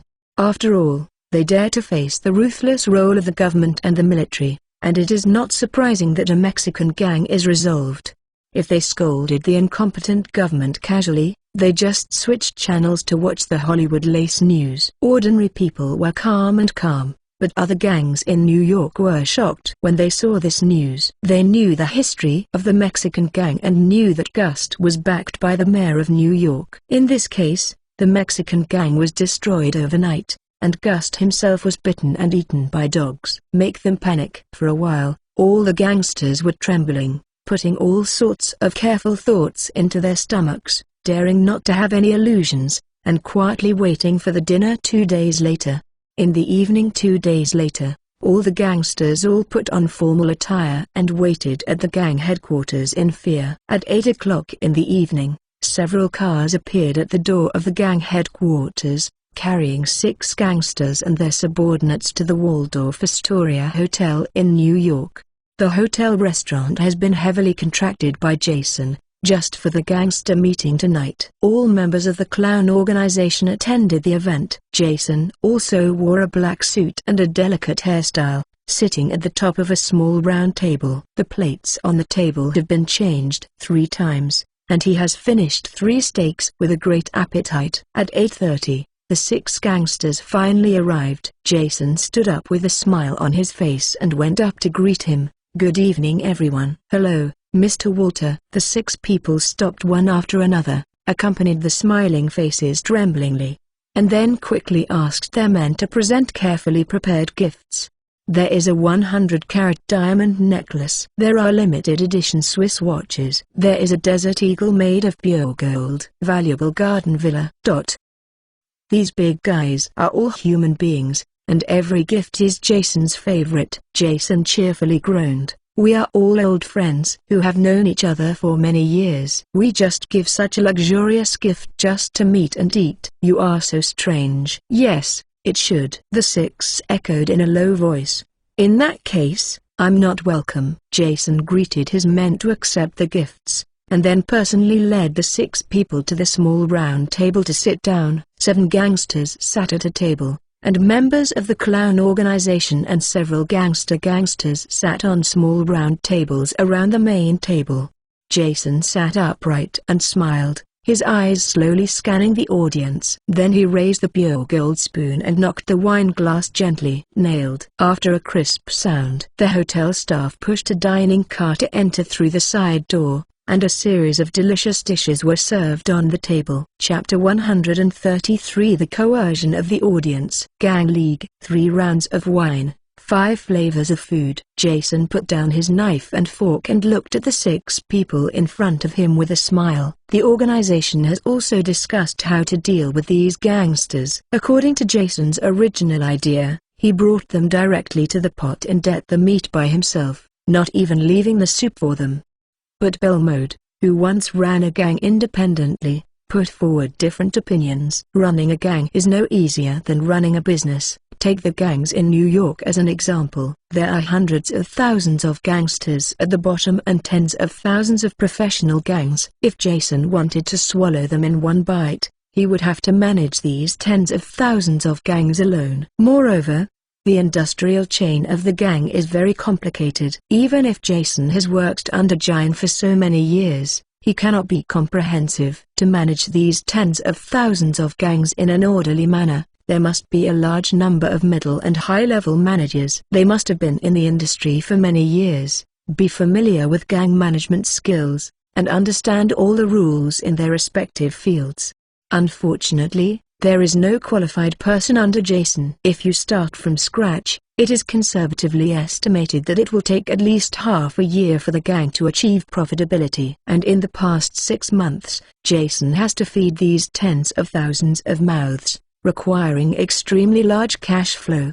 In summary, a one-size-fits-all approach is clearly not in the interests of Jason and the organization. According to Belmode's plan, several big gangs should be brought under their command to form a gang alliance. All members must share channels, resources and contacts to communicate with each other. All members' revenue must be turned over to the alliance, and then distributed to each member in proportion. If all goes well, the organization will be able to achieve profitability from the month that the Gangster Alliance was established. Although Jason is slightly dissatisfied with the dividend, this is the best way under the current situation. After Jason put down the knife and fork, the 6 big men also stopped eating and looked at him nervously. Jason smiled and waved his hands. "Don't be nervous, everyone. I know that there are many rumors circulating in the underground world, and some people even say that I will kill you and swallow the New York black market. Don't you think so?" The 6 people suppressed the sound of their breathing to the lowest level,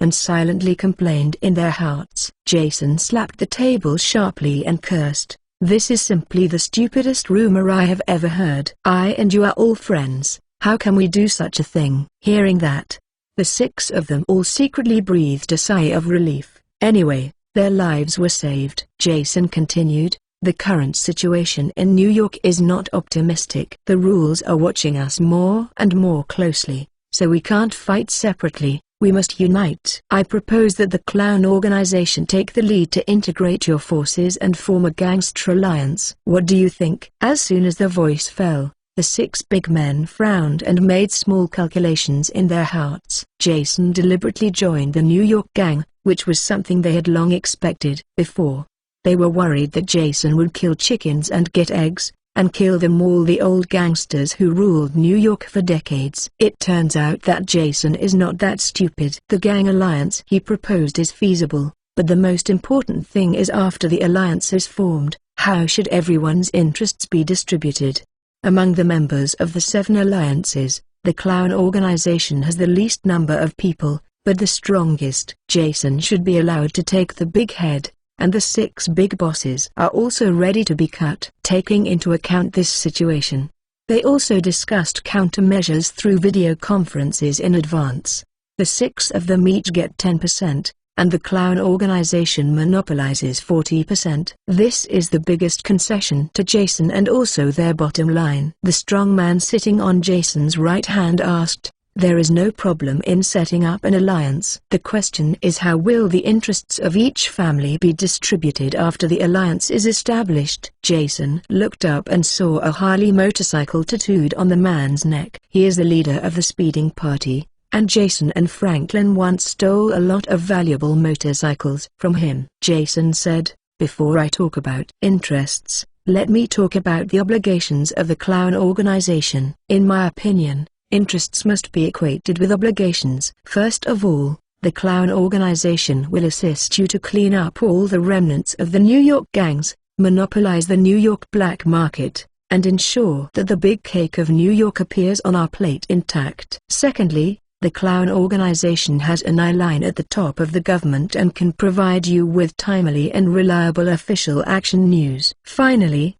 the clown organization has a strong fighting capacity. No matter which of you has something to do with people who shouldn't be offended, we will do our duty to solve all the troubles for you. Jason glanced at the faces of several bigwigs, and said with a smile, the clown organization has taken on so many responsibilities, I think 70% of the profit is not excessive. 70%? The 6 tycoons looked dark. This is too much. Cooperating with our 6 companies, each can only get 5 points, not even 10% of the profit. Then it is for you to work for Jason. Jason looked at them and asked, the distribution plan has been given. Who is for? Who is against? The 6 big bosses looked at each other, exchanging complicated information in their eyes, and finally all 6 nodded in tears. However, it turns out that eye contact is far less accurate than words and words. The leader of the speeding party misunderstood the meaning of the other 5 bigwigs, and immediately raised his hand and said, I object. As soon as the voice fell, he caught a glimpse of the other 5 people's hands still on the table, and looked at him with unreasonable eyes. The heart of the leader of the speeding party suddenly slammed. You gangsters, dare to count me? Jason stood up, with a flat smile on his face, but terrible energy appeared in his palm. Snapped. He slapped his backhand on the face of the leader of the speeding party.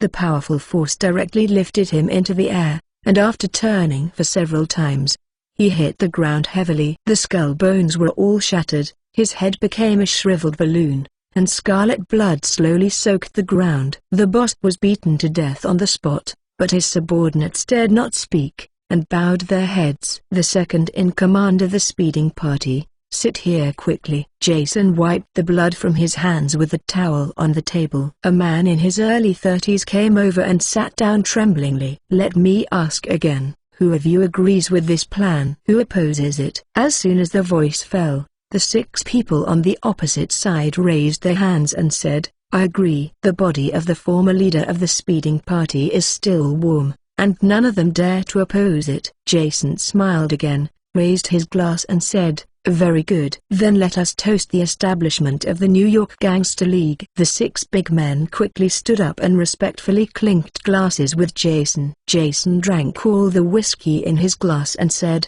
tomorrow, I will send someone to the door to hand it over. I hope everyone will remember today's vows." After speaking, Jason and the 6 accomplices left the restaurant. And the 6 big brothers had soaked their backs, and fell into their seats in despair. Chapter 134. The Alliance is formed. The Bourne. Important notice: time is fast. A month and a half passed like flowing water. During this time, the gangs in New York have undergone earth-shaking changes. Several big gangs have been integrated together. The former grudges and defenses were forcibly wiped out by Jason, and the gangs have become less prosperous and ruined, and the community of Destiny is lost.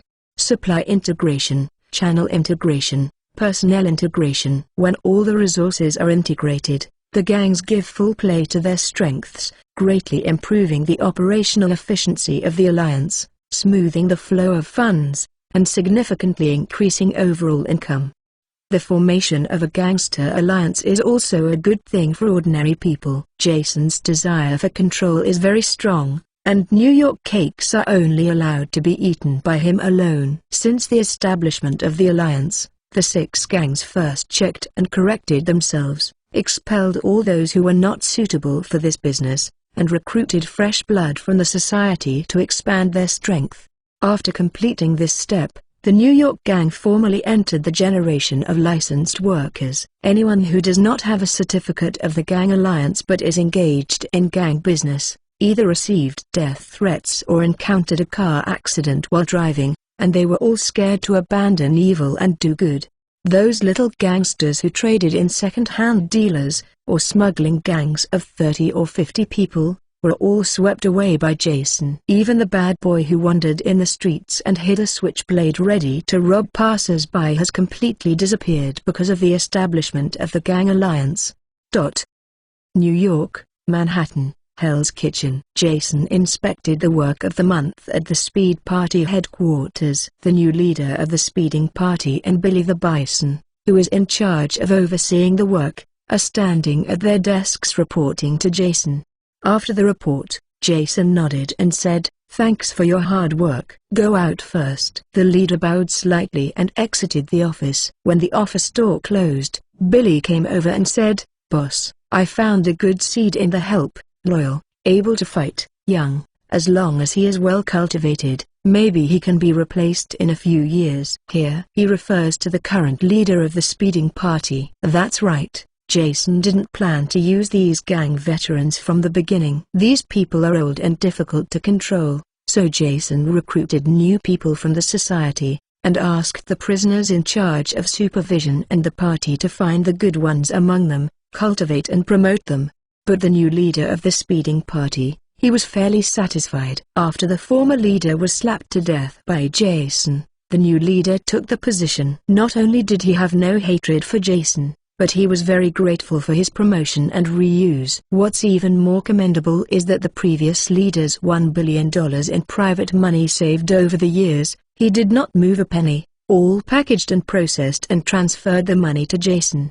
The fact that the billions of dollars came from is very critical. It directly gave the last 2 comrades superpowers and made up for the final shortcomings. His actions made Jason look at him with admiration, so he didn't plan to move him until he didn't make any serious mistakes and touched Jason's bottom line. Billy seemed to be satisfied with the candidate he chose, and kept complimenting him in Jason's ear. "Boss, others are in the headquarters. Go and see." Jason looked at the time on the watch, waved his hand and said, "No, 2 of them left in the morning, and 4 of them haven't been seen yet." After speaking, he put on a human skin mask again and walked to the door of the speeding party headquarters. On the opposite road, there was a limited edition Lamborghini parked as a gift from the new leader. Billy watched Lamborghini whizzing by, sighed helplessly, pushed the door and walked in. He walked to the boxing room of the gang headquarters and saw 10 strong men locking men. The man who was locked was a white man in his early 30s with short blonde hair, a little handsome. Billy found a chair to sit down, took out his pocket watch, and set the time. Soon, there was a thumping sound in the boxing room. In less than a minute, all 10 strong men were knocked to the ground by him. 54 seconds 52. Billy pinched the count, then walked forward with a smile. "Clint, You have improved again." The man named Clint walked off the boxing ring, panting, and said, "Compared to the boss, I'm far behind." Hearing that, Billy's eyes darkened, and he said disappointedly, "Clint, I mentioned you again in front of the boss today. I said you are his fan and a loyal and brave subordinate, hoping to get his attention." "What a pity." Clint wiped the sweat from his cheeks, and said indifferently, "It doesn't matter, this shows that I am not good enough. One day I will let the boss remember me." Hearing this, Billy was very moved and patted Clint on the shoulder hard. At the same time, he also complained a little bit about Jason, such an outstanding talent, why he didn't pay much attention to it. Billy sighed helplessly, and said, "Stop talking. You get off work early today and come out with me for a drink." Clint looked at the sunlight outside the window and laughed blankly. "Billy, it's only 2 o'clock in the afternoon." Billy licked his dry lips and said, "Wine is always good anytime." Clint characteristically said, "Okay, then I will change my clothes." Locker room. When Clint walked in, there was no one inside. The friendly sunny smiling face instantly converged, becoming indifferent and calm. "It seems that the way to approach Jason is nowhere to go. You can only take the second way. Knock off Billy's mouth and ask Jason's whereabouts." Clint, "No." Clinton Francis Button, a level 7 agent of SHIELD, touched the scum on his chin and whispered. After taking a shower and changing into a t-shirt, Clint walked to the entrance of the headquarters. Billy was already sitting in the car waiting for him. "Drink during working hours, so don't go too far. I knows there is a nice little bar nearby," Clint suggested after getting in the car. "Okay, listen to you." Billy started the car. 5 minutes later, the two came to a small bar in Hell's Kitchen. "I don't know if it's time, or the bar's business is inherently bad." The dozens of small round tables in the bar are empty, and only a plain-looking female bartender stands behind the bar. The two sat down at the bar, and Billy threw a stack of $20 bills, a cup of Bloody Mary. "Clint, what would you like to drink?" Clint hesitated for a moment, and said, "A glass of scotch." The bartender's expression was slightly surprised, and he glanced at Clint without a trace. Billy smiled and said, "You have the same taste as the boss." The bartender's expression recovered, and she smiled. "Please wait a moment." After speaking, she quickly began to mix drinks. Behind the bar, invisible to the two, the bartender took a bag of blue powder from his pocket, pierced the plastic bag with his slender nail, and poured the powder into the cup of Bloody Mary. I have been reported, recommended, and the web version is 404. Book friends who still want to read quickly join the group. 574,654,834. If there are enough book friends who are willing to read, I will charge for updates in the group in the future. If there are too few people, this book may be an eunuch.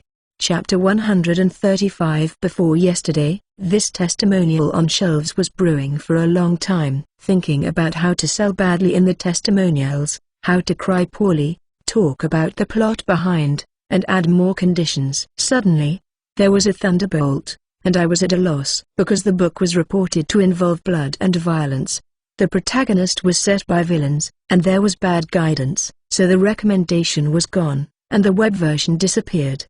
If you want to recover, you must modify all the discordant content, but the book friends who read here know that if you do this, you have to rewrite the entire book. Seeing this news, the whole person was hollowed out, and the motivation of the code word was gone, and it was so muddled for a day. Review the 2-month course of this book. Before I opened the book, my goal was to order 500. As a result, the data was crushed over the same period and a very poor recommendation was made. However, with the strong support of readers, the book went on with difficulty step by step. The better. Popular serialization, new book recommendation, strong push by category, cover by category, 6 channels on the homepage, Sanjian on the homepage, strong push on the homepage. Here, I have to thank the editor Blu-ray, he did not give up on me. Let me go through all the recommendations. It took 2 months to complete the journey, and the number of free words was close to 300,000. It's a pity that the book eventually fell down the day before it was released. I have been thinking about it for a long time today, and the previous article must have been formed and cannot be changed. As for the rest of the article, I don't want the protagonist to wash away and become the incarnation of justice. So next, how to write or how to write. If you can't write what you want to write, then what is the point of writing a novel?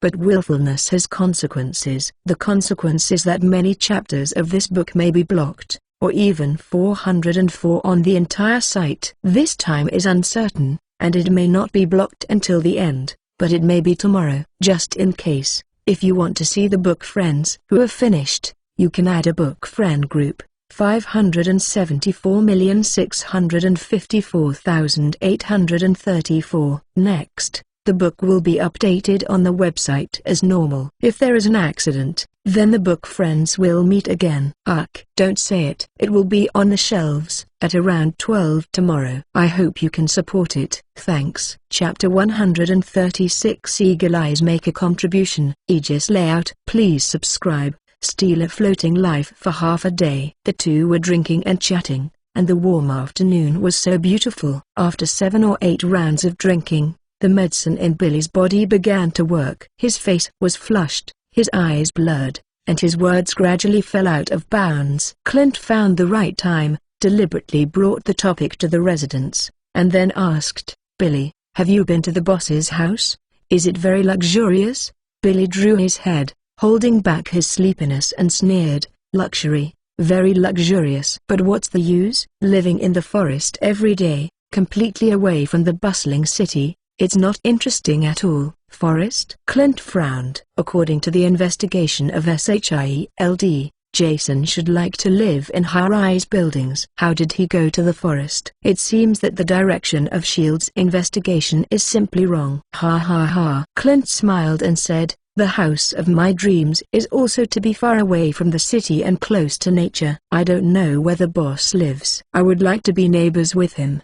Billy shook his head and said unconsciously, "His home is in the Hudson Valley, on a farm not far from Hudson Park." As soon as he finished speaking, Clint's expression was startled, and then his face showed ecstasy. It turned out that Jason was hiding in the Hudson Valley. No wonder SHIELD and the government could not find him. They focused their attention on the hidden mansions in Manhattan, Brooklyn and Queens. Clint raised his head and glanced at the bartender, who was also overjoyed. "After spending a whole month in this broken bar, I finally gained something." The two looked at each other, nodding their heads intently. "Two guests, let me answer the phone." The bartender nodded apologetically, and walked into the backstage of the bar. Drying the water stains on her hands with a towel, she took out her mobile phone and dialed the number of her boss. "Hey, Agent Coulson. We made it. Washington, D.C., Sanquia headquarters." Coulson received information from the bartender and immediately left for the director's office. "Chief, Clint and the others have news. Jason is not in downtown New York at all, but in the Hudson Valley across the water." Nick Fury stopped his work, raised his head and snorted coldly. "This guy is pretty good at hiding. SHIELD and the government have been looking for it for 2 full months but couldn't find it." Coulson smiled, and said proudly, "What if he hides it deeply?" It was not dug out by Clint. After speaking, he then asked, "Director, what should we do next?" Nick Fury frowned and said, "We have missed once. Jason's vigilance will definitely be greatly improved. This kind of information is hard-earned, and he must not be allowed to run away. Immediately summon all agents of SHIELD at level 7 and above. We must come up with a surefire plan and strive to kill with one hit." "Okay, I'm going to inform." Coulson nodded and hurried out of the office. 10 minutes later, the SHIELD combat conference room was full of people. These people are all agents of SHIELD at level 7 and above. They are the mainstay of SHIELD, and they are the core personnel with access to high-level secrets. "Agent Coulson, what happened to the chief who called us to a meeting?" "Yeah, I have a lot of cases in my hands, and I am waiting to go out." Coulson kept silent and said, "When the chief comes, you will know." Seeing Coulson being tight-lipped, Everyone had a premonition that this meeting was unusual. Nick Fury pushed in, with a serious and indifferent expression on his face. Closed office. In the next second, all the windows and doors of the strategic meeting room began to slowly close, and the room became dim. The strong electromagnetic interference equipment is activated, and any external electronic products all fail. Nick Fury sat at the top of the conference table and said solemnly, "Agents, you may be curious. Why hasn't Agent Button appeared in S.H.I.E.L.D. during this time?" Everyone nodded, showing puzzled expressions. "That's because I sent him to perform a special task, which is to look into the clown organization and find Jason Walters' hiding place." As soon as the voice fell, there was a lot of discussion in the conference room, and many people showed a suddenly realized expression. Someone asked, "Director, since you have called us for a meeting at this time, does it mean that Agent Button's task has been completed?" Nick Fury nodded and smiled. "Yes, Agent Button is very good. He has successfully found Jason Walters' hiding place." After speaking, Nick Fury turned his office chair to face the super-large screen with a sense of science and technology behind it. Start satellite positioning. Location: New York Hudson Valley. Satellite positioning is starting. The satellites belonging to S.H.I.E.L.D. were immediately activated to transmit real-time images of New York's Hudson Valley to the big screen. Nick Fury stepped forward. Rinku manipulated the screen with gestures, and soon found a farm hidden in the valley. The 5 fingers opened quickly, and the map instantly zoomed in. A high-resolution top view of the farm appeared on the screen. Nick Fury turned his head and said to everyone, "According to the information provided by Agent Patton, Jason has been hiding in this farm since he escaped from prison. This newly expanded villa is where he hides." As soon as the voice fell, the meeting room suddenly boiled. All the agents showed joy and excitement beyond words. The villain, Jason Walter, was finally planted in the hands of S.H.I.E.L.D. Everyone started to discuss how to solve Jason, while Nick Fury sat in the office chair and listened to them carefully, thinking about finding a sure solution. An agent shouted, "Director, I propose to send a special team immediately to round up Jason Walter and his party." As soon as the voice fell, someone objected, "No, don't forget, Jason Walter and his comrades are superpowers." "Yes, letting ordinary fighters encircle and suppress superpowers is simply a massacre." "Yes, we should never imagine that we can capture Jason alive. I think the only way is to destroy him with a missile with a high explosive warhead when he is unprepared." Nick Fury smiled, thinking that this is a good idea. But soon, the voice of opposition came. "The assassination failed 1.5 months ago has proved that this plan is not feasible, and the use of missiles in the United States must be signed by the president. This process is too cumbersome and takes too long." "What if Jason ran away?"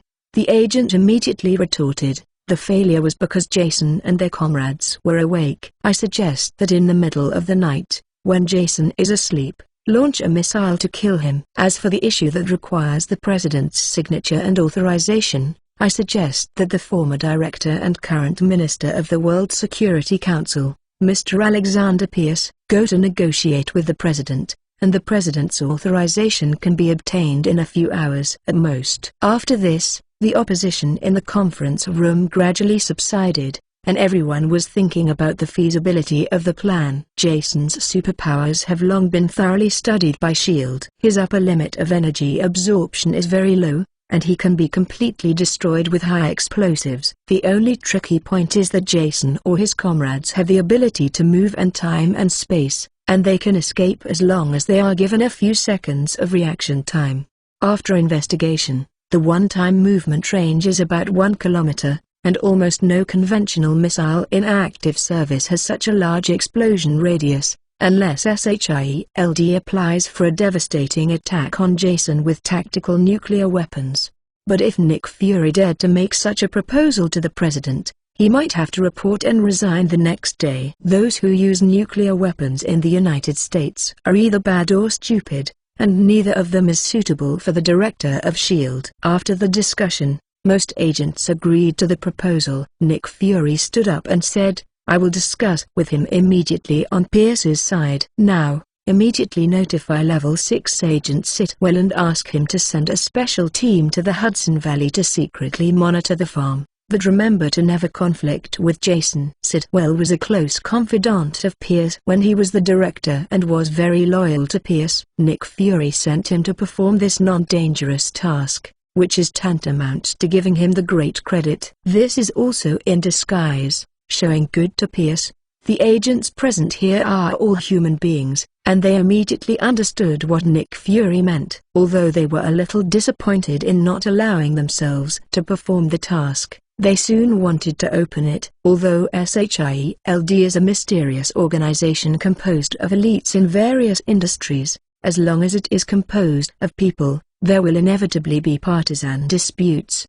The two largest factions in SHIELD are headed by the current director Nick Fury and the other, headed by the former director and current minister Alexander Pierce.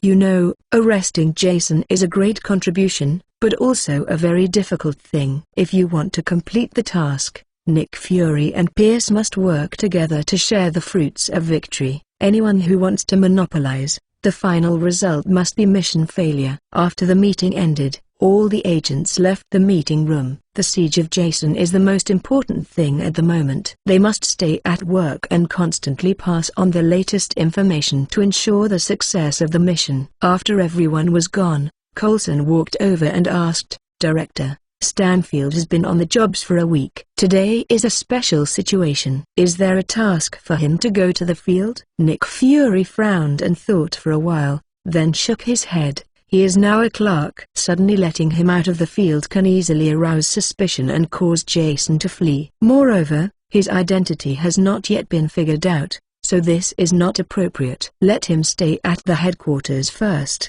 Remember to find someone to watch him, and kill him immediately if there is any suspicious action. Okay, I'll make arrangements right away. Coulson quickly left the meeting room. Nick Fury lifted the closure and walked to the window of the conference room, looking at the wonderful scenery outside. "Stanfield, who are you? I will know soon."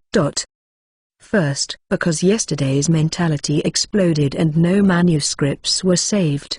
They were all written now. The second update will be sent at 5 p.m. Chapter 137 Shidan is undercover. Amazing discovery. For subscription, Sanquia Headquarters, Office Area on the 6th floor. Stan sat at the desk at the workstation, boringly pulled out the pen cap, plugged it in, pulled it out, plugged it in again, and so on. After a month of special agent training, he formally joined SHIELD. And it has been a full week today.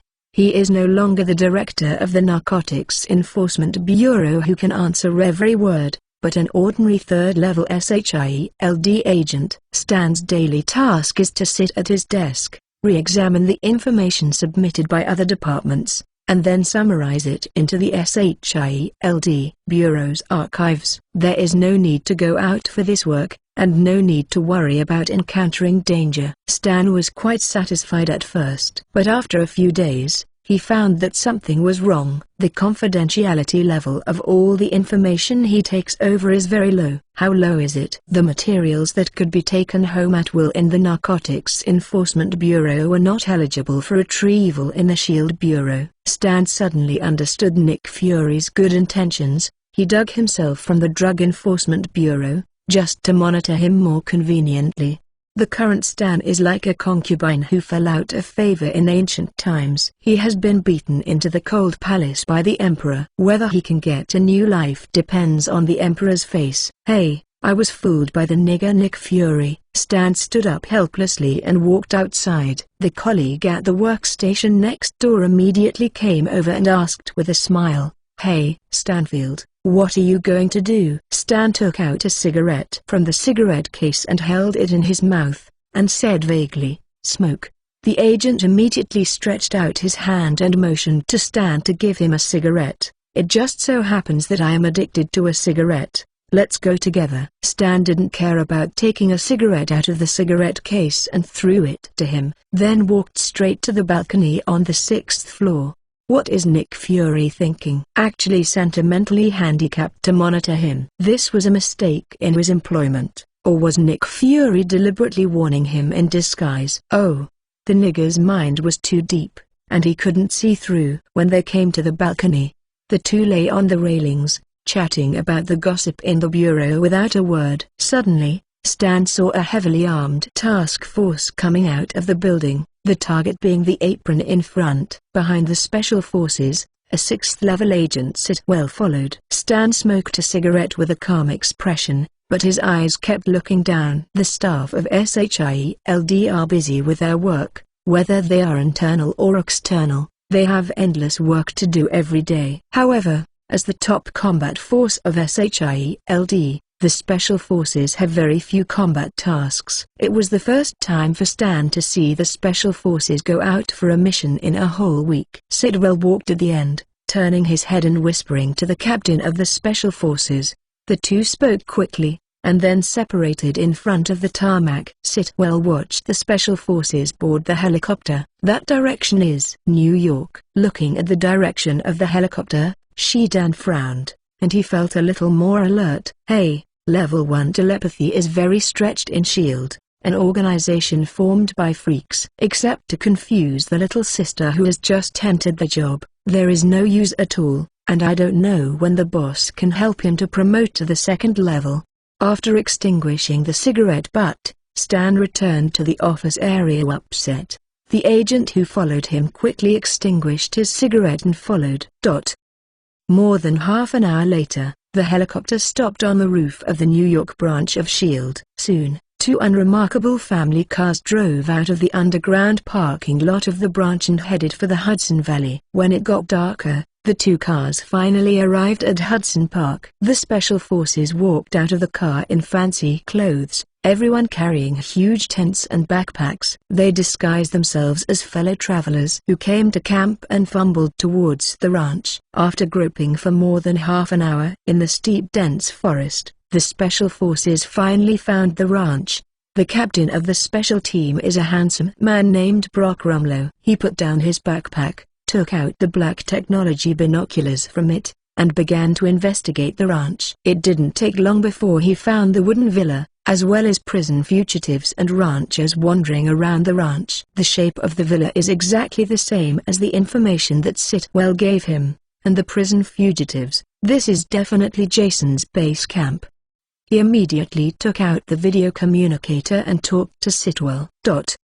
Washington, Sanquia headquarters. Nick Fury is discussing with Alexander Pierce about a missile bombing plan on Jason's house. Alexander is a blonde and white man. Although he and Nick Fury belong to two factions, they have a good personal relationship. Nick Fury was able to pull it up with one hand. I thought that Nick Fury would become his confidant, but unfortunately, Nick Fury is a wild wolf who can never feed. He is cruel, ruthless, but has the ability to think independently, and belongs to the kind of person who will never be controlled by others.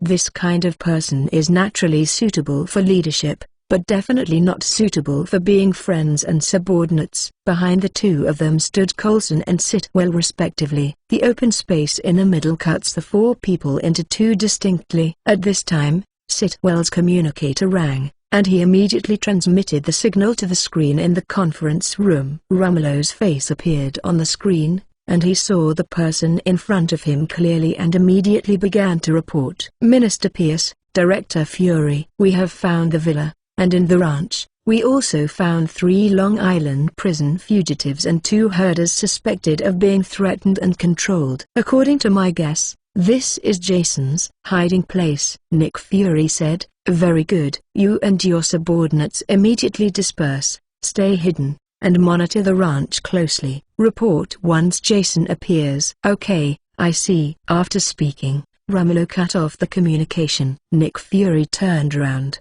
waiting for Alexander's answer. Alexander nodded and said, well, I will believe you again. I will go to the White House to meet with the president now, and I hope I won't let me down again this time. Nick Fury said, with the special team staring at it, are you still worried about losing? Alexander looked at him, chuckled and left. Director, then ... I'm leaving too. Sitwell looked embarrassed and hurriedly left the conference room. I don't know what I ate at noon.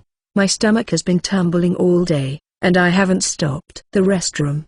the restroom. Pushing open the bathroom door, Sitwell suddenly hesitated. Not far away is Nick Fury's office, and he is drenched in front of Nick Fury's office, which is a bit inappropriate. What should I do if I let him smell something and become unhappy? Sitwell thought for a moment, and walked quickly into the elevator, clutching his stomach.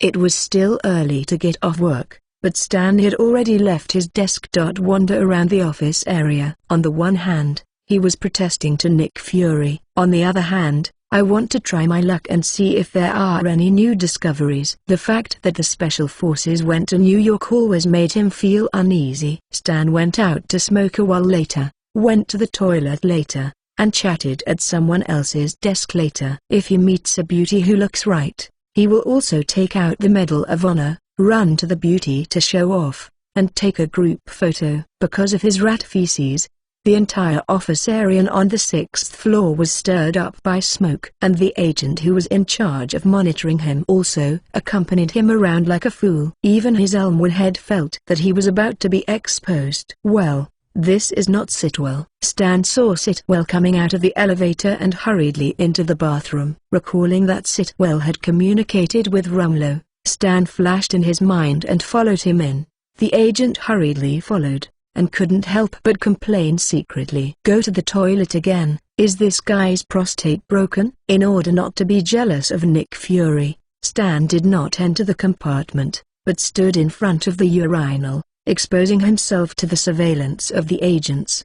With the effort of unfastening the belt of his pants, Stan's mind moved, and a huge amount of mental power came out. All living creatures in a radius of 10 meters were shrouded by his mental power, including the women's bathroom separated by a wall. Stan didn't move his mind, manipulating his mental power to get into Sitwell's mind. It's a pity that although Sitwell doesn't seem to be a clever Yazi, he is also a level 6 agent, and the training he should receive is no less. The first level of telepathy is not enough to get into his brain. Just when Stan was frustrated and ready to give up, puff, there was a muffled noise in the compartment. What? Immediately afterwards, a comfortable groan, carrying a stench, came out of the compartment. Good chance. Stan took advantage of the moment when Sitwell's spirit was relaxed, condensing his mental power into needles, and used all his strength to drill into his brain.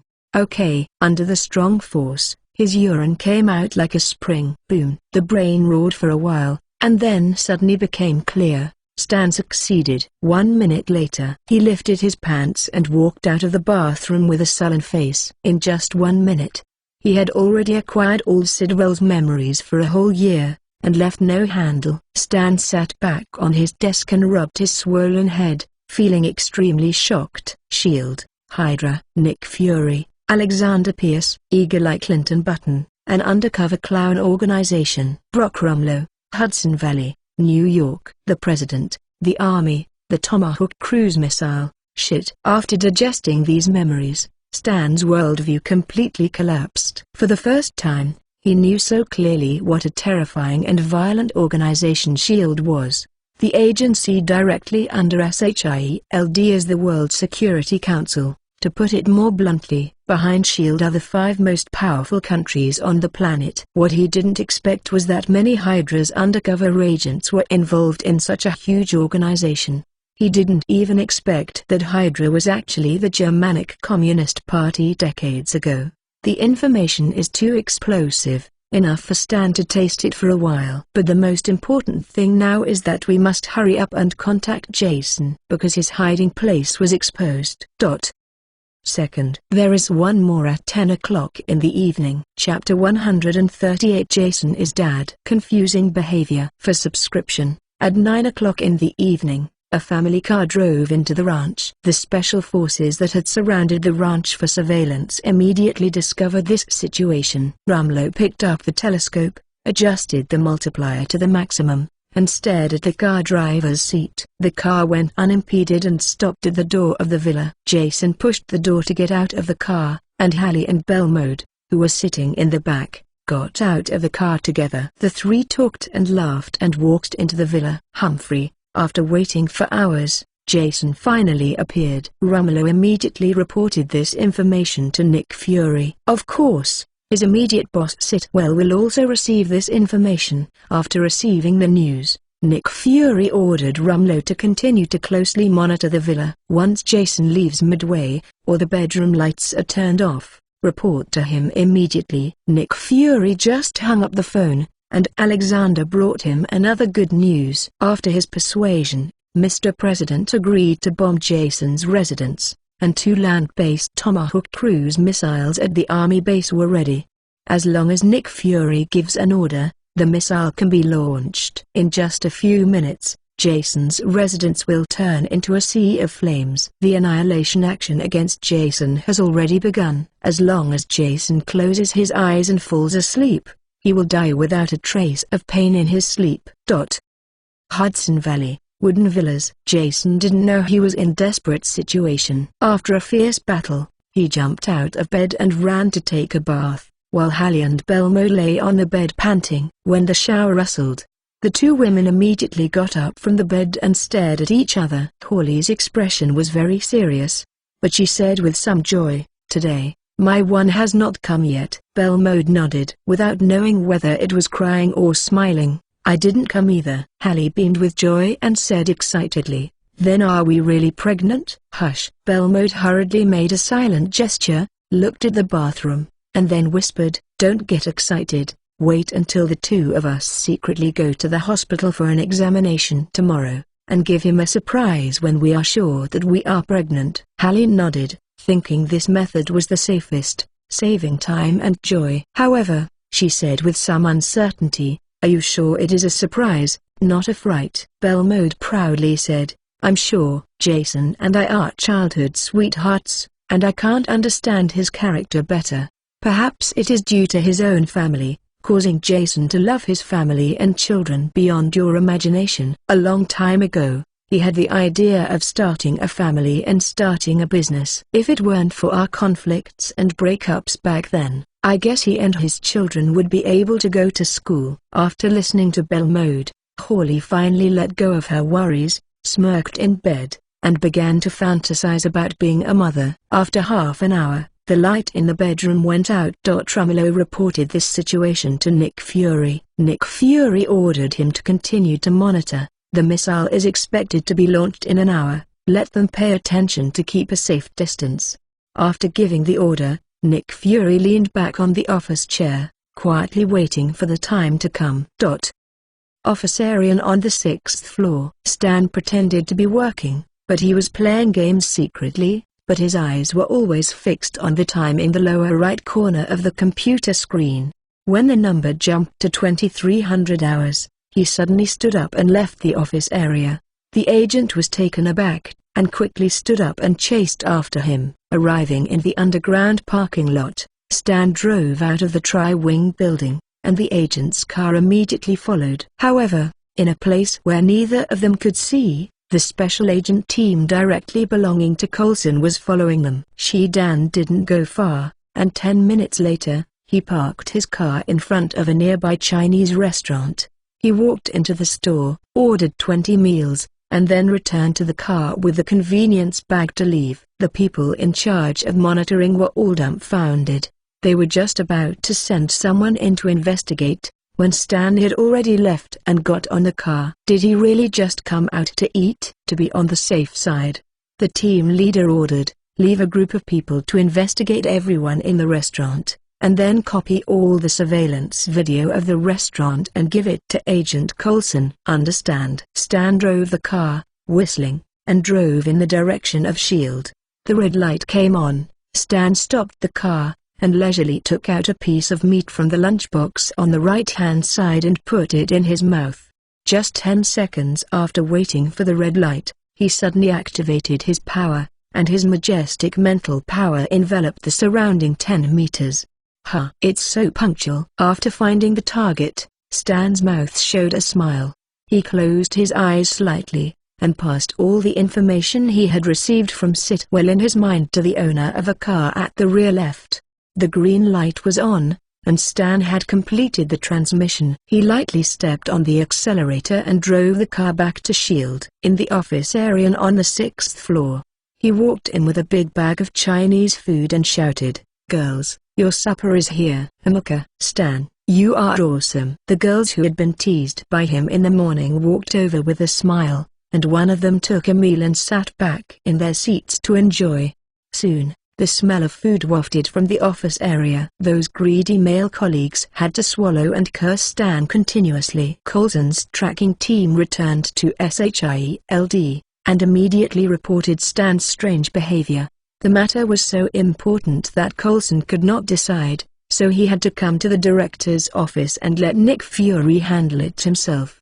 Buy a supper for the beauties in the office? After listening to the cause and effect of the incident, Nick Fury frowned, as if he could not understand Stan's behavior. "Yes, just now, more than a dozen agents have complained to me that the office area is full of the taste of food, and it is impossible to work at ease," Coulson said with extreme dissatisfaction. "Director, I said before that people like Stanfield are not suitable for S.H.I.E.L.D. He has only been in office for a week, and the entire 6th floor has been contaminated by him. If another month passes, that..." Nick Fury didn't seem to hear it, and continued to ask, "Have all the people in that Chinese restaurant investigated?" Coulson replied, "We have all investigated, there is no problem." "Then he didn't do anything unusual on the road?"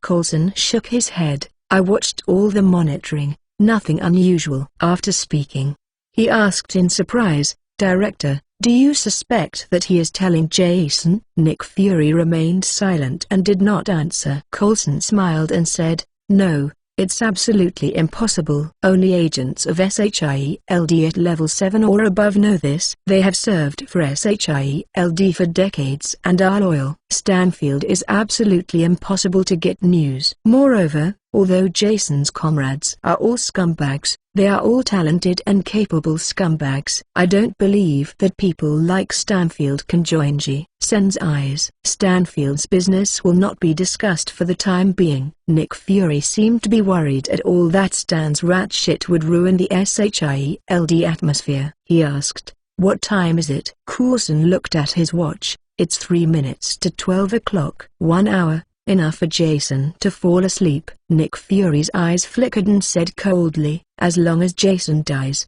it doesn't matter if Stanfield is Jason's party." The top officer in charge of this matter at an army base hundreds of kilometers away received a call from Nick Fury. After dozens of seconds, the missile launcher made a loud roar. 2 Tomahawk cruise missiles rushed into the sky with long tail flames, targeting the Hudson Valley in New York.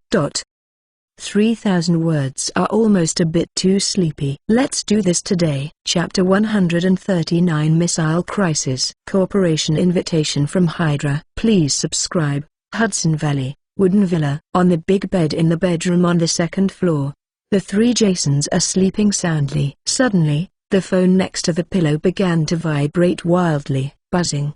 The phone vibrated for more than 10 seconds, and Jason was still sleeping soundly. Holly frowned and slowly opened her sleepy eyes. Thinking that she was about to become a mother, Holly was so excited that she couldn't sleep at all. She tossed in bed for more than an hour and barely fell asleep until a few minutes ago. At this time, she was still in light sleep, and the vibration of the phone directly woke her up. "Who?" Holly muttered, annoyed. Turning on the phone, the caller ID showed that the person was a member of the Clown Organization, a fugitive from Long Island prison. Didn't he act as a liaison for Stan in Washington? Calling so late, is it because Stan has something urgent to notify? With doubts, Holly pressed the call button. "Boss." "Great." I finally answered the phone. "SHIELD has discovered the villa in the valley, and the missile is about to strike. You can teleport away quickly." Hearing this, Holly was sober. She suddenly turned over and rolled between Jason and Belmode, grabbing their hands and thinking, disappearing instantly without a trace.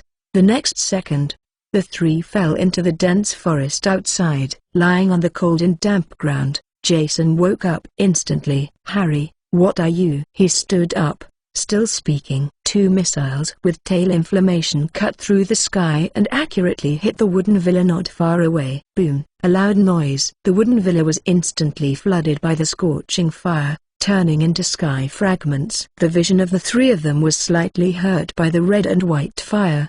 The land of the ranch was relatively soft, and the missiles penetrated into the ground and exploded, directly causing the surrounding large areas of land to collapse. A row of houses tens of meters away from the wooden villas all fell into the pitch-black hole. Jason frowned, staring blankly at the mess in front of him. The second daughter beside her was also surprised and covered her mouth. "It's so risky." 10 seconds later, the 3 of them are completely finished. After a long time, Jason let out a sigh of relief and asked, "Harry, what's going on?" Hawley said with an ugly expression. Stan's contact just called and said that SHIELD had discovered the location of the villa in the valley and fired a missile at the villa, asking me to take you away urgently. I didn't wait for the specific situation. He acted after he said it. "Shield? What a special shield again?" "Counting the missile attack a month and a half ago, this is already the second time." Jason's eyes were red, and the blue veins on his forehead suddenly burst. He clenched his fists and said coldly, "There must be SHIELD surveillance nearby. Hallie, find him out." Hallie nodded and activated her superpowers. Soon, images of space within a kilometer radius came to her mind. The agents of SHIELD, who thought they were hiding in hiding, had nothing to do with Hallie's superpowers. The mission is complete. You can join the captain. Seeing the sky full of fire, hiding in the depths of the dense forest, the Special Forces member holding a telescope breathed a sigh of relief. He picked up the backpack on the ground and prepared to leave, but when he turned around, he saw 3 figures appearing in front of him. A muscular man in boxer briefs, and 2 stunning beauties in silk pajamas. Jason. Seeing Jason, who should have turned into a corpse, suddenly appeared in front of him. The Special Forces members were so scared that they couldn't help but step back. Jason's eyes were cold, and he stepped forward. The special fighters recovered, drew a mini-submachine gun from the backpack and fired at Jason. "Go to hell." Da. Orange bullets hit Jason, and they all fell to the ground lightly. Jason gathered energy and stepped lightly, and instantly appeared in front of the Special Forces.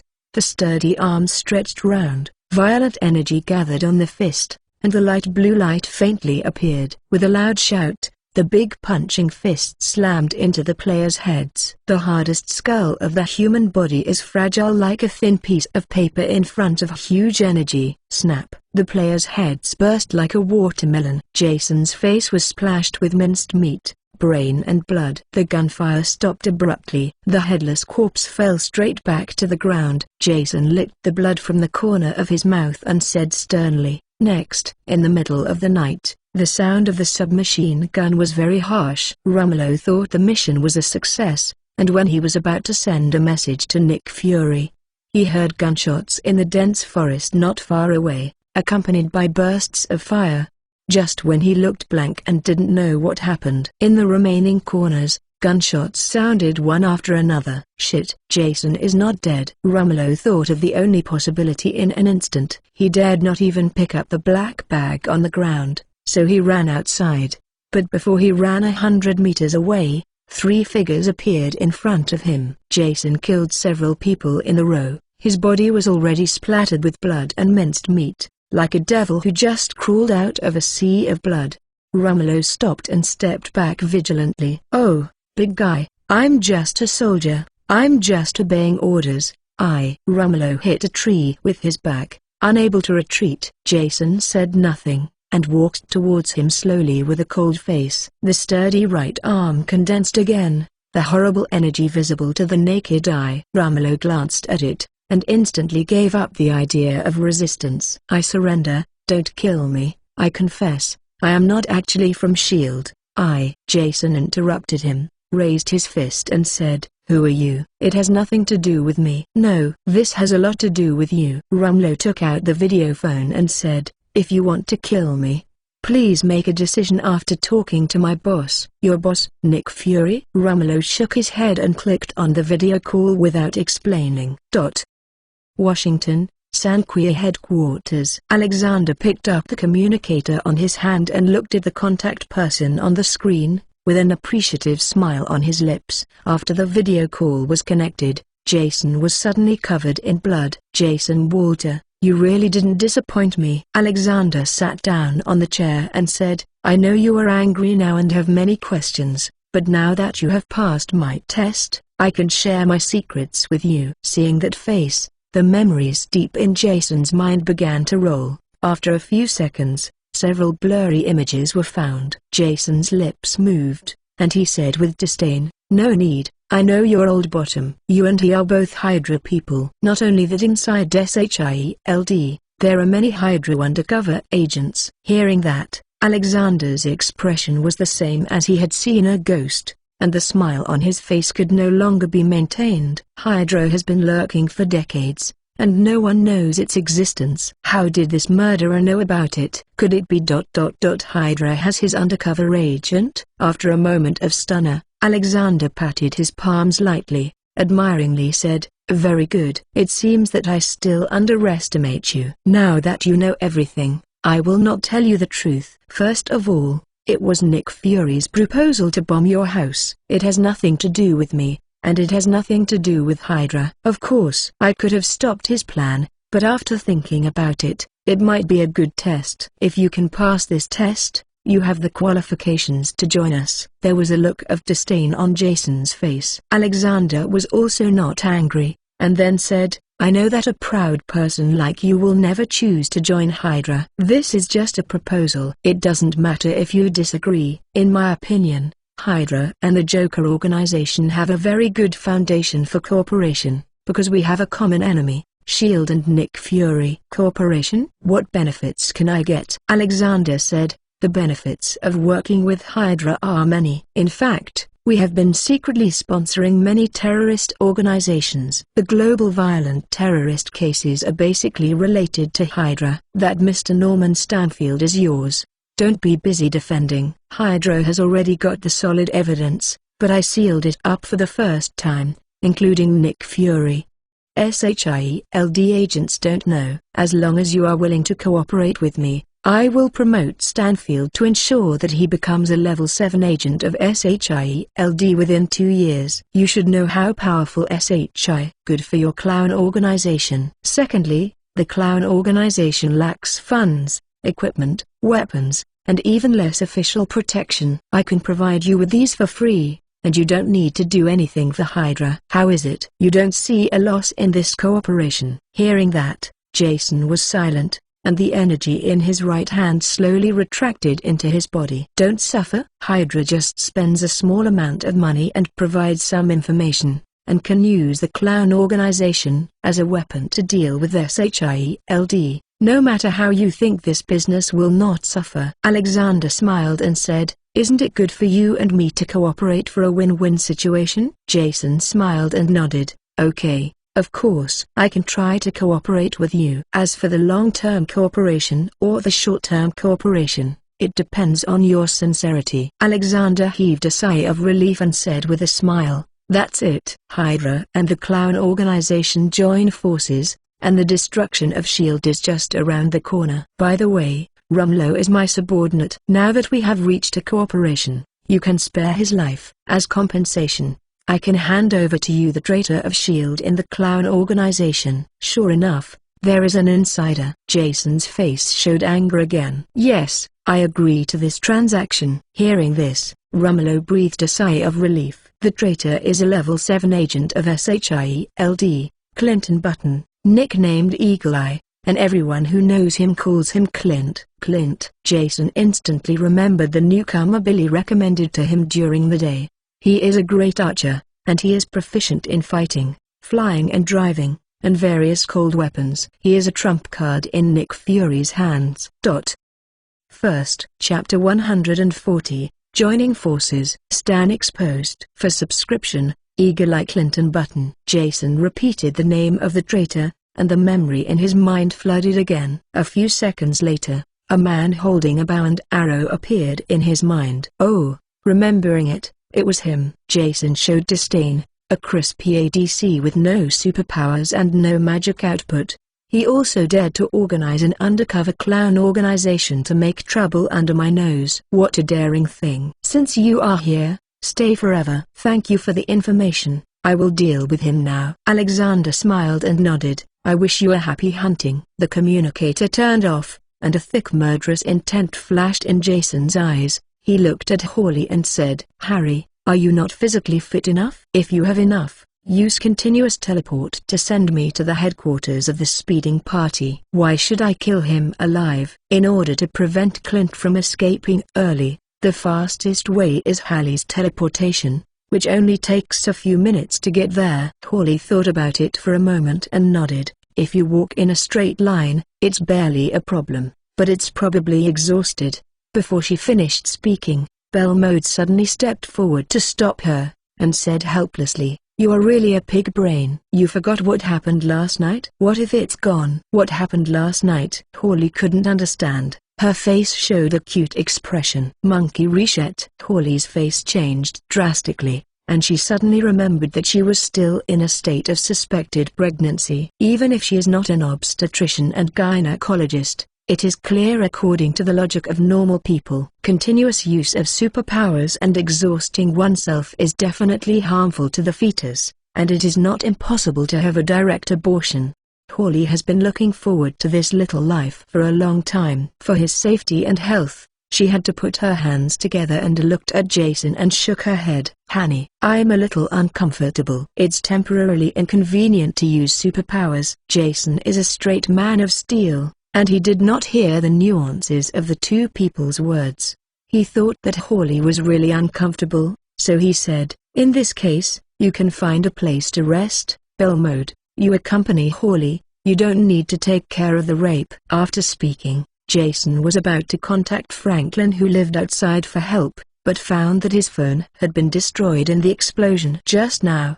Boss, use this. Rumlow, who was completely ignored by the three of them, took out his special phone from his pocket and said, Encrypted calls are very safe. Jason answered the phone and complained in his heart. Safe Ghost. Tony Stark's artificial intelligence can decipher it in 10 seconds. After dialing John Wick's phone, Jason asked the three of them to immediately rush to the speeding party headquarters, first control Clint and wait for him to come.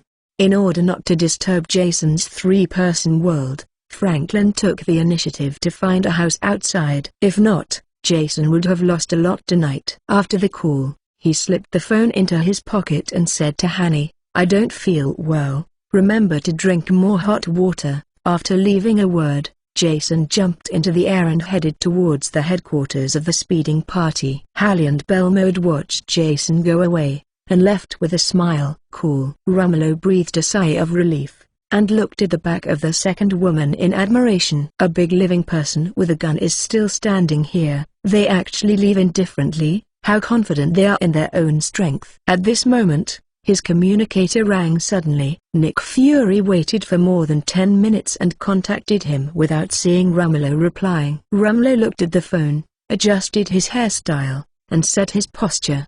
The next second, Nick Fury's black face appeared on the screen. Rumlow was the first to win, and his expression anxiously and painfully shouted, Chief, the mission failed. Jason is not dead. Nick Fury was just about to say something, and suddenly choked back. He frowned and said in an incredible tone, How is this possible? Neither of the two Tomahawk missiles killed Jason. Rumlow explained, the bomb didn't kill Jason at all.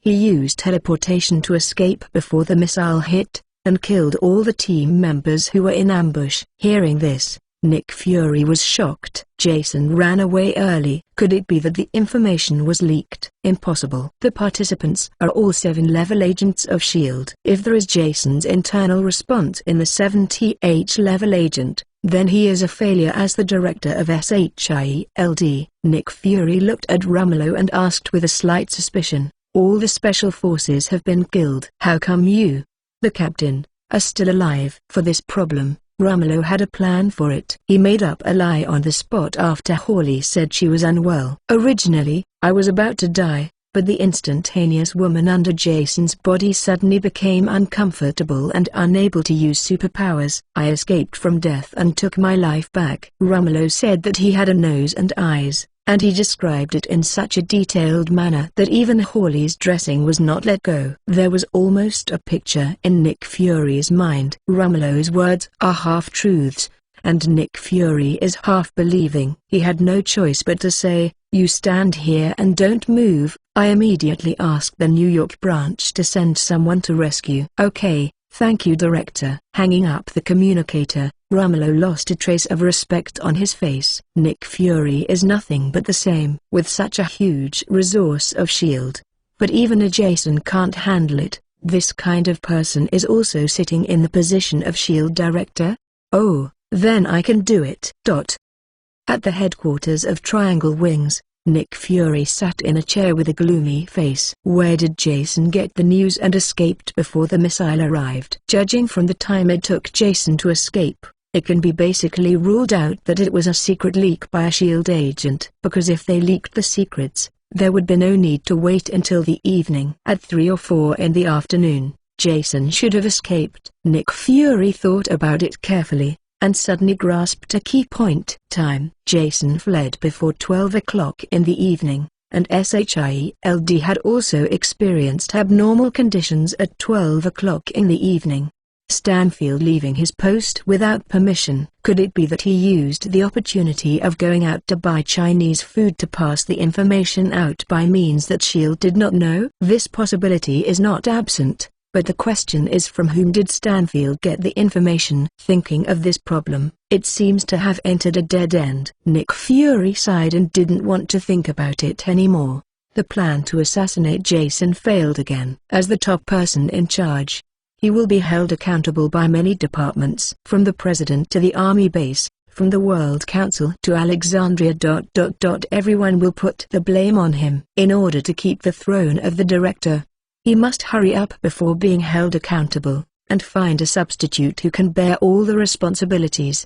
Nick Fury operated the communicator. "Coulson, come here now." Half a minute later, Coulson walked into the director's office. Nick Fury spoke directly. Stanfield was suspected of leaking the secret, and he was arrested and interrogated overnight. Coulson frowned, thinking that some secret had been leaked. The next second, he asked with a surprised expression, "Jason has escaped again?" Nick Fury nodded with an ugly face. "My time is running out. I must let Stanfield speak with special means." "I understand." Coulson sensed the seriousness of the situation and immediately ordered the direct agents to rush to the 6th floor. In the office area on the 6th floor, Stan was humming a whistle while playing the red alert. As he manipulated more than a dozen Libyan blue trucks and headed straight to the U.S. base aggressively, 2 agents held him down from behind. "Shit, what are you doing?" Stan was shocked, struggling hard. "Be honest." An agent took out an electric shock stick and gave him a shot. Stan's body instantly stiffened and trembled, and he no longer had the strength to resist. The 2 agents dragged him out of the station like a dead dog, and then took him to the interrogation room with his arms on the left and the right. Stan sat on the interrogation chair, his limbs tightly bound, and he couldn't move anything. Not long after, Coulson walked in. Seeing him, Stan was furious, dead bald. "What do you mean?" Coulson sat down on the chair with a dark face and asked, "Don't pretend." "We have obtained evidence that you are Jason Walters' accomplice. It was you who stole SHI, reporting a letter, leading to the failure of tonight's operation." Stan's expression remained unchanged, and he gave him a face. "Evidence? Show it to me." Coulson had already prepared, and handed a piece of information to him. Stan's heart tightened slightly. Did S.H.I.E.L.D. really find the evidence? He swept over with a glance, his expression ginger with anger. "Dog stuff. These evidences are all fake. I am your ancestor when you play with me in the set of Framing and Framing," Coulson calmly said. "It doesn't matter whether you believe it or not, as long as the person above believes it. Let's talk about how you used the opportunity to buy supper last night to pass the information to the contact person." Stan glared at him, without saying a word. Coulson stepped forward and took out a note from the file bag and said, You don't even know that the owner of the Chinese restaurant is your contact person. When you pay, you secretly give this note to kill him." Hearing this, Stan almost fainted with anger. What kind of shit SHIELD? Can the fake evidence be taken away? Seeing that he was silent, Coulson took out another document. "It seems that you have acquiesced. Then sign the document as soon as possible. I'll be in a hurry. I will send you to the military court at dawn." After Coulson finished speaking, the two agents unlocked Stan's right-hand mechanism and prepared to force him to sign. "Fuck you." Stan struggled and cursed. "You're a dead bald. Do you think I have no one in the military? I am in a hurry. And Nick Fury can't keep you." Coulson leaned in front of him and said with a smile, "Start at 6 o'clock, trial at 9 o'clock. Before 12 noon, you will be sent to the execution ground to be executed. There is no time."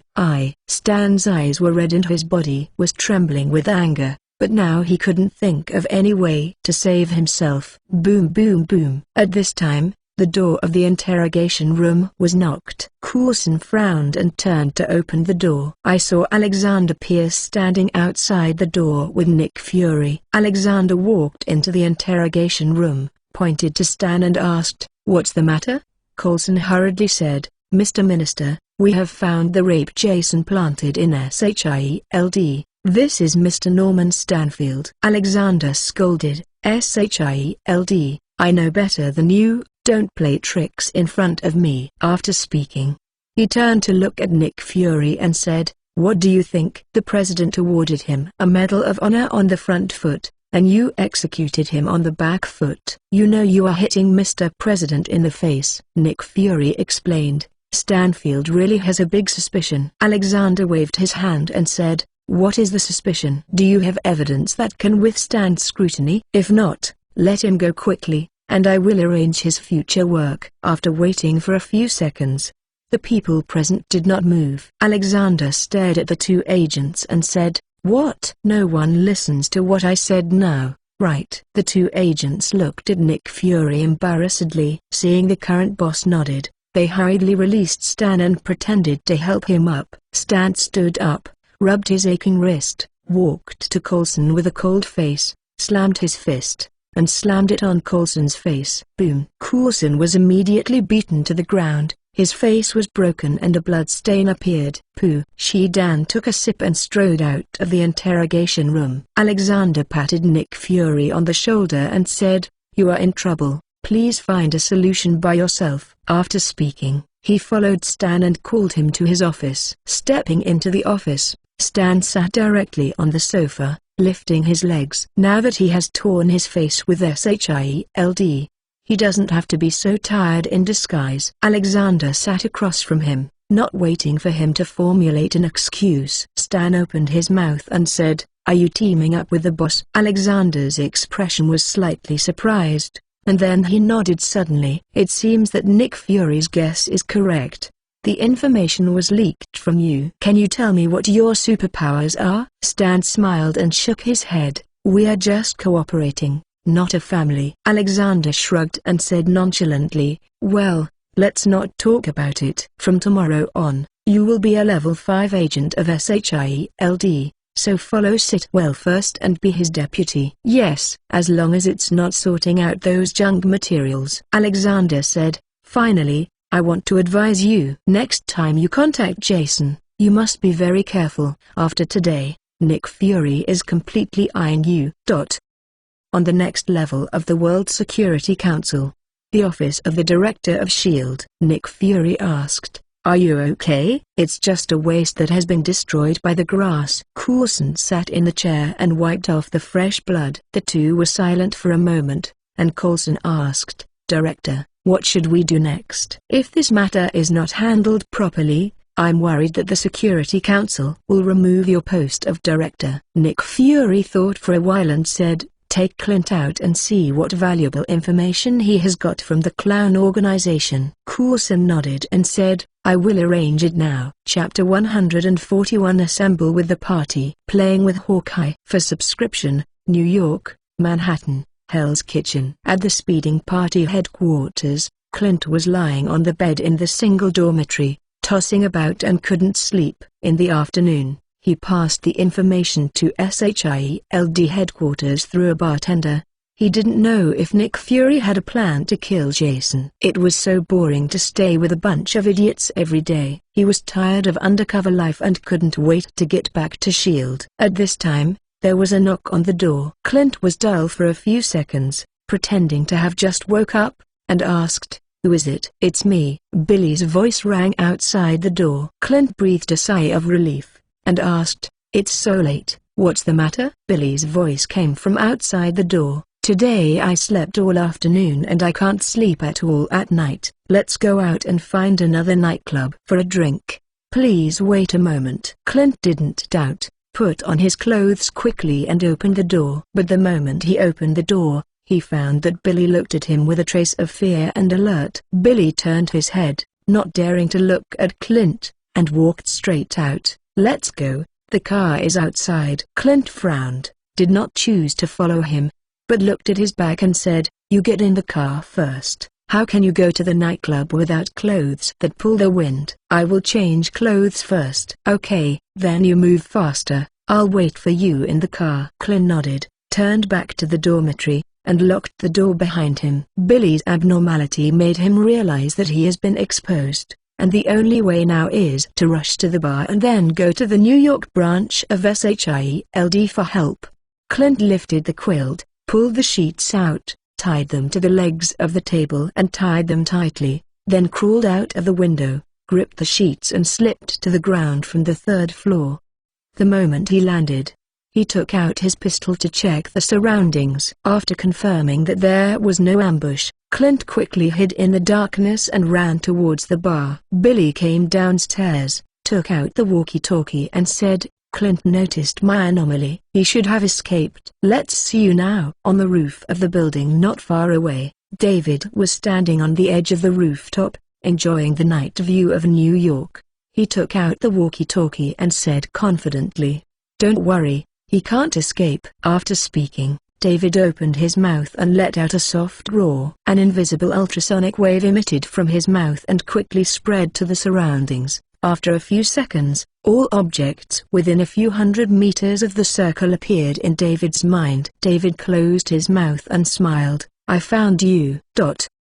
10 minutes later, Clint ran to the bar and knocked on the door. The bartender has changed his look and put on SHIELD clothes. Seeing Clint, she was a little surprised and asked, "Why are you here?" Clint stepped into the bar, then closed the door and said, "My identity has been exposed.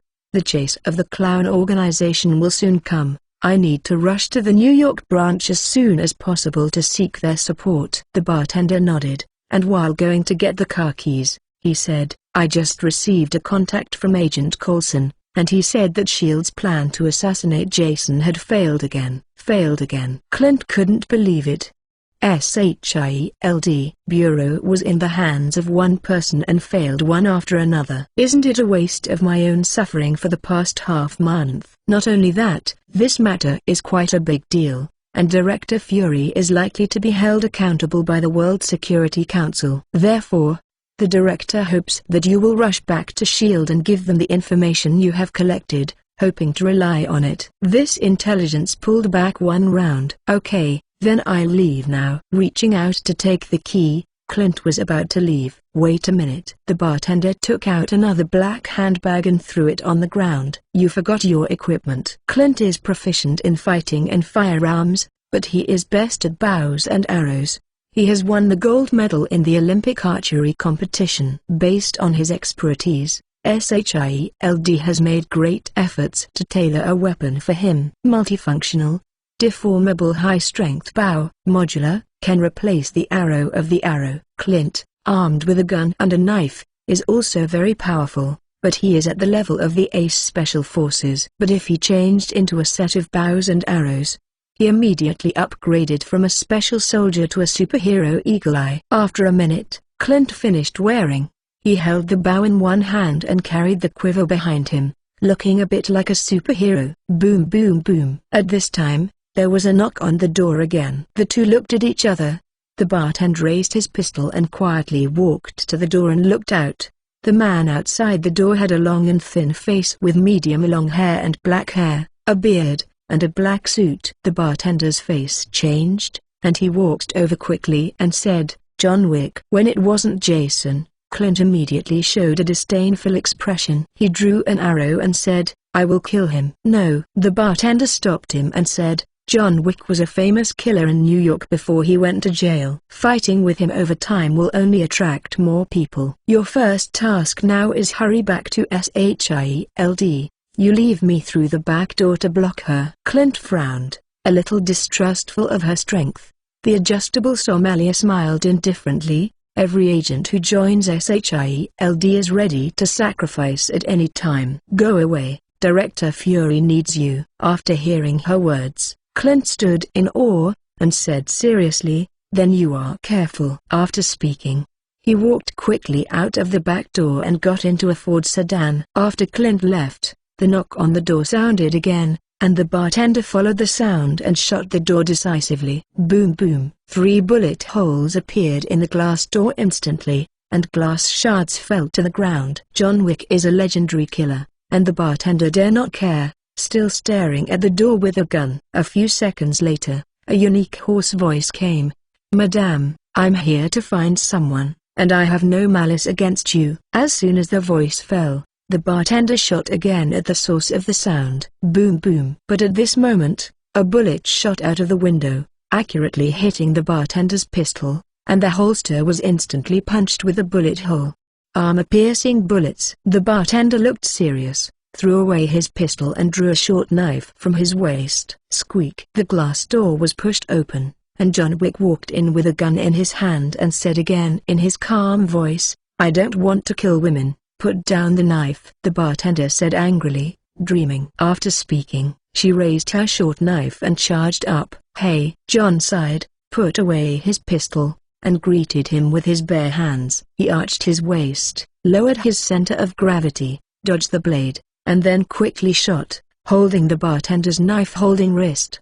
Ba ba ba. A puff of white smoke rose from the wrist. The bartender only felt cold and biting, and in the next instant, she lost consciousness in her wrist. John took the opportunity to grab the knife and retreated a few steps. The bartender lowered his head and saw that a thin layer of ice appeared on his wrist, and the deep muscles of his skin were frozen, and he couldn't use any strength. The bartender asked in surprise, "Are you also a superpower?" John threw away the short knife and nodded. "Frozen. This is my superpower." The face of the bartender is very ugly. She couldn't imagine that this kind of fictional ability, which only exists in movies and novels, actually blow out in the Clown Organization.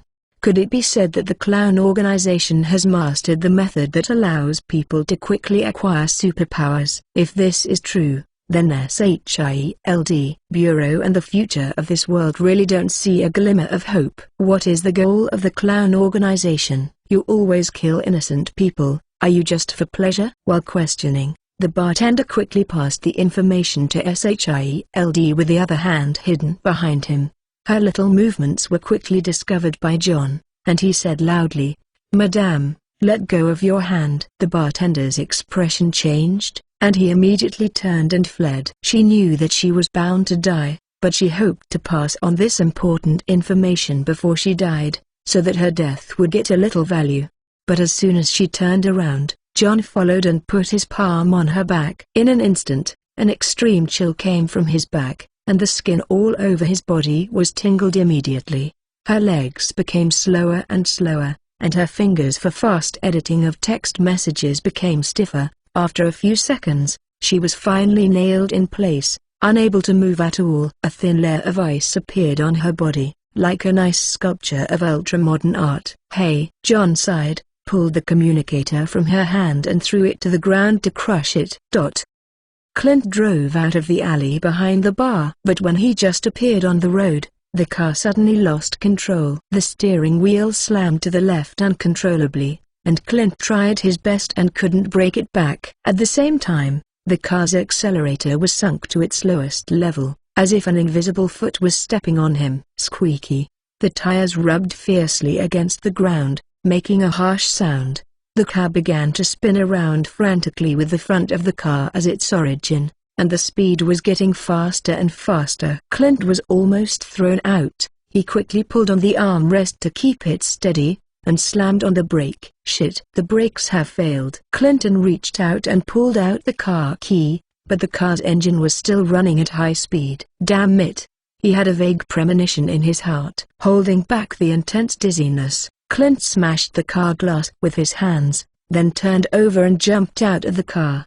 The moment he landed, the car stopped spinning, backed up a few meters, and then accelerated towards him. Clint jumped to the other side with a stride, and almost avoided the car crash. But the car seemed to have locked him, and it failed once, so it adjusted its direction again and rushed towards him. This time, Clint did not evade, but drew an arrow. The bowstring was stretched full, and it steadily hit the car's engine. Clint looked at the speeding car, gently pressed the detonation button on the bow, and the high explosive on the arrowhead instantly detonated. Boom! There was a loud noise, and the merciless flame swallowed all the carriages. The car was directly blown up to a height of several meters and then hit the ground heavily. The car was blown up and could no longer move. Clint drew his arrow, drew the bowstring, and looked around vigilantly. The car will not lose control for no reason, let alone hit him actively. There is only one explanation for all this. The Clown Organization is here. Chapter 142, Crushing Strength. Hawkeye was captured. For subscription. The night is dark, and the empty streets are only the sound of car wrecks burning violently. Clint held a bow and arrow, carefully aimed at every corner, and focused on listening to the sound in his ear. The street lights along the way made a sizzling sound, and the dim lights flickered, and suddenly there was a strange atmosphere in the air.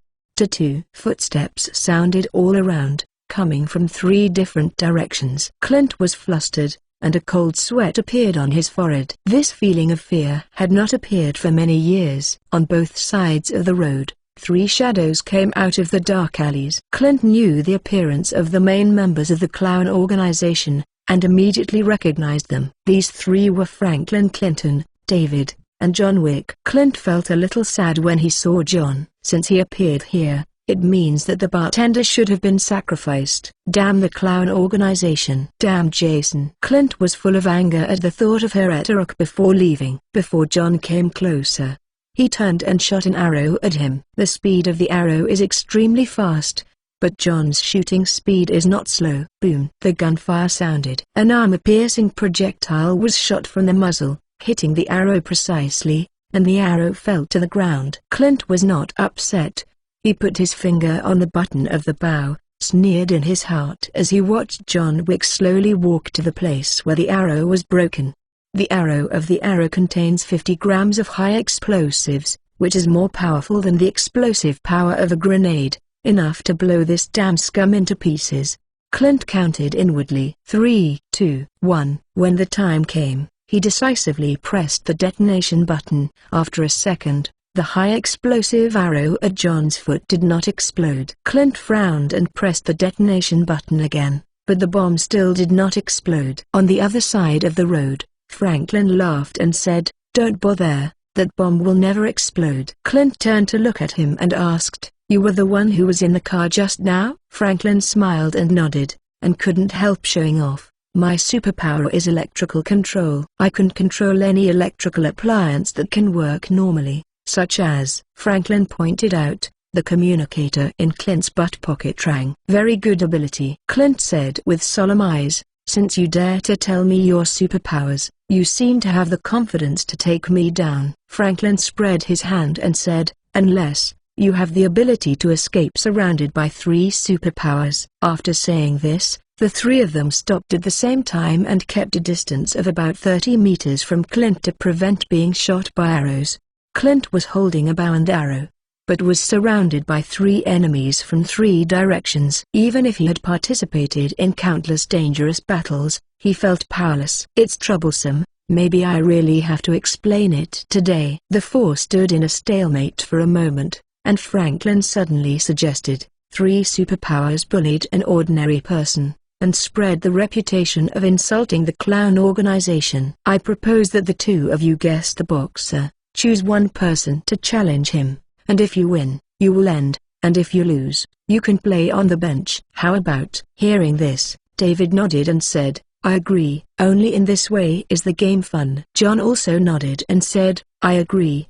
But why are two people guessing? Don't you play? Franklin said helplessly, I want to, but I definitely can't beat him. The dignified level 7 agents of SHIELD were actually played with by these three scum as pets, and Clint's heart was furious. However, this is a good opportunity for him to escape. These idiots will definitely regret their underestimation. A few seconds later, David guessed and won. The other two retreated a few steps to eat melons and watch the show, leaving space for them to perform. Clint turned his head and looked at the Asian man in front of him. David, whose real name is unknown, and his parents are unknown, has been living on the streets since he was a child. He joined the gang as an adult and became Jason's subordinate. A few years later, he left the United States and went to the Middle East to be a mercenary. He was a super sharpshooter. The recorded kill records alone amounted to more than 1,000 people. Clint glanced at the two guns in David's hand, thinking about how to win the battle. Don't think about it, you can't win. David walked forward slowly, his words full of confidence. Clint remembered suddenly, the nigger said just now that the three of them were superpowers. I don't know what this David's superpower is. Clint was full of bowstrings, and arrows shot toward David's face like shooting stars. David is a sharpshooter with extremely strong dynamic vision. He sneered disdainfully, turned his head slightly, and arrows whizzed past his ears. Clint continued to shoot arrows, this time with one move and 3 in a row. 3 arrows aimed at 3 directions and shot quickly. Clint predicted his position. This time David couldn't avoid it no matter how much he dodges. If you can't avoid it, then break it. David quickly took out a pair of guns, fired 3 consecutive shots, and shot all 3 arrows flying. He spread his hands and said sarcastically, SHIELD, agents at level 7 only have this strength? Clint frowned, feeling bad. This David shot too fast. His marksmanship was even higher than that of John Wick. How to do? Just when Clint died and broke the game, David had lost his patience to play games. He thought it would be a thrilling battle, but he did not expect it to be a crush without suspense. It's boring, stop playing. Finally, let you see my superpowers. As soon as they finished speaking, John and Franklin immediately covered their ears. David opened his mouth and sent out an ultrasound, R tilde. A long scream struck. Clint's body instantly stiffened, and his head stopped thinking. The voice is like the singing of the goddess of death, and everyone who hears it will have a painful pain. After a few seconds, David slowly closed his mouth. Clint fell to his knees with a plop, clutching his beating heart, and gasping for breath. David shook his head and said, the game is over, take him to the boss. The two watching the play from behind also came over, preparing to take Clint away. Suddenly, Clint drew an arrow and threw it on the ground. Just when the three of them were puzzled, he pressed the detonation button on the bow. No, he wants to die together. The three were shocked, and hurriedly fell back to the ground. Boom! After a muffled sound, thick white smoke emerged from the arrow, enveloping Clint's figure. Shit! Tear gas. The three of them covered their eyes and nose, and hurried to a place with good ventilation. David, what about the others? David hurriedly opened his mouth and activated his superpowers, using ultrasound to locate Clint's whereabouts. A few seconds later, he sarcastically said, he went where he should be. Clint ran into the alley under the cover of tear gas, pressed the panic button of the communicator, and appealed to the New York branch of SHIELD for help. Then, he switched the arrow to the rope function and fired an arrow at the building not far away. The tail of the arrow turned into a rope, and Clint grabbed the rope and climbed quickly. When he tried his best to climb to the top of the building to wait quietly for rescue, a dark figure was standing on the edge of the roof. Jason had been waiting for a long time. Clint became nervous, and asked with an arrow, "Who are you?" When Jason slowly turned around, Clint's eyes widened, and he was about to collapse. A desperate sense of powerlessness spread throughout his body. Fortunately, after many years of acting as an agent, he trained his will to be extremely powerful, and Clint quickly recovered his fighting spirit. Even if he knew it was a dead end, he still had to make a foray. Released his right hand, the arrow slammed, and shot towards Jason. Jason calmly raised his hand and firmly grasped the arrow. Good chance. Clint was overjoyed and immediately pressed the detonation button. The arrow's 50 grams of high explosive is extremely powerful. According to the upper limit of Jason's instantaneous absorption capacity calculated by S.H.I.E.L.D., this arrow is enough to injure him. Boom! The high explosive arrow burst, bursting out a ball of fire. But as soon as the fireball formed, it quickly began to shrink, and finally disappeared without a trace. Clint looked stunned. How is this going? It stands to reason that Jason can't absorb so much energy. Could it be that S.H.I.E.L.D. technicians made a mistake in their calculations? Jason threw away the arrow and walked slowly towards him. Seeing Clint's dumbfounded look, Jason couldn't help but sarcastically said, "You S.H.I.E.L.D. people, do you only add, subtract, multiply and divide?" Clint asked. "What do you mean?" Jason said, "It means that numbers are dead and people are alive." For this month and a half, Jason has been training his superpowers. His idea is to synchronize energy absorption and energy release. While the energy attached to the body surface resists damage, it absorbs external energy to supplement the energy consumed by the body surface. In this way, Jason's combat effectiveness will be increased several times, and there is no need to worry about an ordinary explosive to kill him. After more than a month of hard training, Jason finally mastered this skill perfectly. Now if he wants to kill him in seconds, he must choose the energy of more than 100 kilograms of TNT explosives to instantly destroy him, otherwise he is charging his body. Clint blinked, and Jason, who was originally 10 meters away, suddenly appeared in front of him. Jason didn't do anything, but paused for a second, carefully observing his expression. Clint's expression was puzzled at first, then his eyes slowly widened, and then a panic expression appeared. This change of expression is very interesting. As soon as Clint reacted, Jason caught his throat. Jason held him up high and asked in confusion, "You are so weak and so stupid. Why did Nick Fury send you undercover?" Clint's neck was stuck, his face flushed, and he couldn't say a word. But Jason did not expect his answer. He jumped off the roof, then used his abilities to go to the new stronghold of the speeding party. A dark basement with various instruments of torture hung on the walls. Billy sat in his chair, braying nervously. Clint was an undercover agent, and he hurt him miserably. He only hoped that Jason could spare his life for his specialties. The basement door was pushed open, and Jason walked in with Clint. "Billy, give you a chance to atone for your sins." He threw Clint to the ground and said, "Use all your life's learning on him." Billy was overjoyed and nodded quickly and said, "Don't worry, boss. I will make him better than dead." Chapter 143 Cruel Punishment. The Black Widow is back. "Okay, please start your performance." Jason raised a chair and sat aside. After working under Jinhee for more than 10 years, he hasn't appreciated the slow-paced execution. In the past, they used to execute enemies simply and rudely with a gun and headshot, but the actual pain caused to people was very limited, or even no pain.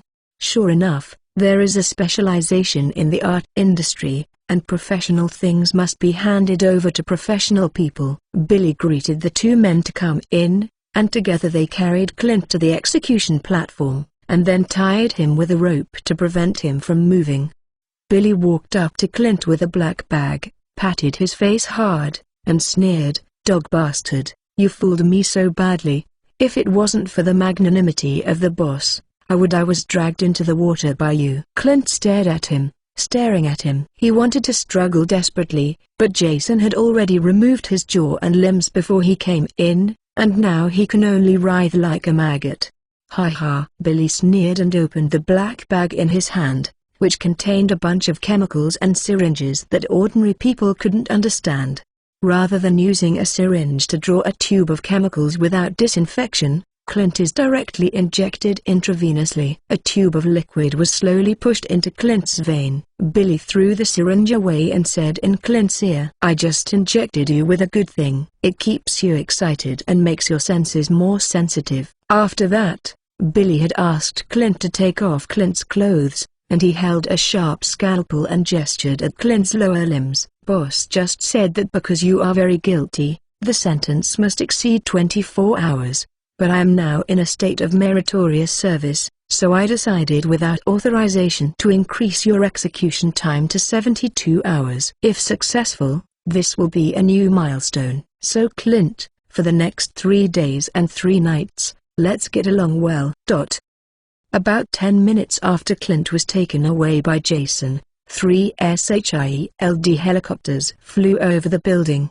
The pilot turned on the searchlight and approached for reconnaissance, but did not find Clint's trace. After the communicator contacting Clint did not answer, the 2 helicopters began to search for Clint's whereabouts nearby. The other helicopter flew to the nearby SHIELD stronghold, which is the small bar. A team of heavily armed agents descended from the helicopter, only to find that the glass door of the bar had been damaged and there were a few bullet shells on the ground. "There has just been a battle here."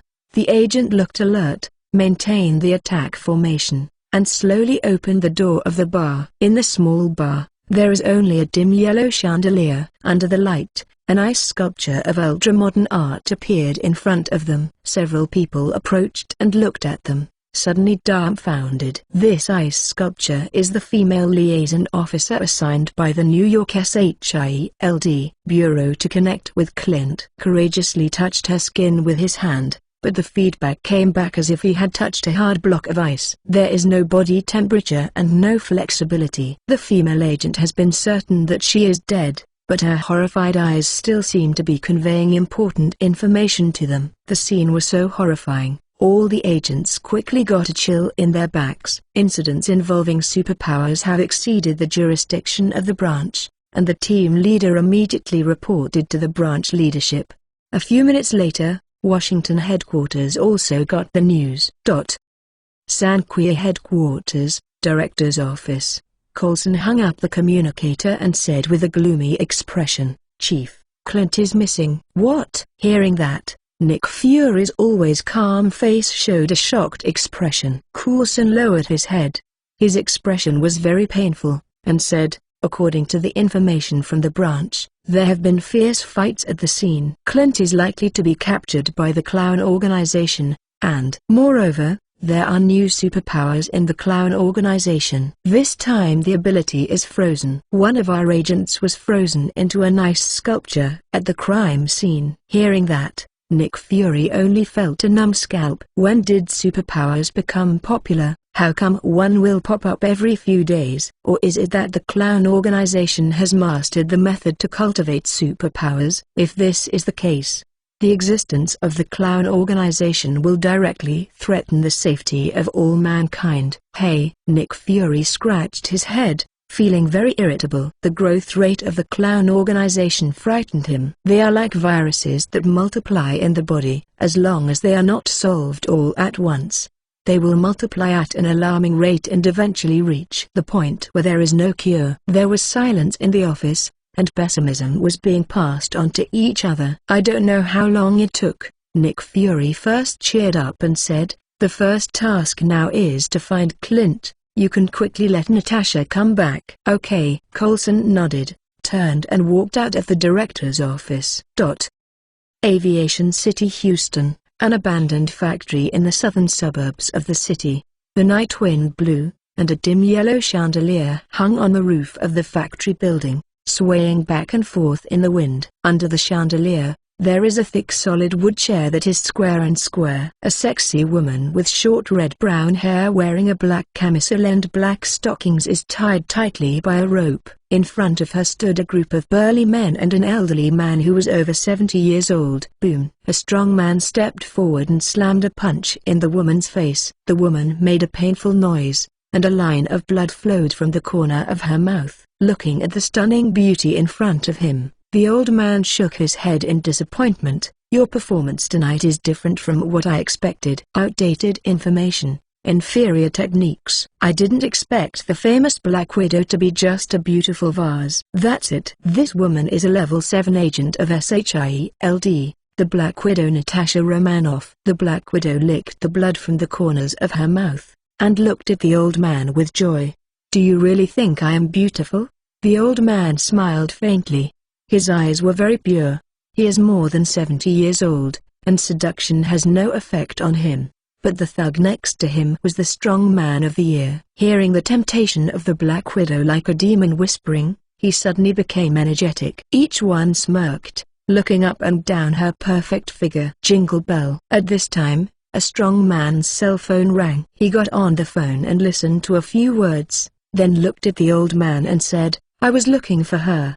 The old man immediately stepped forward and took the call. "Listen to me." The voice on the phone immediately interrupted him. "I know you are in an abandoned factory in the southern suburbs of Houston. There is our F-22 fighter plane 10 kilometers away. Give the phone to that woman, or I will blow up the entire plant." Hearing this, the old man was completely dumbfounded. Why was his secret base suddenly exposed? His expression was puzzled, but he listened to the man in a wicked manner and handed the phone to the Black Widow. The Black Widow turned her head to pinch the phone, and Coulson's voice came, "Come back to headquarters." "Are you kidding? I'm being interrogated." This old idiot hired everything. The old man looked blank. Then it suddenly occurred to him that he was proud of telling the gang's intelligence and the master behind the scenes. "The situation on my side is more urgent." Coulson hesitated for a moment, and said, "Natasha, the clown organization kidnapped Button." Upon hearing this, the Black Widow was silent with a different face. The Black Widow used to be the trump card agent of the former Soviet secret agency Red House, and was later sent to the United States to engage in espionage activities to steal government secrets and technology. After learning of her identity, S.H.I.E.L.D. dispatched Edgar to get rid of her. Unexpectedly, Clint used his mouth to escape and successfully persuaded her to betray the Red House and join S.H.I.E.L.D. Over the years, the Black Widow and Clint have maintained a good friendship, and the expression on her face suddenly became gloomy and indifferent when she learned that Clint was taken away. "You wait for me a few minutes." Coulson nodded and continued to answer the call. Soon, there was a fierce fighting sound from the speaker, and Coulson looked at the time on the watch blankly. He knew very well that these trash thugs were not enemies of Black Widow and Yi at all. 30 seconds later, the sound of fighting stopped. The old man and the brawny men under him all fell to the ground wailing. The Black Widow picked up the phone and asked, "Where is Button now?" Coulson said, "We don't know. Wait until you come back to elaborate. The helicopter has arrived." The sky is bright. The sun is shining, and a new day has begun. The free American people were enjoying a hearty breakfast while turning on the TV to watch news programs. Last night, a missile launch system malfunctioned at an army base, which caused 2 Tomahawk cruise missiles to be fired by mistake.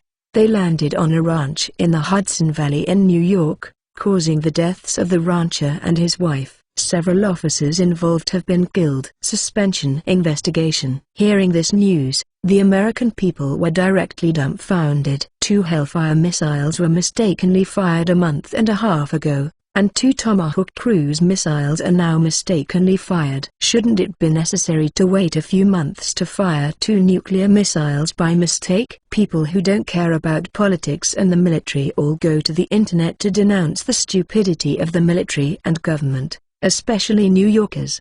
If you miss a shot, let's miss it. What do you mean by a miss shot to New York? Why not miss a shot to the White House? The citizens who knew the strength of the U.S. military immediately noticed the problem in the news. The safety and reliability of modern missiles are extremely strong, and the probability of misfires is very, very low, let alone 2 consecutive misfires within a month. This must be some secret operation by the government and the military. Because of the government's deliberate concealment, this news did not cause much disturbance. After a few hours, I was crowded out by other lace news. Ordinary citizens should go to work, go to school, and have no idea what happened last night. At the same time, New York's best obstetrics and gynecology hospital, Mount Sinai Hospital on Fifth Avenue, welcomed 2 mysterious guests.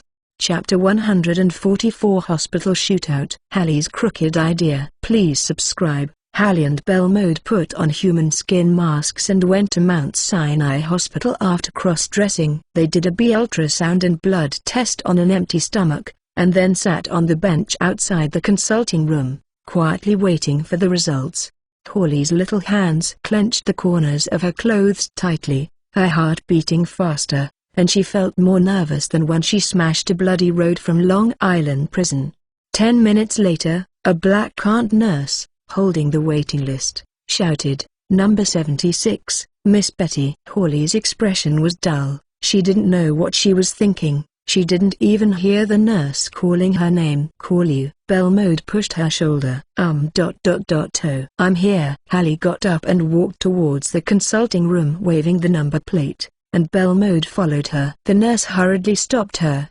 "Madame, this is a VIP consultation room. Only one person can enter at a time." Belmode walked straight by her side and threw the number 77 plate to her. "She and I are best friends, no problem." The nurse stupidly took over the number plate, and suddenly looked a little weird. "Are your girlfriends pregnant at the same time?" "Umeka, I hope it's not what I thought." The two went into the consultant room one after another. But the white female doctor in her 30s was calm and not surprised. "Having been a doctor for more than 10 years, I haven't seen any weird things, not to mention that his girlfriends are pregnant at the same time. He has also seen a lot of sisters pregnant at the same time." The two greeted the doctor, and then sat on the sofa honestly, their postures a little stiff. In the past 10 days, they have devoted too much emotion to the little life in their stomachs. If this time the doctor suddenly said, "Sorry, you are not pregnant," then the two of them, especially Hallie, will definitely break down. The doctor read the test reports of the two through the computer, and then smiled and said to them, "Congratulations, you are going to be mothers." "Yes." Hawley looked ecstatic and waved her fists excitedly. Belmode touched his abdomen, secretly relieved, and his expression became very peaceful. "Doctor, are we pregnant with a boy or a girl?" Hawley asked excitedly. The female doctor smiled and said, "Boys and girls need to be pregnant for more than 3.5 months, and you can see through color Doppler ultrasound. Don't be too anxious." "Then, are there any precautions during pregnancy?" "Of course there is. There are quite a lot of precautions." The female doctor's expression became serious, and she explained the contraindications during pregnancy in detail. "After all, they are VIP customers who spend a lot of money. Doctors always need this kind of patients." She said more than a dozen taboos during pregnancy. Hallie scratched her hair and realized that the first one had been forgotten. She smiled apologetically at the female doctor, then sat next to Belmode and whispered, "This doctor looks very friendly and professional, not as good as us." Belmode turned his head and looked at Hawley in surprise. As the former leader of the Crow organization, she is also very knowledgeable. She has seen the kidnapping of the rich, the kidnapping of politicians, but has never seen the kidnapping doctor. She is completely convinced by Hawley. Seeing Belmode not speaking, Hallie thought she agreed, and immediately walked to the doctor and said, "Doctor, I didn't remember the dozen or so taboos you just said." The female doctor's face became stiff, thinking that you are really stupid. Just when she took out the pen and paper to write down all the precautions, Hallie laughed. "Why don't you go back with the two of us and help us check if the child is healthy every day until the child is born safely? How about?" Hearing this, the female doctor opened her mouth, resisting the urge to call the security guard, and explained helplessly, "Madame, of course this is not possible. I am not a private doctor." He hid half a word in his heart and didn't say it. "My annual salary is several $1,000,000. You can afford it." Hallie seemed to have predicted the doctor's decision. She opened the zipper of her handbag and rummaged in it. Upon seeing this, the female doctor waved her hand quickly and said, "Madame, even if you tip me, it won't work." Hallie smiled and said, "No, I'm looking for this." The female doctor lowered her head and saw a black hole pointed at her. She quickly raised her hand and said in surprise, "Madame, what are you?" Hawley shot her gun and urged, "Stop talking nonsense, and quickly take me to get the medicine for pregnancy." "This. All right." The female doctor could see that the woman's head was a little abnormal. She gave up persuasion, took the opportunity to touch her hand under the table and pressed the alarm button. Soon, the hospital security staff received the doctor's call for help and immediately rushed toward the consulting room. Hawley held the doctor out of the clinic, but before they got to the place to get the medicine, they saw a group of security guards coming from all directions. HMPH, you are very disobedient. Hawley immediately understood the reason and glanced at the female doctor uncomfortably. Knowing that she was pregnant, Hallie was unwilling to shoot anyone. Madame, surrender. You can't get out of the hospital. Hallie and Belmode looked at each other and smiled. I bet you, I will be able to get out of the hospital today, and you will be my personal doctor honestly. After speaking, she and Belmode drew their guns at the same time, and quickly shot at the security personnel. Boom boom. When the gunfire sounded, several security guards were shot in the eyebrows and fell directly to the ground. The gunfire broke the noise of the hospital, and the whole hospital became quiet in an instant. What? After a pause for a few seconds, a piercing scream sounded, and all the patients and nurses rushed to the safe exit. The originally orderly hospital instantly turned into a pan of porridge. The female doctor was also dumbfounded. She originally thought that these were just two crazy women with mental problems, but the headshot of the pistol and gunshot against the sky directly scared her stupid. There are rapid fires from a distance of 30 to 40 meters, and the guns are headshots. It is estimated that it is difficult for special forces to do it. Who are these two women? Go. Hallie gave her a push and drove her to the drugstore like a duck. The female doctor had given up resistance at this moment, and only needed Hawley not to shoot her. She took a plastic bag and put a few bottles of folic acid in it. Okay. Hallie raised her brows. That's it? The female doctor hurriedly explained. It is enough to pay attention to nutritional supplements during pregnancy. No other medicine except folic acid is needed. Hawley frowned and glanced at her, and it didn't seem like she was lying when her frightened legs were shaking. At this time, other security guards at the hospital were late. Knowing that the robbers had guns in their hands, they didn't rush up stupidly, but went to the armory to receive body armor and bulletproof helmets. Where are they? Except for a few trampled wounded, the lobby of the hospital was empty, and the security guards soon discovered the three of Hallie. It's time to go. Hallie just wanted to give Jason a big surprise now, and there was no time to waste time on this group of miscellaneous fish. Hallie grabbed the doctor by the collar, and Belmode put her hand on her shoulder. The security guards blinked, and the three people in the drugstore had disappeared. Shit. Damn it. Hawley used teleportation 4 times in a row and appeared in a stronghold of the gang. The female doctor held back the dizziness in her head, opened her eyes wide to see the things around her, and then was completely confused. Where is this? Hallie didn't explain to him, and directly greeted the two subordinates, took him away and watched him carefully, and then took out his mobile phone and called Jason. The new headquarters of the speeding party. The torture chamber was airtight, and the foul air was filled with the smell of burned muscle tissue. Jason is still sitting in his chair, watching Billy's wonderful performance. He has watched it for 7 hours. For him these 7 hours passed quickly, just like watching a movie. But for Clint, every minute of these 7 hours was suffering. Because of the chemical injection, Clint did not faint even though his body was in severe pain. Every subtle operation of Billy was clearly transmitted to his brain through nerves. Jason yawned boredly. He had already felt visual fatigue during the torture process of Billy, and the excitement at the beginning was completely gone. At this time, the cell phone rang. He looked at the IDD person, then stood up and said to Billy, "I'll leave the person to you." "Still, you won't die within 24 hours. Billy nodded seriously. "Boss, don't worry." Jason nodded and walked out of the torture room to get on the phone. "Hanny, where are you?" "What's the matter with the new headquarters of the speeding car party?" "Hurry back, I have a big surprise for you." After speaking, Hallie hung up. "Surprise?" "Still a big surprise." Jason put the phone in his pocket, feeling a little puzzled. "She won't steal the vault of any bank." This is not a surprise. Since taking full control of New York's black market business, Jason has only known how profitable business is. What about robbing the bank? It's just sprinkling water. Half an hour later, Jason came to the stronghold where Hawley was. As soon as he entered the door,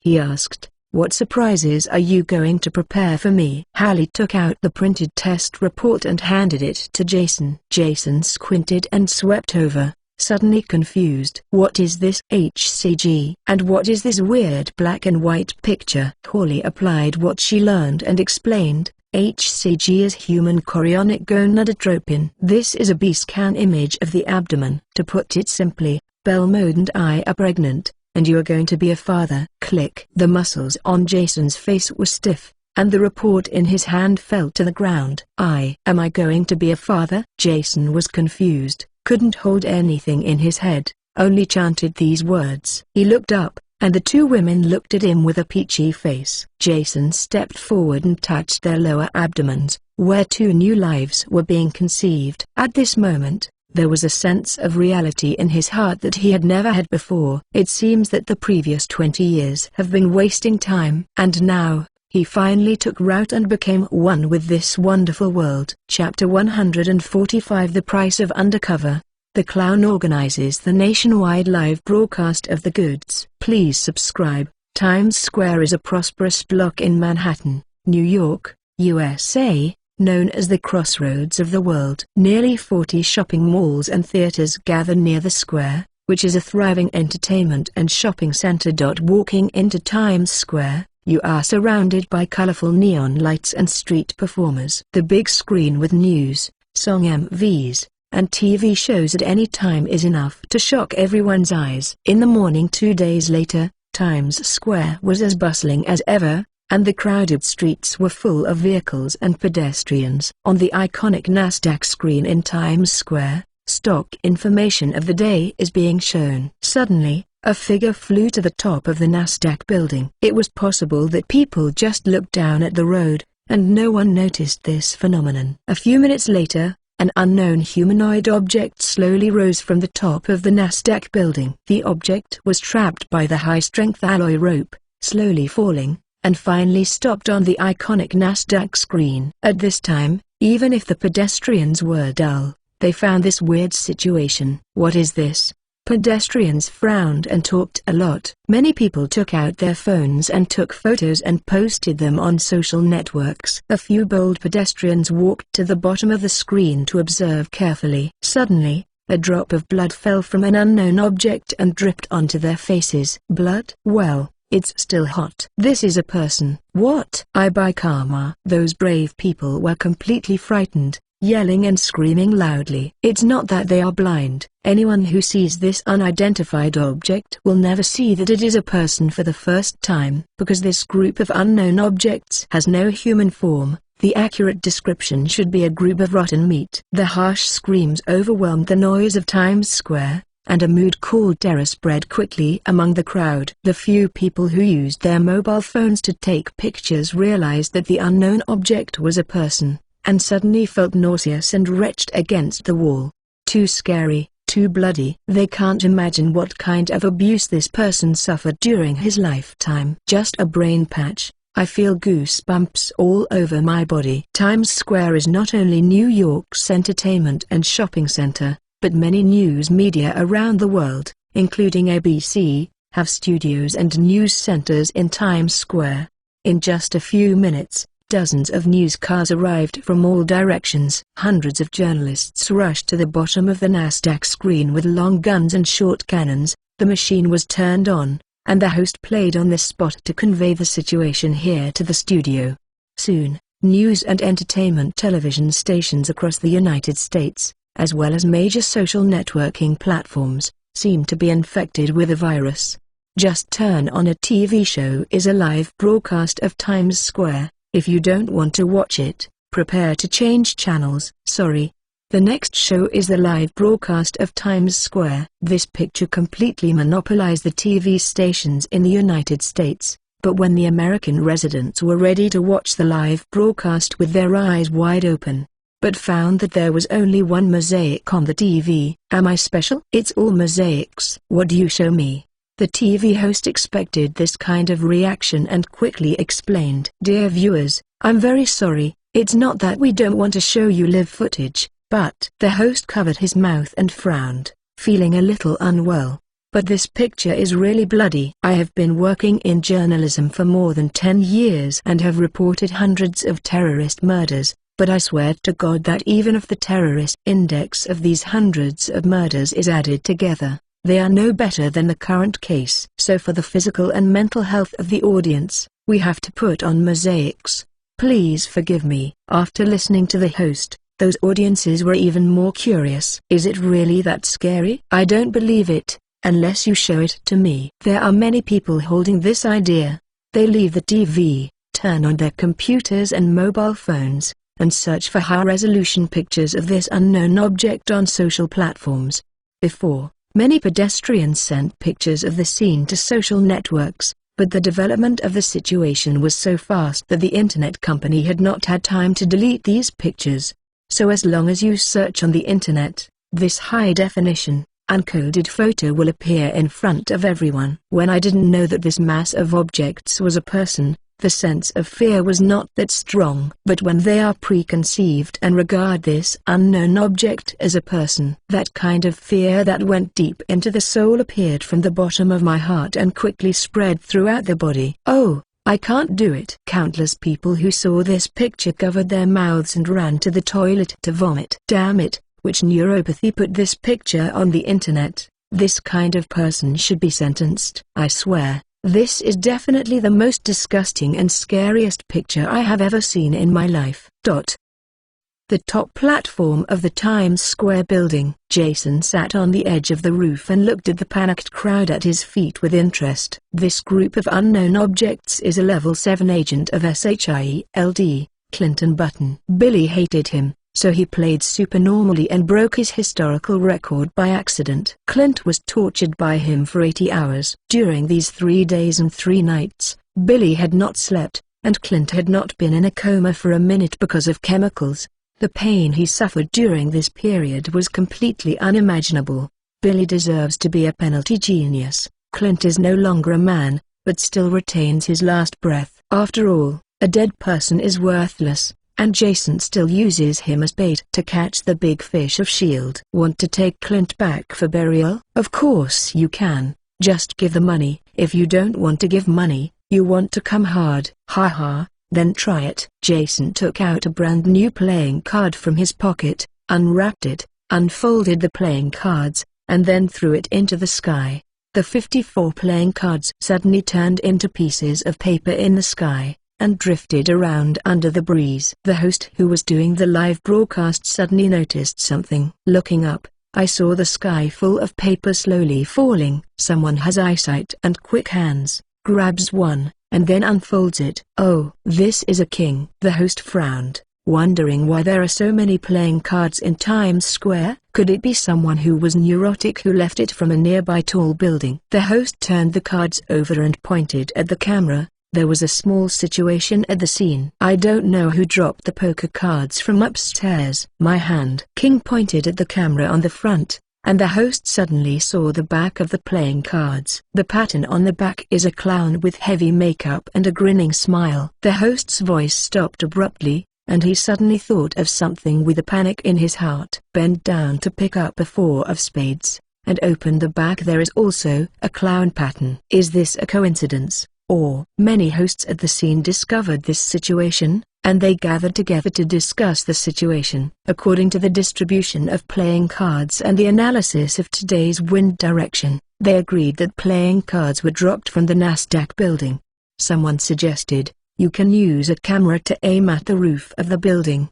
The floor of the Nasdaq building is not too high. The high magnification camera of the TV station can completely take pictures of the roof. This proposal was accepted by everyone. They quickly returned to their homes and asked the photographer to raise the machine and aim it at the top of the Nasdaq building to shoot. All this is done in a live broadcast state. The viewers who are watching the live broadcast in front of the TV follow the camera's perspective to look at the Nasdaq tower, and then zoom in little by little.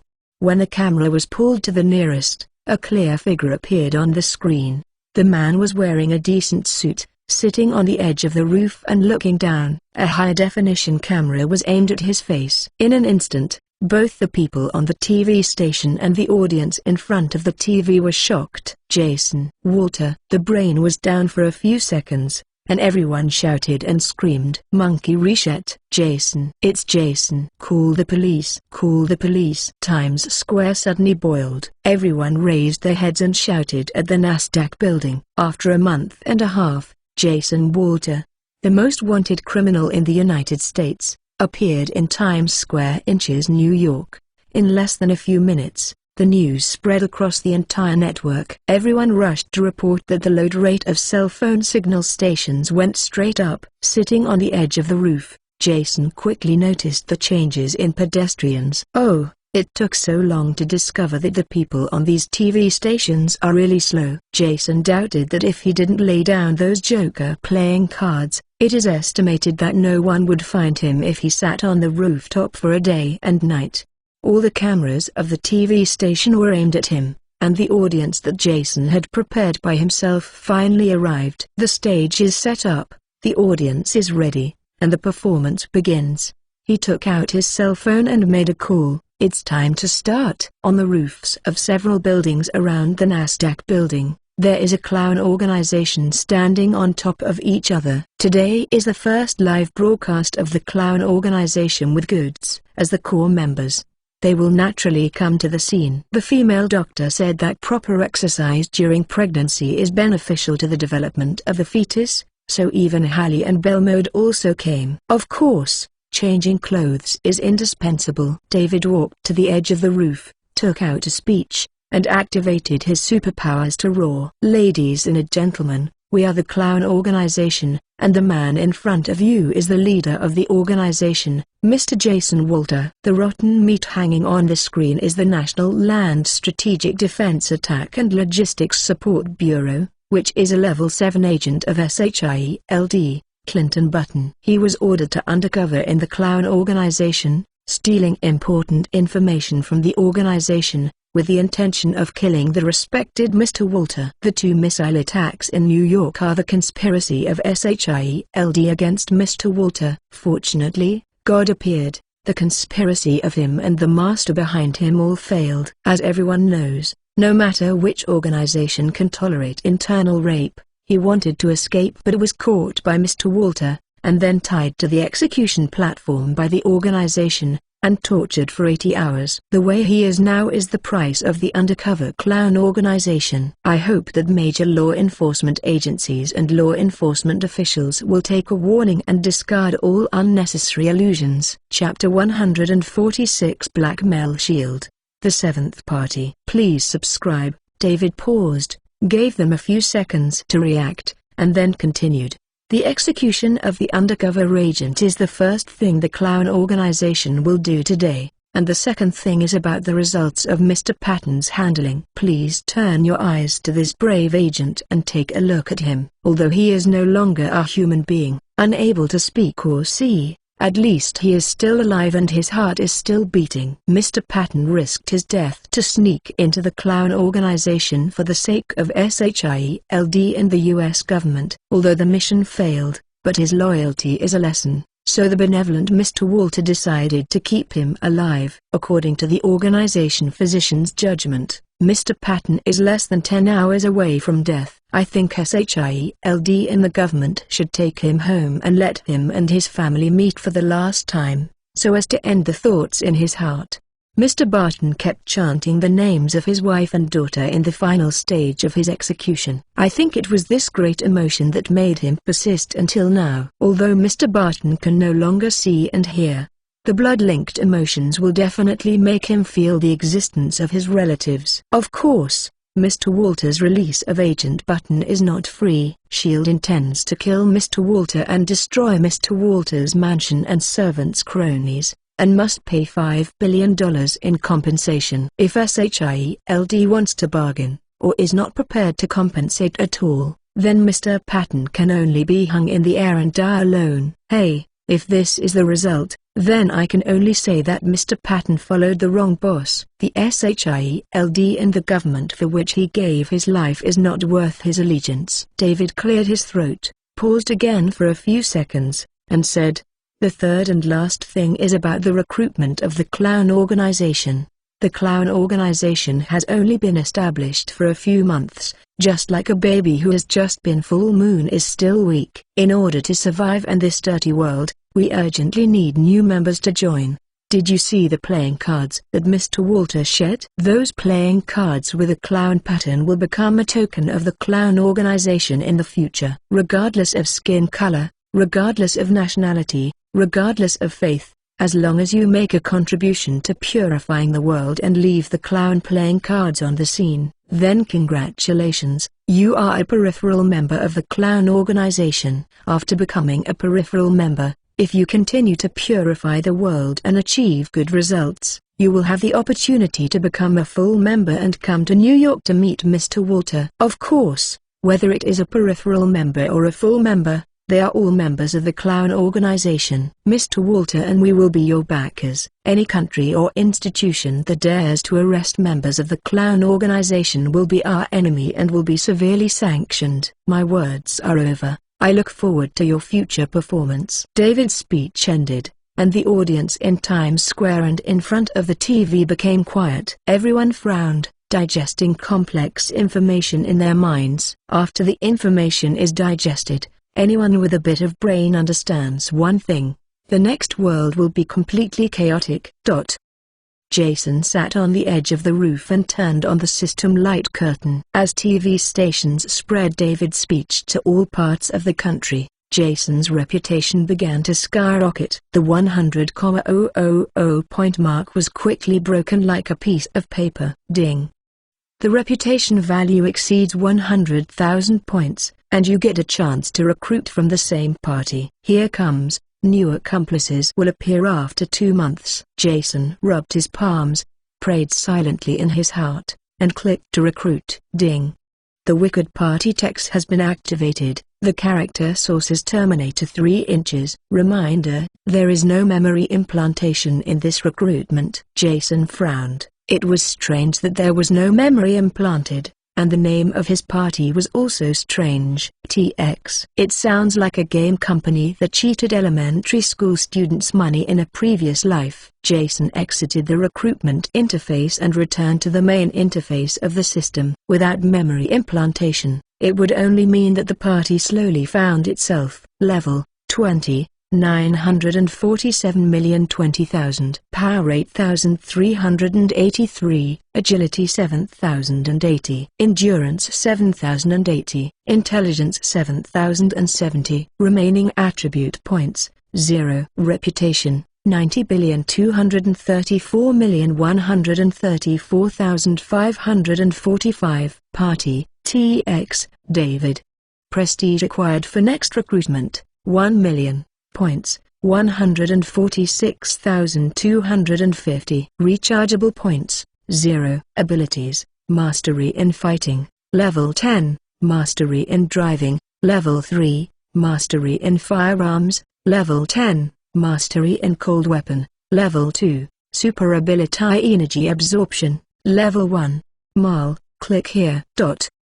It has been a month and a half to rule New York and form a gang alliance. The network under the clown organization sells a large number of prohibited items in New York City. These behaviors are all villains, and they have gained a lot of experience points. Coupled with the fact that the gang alliance's monthly profit exceeds $1 billion, even if 30% is distributed to the 6 major gangs, Jason can also get a lot of money.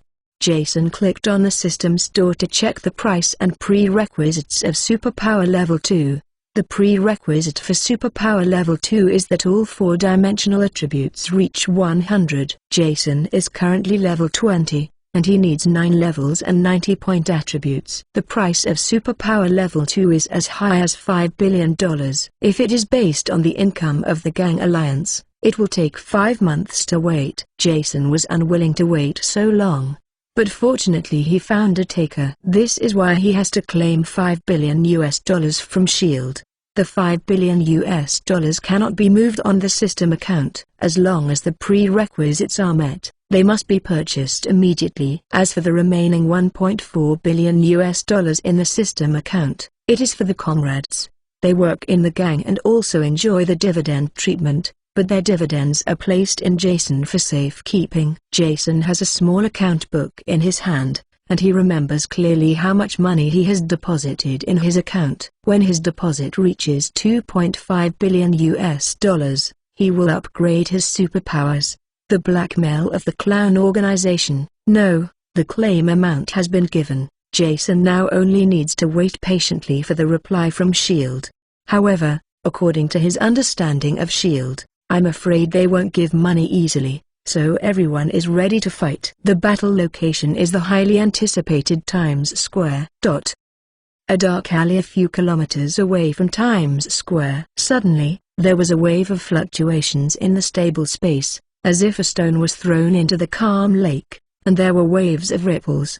The spatial fluctuations became more and more rapid, and gradually formed a space-time circle with a diameter of 1 meter. A white and slender thigh stepped across the ring, straddling the river for decades, and stepping in the alley full of sewage. When both of her legs stepped over, the ring behind her began to shrink rapidly, and disappeared without a trace after a few seconds. The owner of those delicate legs identified the position and walked slowly out of the alley. Opposite the alley exit is a jewelry chain store. Because the product design is more avant-garde, all the customers who came in the past were all young ladies in their 20s and 30s. The security opened the glass door, and a tall blonde young woman wearing a black tight leather jacket and sunglasses, carrying a handbag, walked to a limited edition Mercedes-Benz sports car on the side of the street. She put her bag in the co-pilot, and just about to start the car, she saw a young woman walking out of the alley opposite. The young woman was surprised, took her off her sunglasses and looked intently. The woman was about 1.7 meters tall and she was about 25 or 60 years old, and she had a thick, dark curly hair draped over her shoulders. She has an angel-like face, a devil-like figure, and white skin like snow. Everything on her body is perfect and unlike a human being. The sexy young woman looks at it carefully and can't help but feel inferior. Such a beautiful beauty who I see pity on the streets must have encountered some serious trouble. The young woman relentlessly waved and shouted, "Madame, are you okay?" Hearing the sound, the beauty walked over with a cold expression. "Madame, are you in trouble? Do you need me to call the police for you?" The black-haired beauty did not answer, but looked at the silver-white Mercedes-Benz Roadster and the black leather coat on the young woman, with a satisfied smile on her face. "I like your clothes, and I like your car." The young woman was startled when she heard the words, thinking that she was pretty, but she probably had a problem with her brain. "I'm like this, but I only care about clothes and cars." The young woman spoke a few more words, only to find that the beauty could not communicate at all. "Madame, if you don't need to call the police, I will leave." The young woman sighed disappointedly, ready to leave directly regardless of her. At this time, the black-haired beauty shot like lightning, and suddenly clasped her neck, and abruptly lifted her out of the car. "Take off your clothes and hand over the keys to this car." The black-haired beauty has delicate arms, but the strength is scary. The young woman said that there was 100 catties less, but she lifted the person up with one hand, without frowning, as if she was carrying a doll. The young woman grabbed her hand and tried to break it apart, but her hands were like vice. No matter how hard she could not shake it. "Help!" The young woman tried her best and finally shouted a word. The security guard of the jewelry store heard her call for help and looked out the door, suddenly dumbfounded. A red-haired beauty and a rich sexy young woman fighting each other in the street. Interesting, really interesting. To be honest, if they weren't working, they would really like to order a bottle of German beer and sit in a chair to enjoy the scene. It's a pity that the entrance of the jewelry store still belongs to their scope of work, not to mention that the young woman who has fallen into a disadvantage is a major customer in the store. The two security guards hurriedly pushed the door and walked out, shouting, "Madame, please put people down." The black-haired beauty tilted her head slightly, without a trace of emotion in her eyes. She turned her head, let go of her hand, and said indifferently, "Take off your clothes and hand over the keys to this car." The young woman knelt on the ground, clutching her red and purple neck, and shouted, "Crazy woman, you crazy woman, I want to call the police to catch you." The beauty did not change her expression. She still urged, "Take off your clothes and hand over the keys to this car." Hearing that, the young woman and the two security guards were immediately blinded. "Are you a robot? How come these two sentences?" Chapter 147 Liquid Metal Robot. Punishment of Black Braised Eggs. For subscription. "Madame, I want to ask you to leave." The black-haired beauty in front of her was completely unable to communicate, and two security guards stepped forward to expel her. The black-haired beauty turned her head, saw the gun at the waist of An Bao, smiled again and said, "I like your gun." The two security guards frowned and looked at each other. Which one? After a short while, only one possibility came to mind. They suddenly became vigilant and touched their hands on the holster. At this time, the black-haired beauty slowly raised her left arm. In the security's stunned eyes, her left arm turned into a lump of liquid metal, and her left hand turned into a sharp spear. Rush! The lightning stab of the spear strung the two security guards into a candid horror, and a large hole with a diameter of 10 centimeters broke through the chest. Before the two security guards had time to draw their guns, a cloud of blood spurted from their chests and fell softly to the ground. The young blonde woman stared at this scene with wide eyes, her eyes full of horror. "What?" A few seconds after the brain was down, she screamed. The black-haired beauty frowned slightly and lifted her slender thigh to push her forehead. Click! Accompanied by the sound of broken bones, the young woman's forehead appeared hollow, and her eyes fell to the ground dully. The black-haired beauty quickly took off the young woman's black leather jacket and put it on herself. Then took the security guard's gun, picked up the young woman's car key and mobile phone, sat in the Mercedes-Benz sports car and drove away, waiting for the sound of the engine to fade away. The cabinet sister in the jewelry store poked her head out and tremblingly took out her mobile phone to call the police. Mercedes-Benz sports car ignoring the traffic lights and galloping wildly on the road. Her driving skills are very good. She ran wildly at a speed of 100 kilometers per hour, but she didn't even scratch. But this dangerous driving method has surprised other car owners. But the Mercedes-Benz is so fast that they can only stare at the taillights and honk the horn in protest. The black-haired beauty drove with one hand, and her right hand took out her mobile phone to connect to the internet. A finger of her right hand became as long as a needle, and then inserted into the mobile phone. An electric current was emitted from the tip of the needle, and the phone was under her control instantly. The backstage restriction protocol of the phone was lifted, and the performance was squeezed to the extreme. She began to use this networked mobile phone to search for the location of the target, Jason Walter. Jason has shown his head today, and all major online media and social platforms are his news. After a few seconds, the black-haired beauty got his exact position, and a dozen drove the Mercedes-Benz toward the position of Times Square, inches New York. Washington, D.C., Sanquia headquarters. Office of the Director. Nick Fury put down the phone with a headache.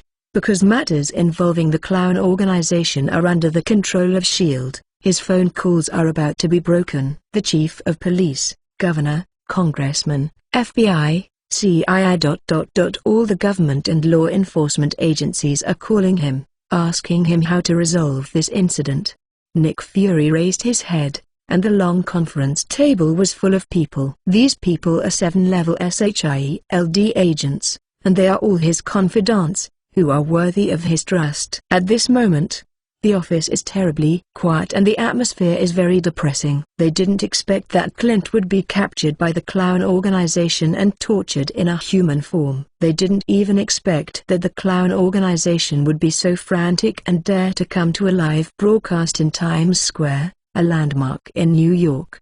More than 300 million people in the U.S., as well as overseas people who cannot count, watched the live broadcast. This matter is too much involved. Once it is not handled properly, S.H.I.E.L.D. will be punished from top to bottom. When they thought of this, they felt like a boulder was crushed in their hearts. After a long silence, Nick Fury asked, "Let's talk about it. What do you think about this matter? And speak freely." As soon as the voice fell, someone immediately said, "I don't have any ideas, but this money is definitely not allowed. I propose to send multiple armed helicopters to attack Jason from a distance. Yes, even if he can't be killed, he must be driven away.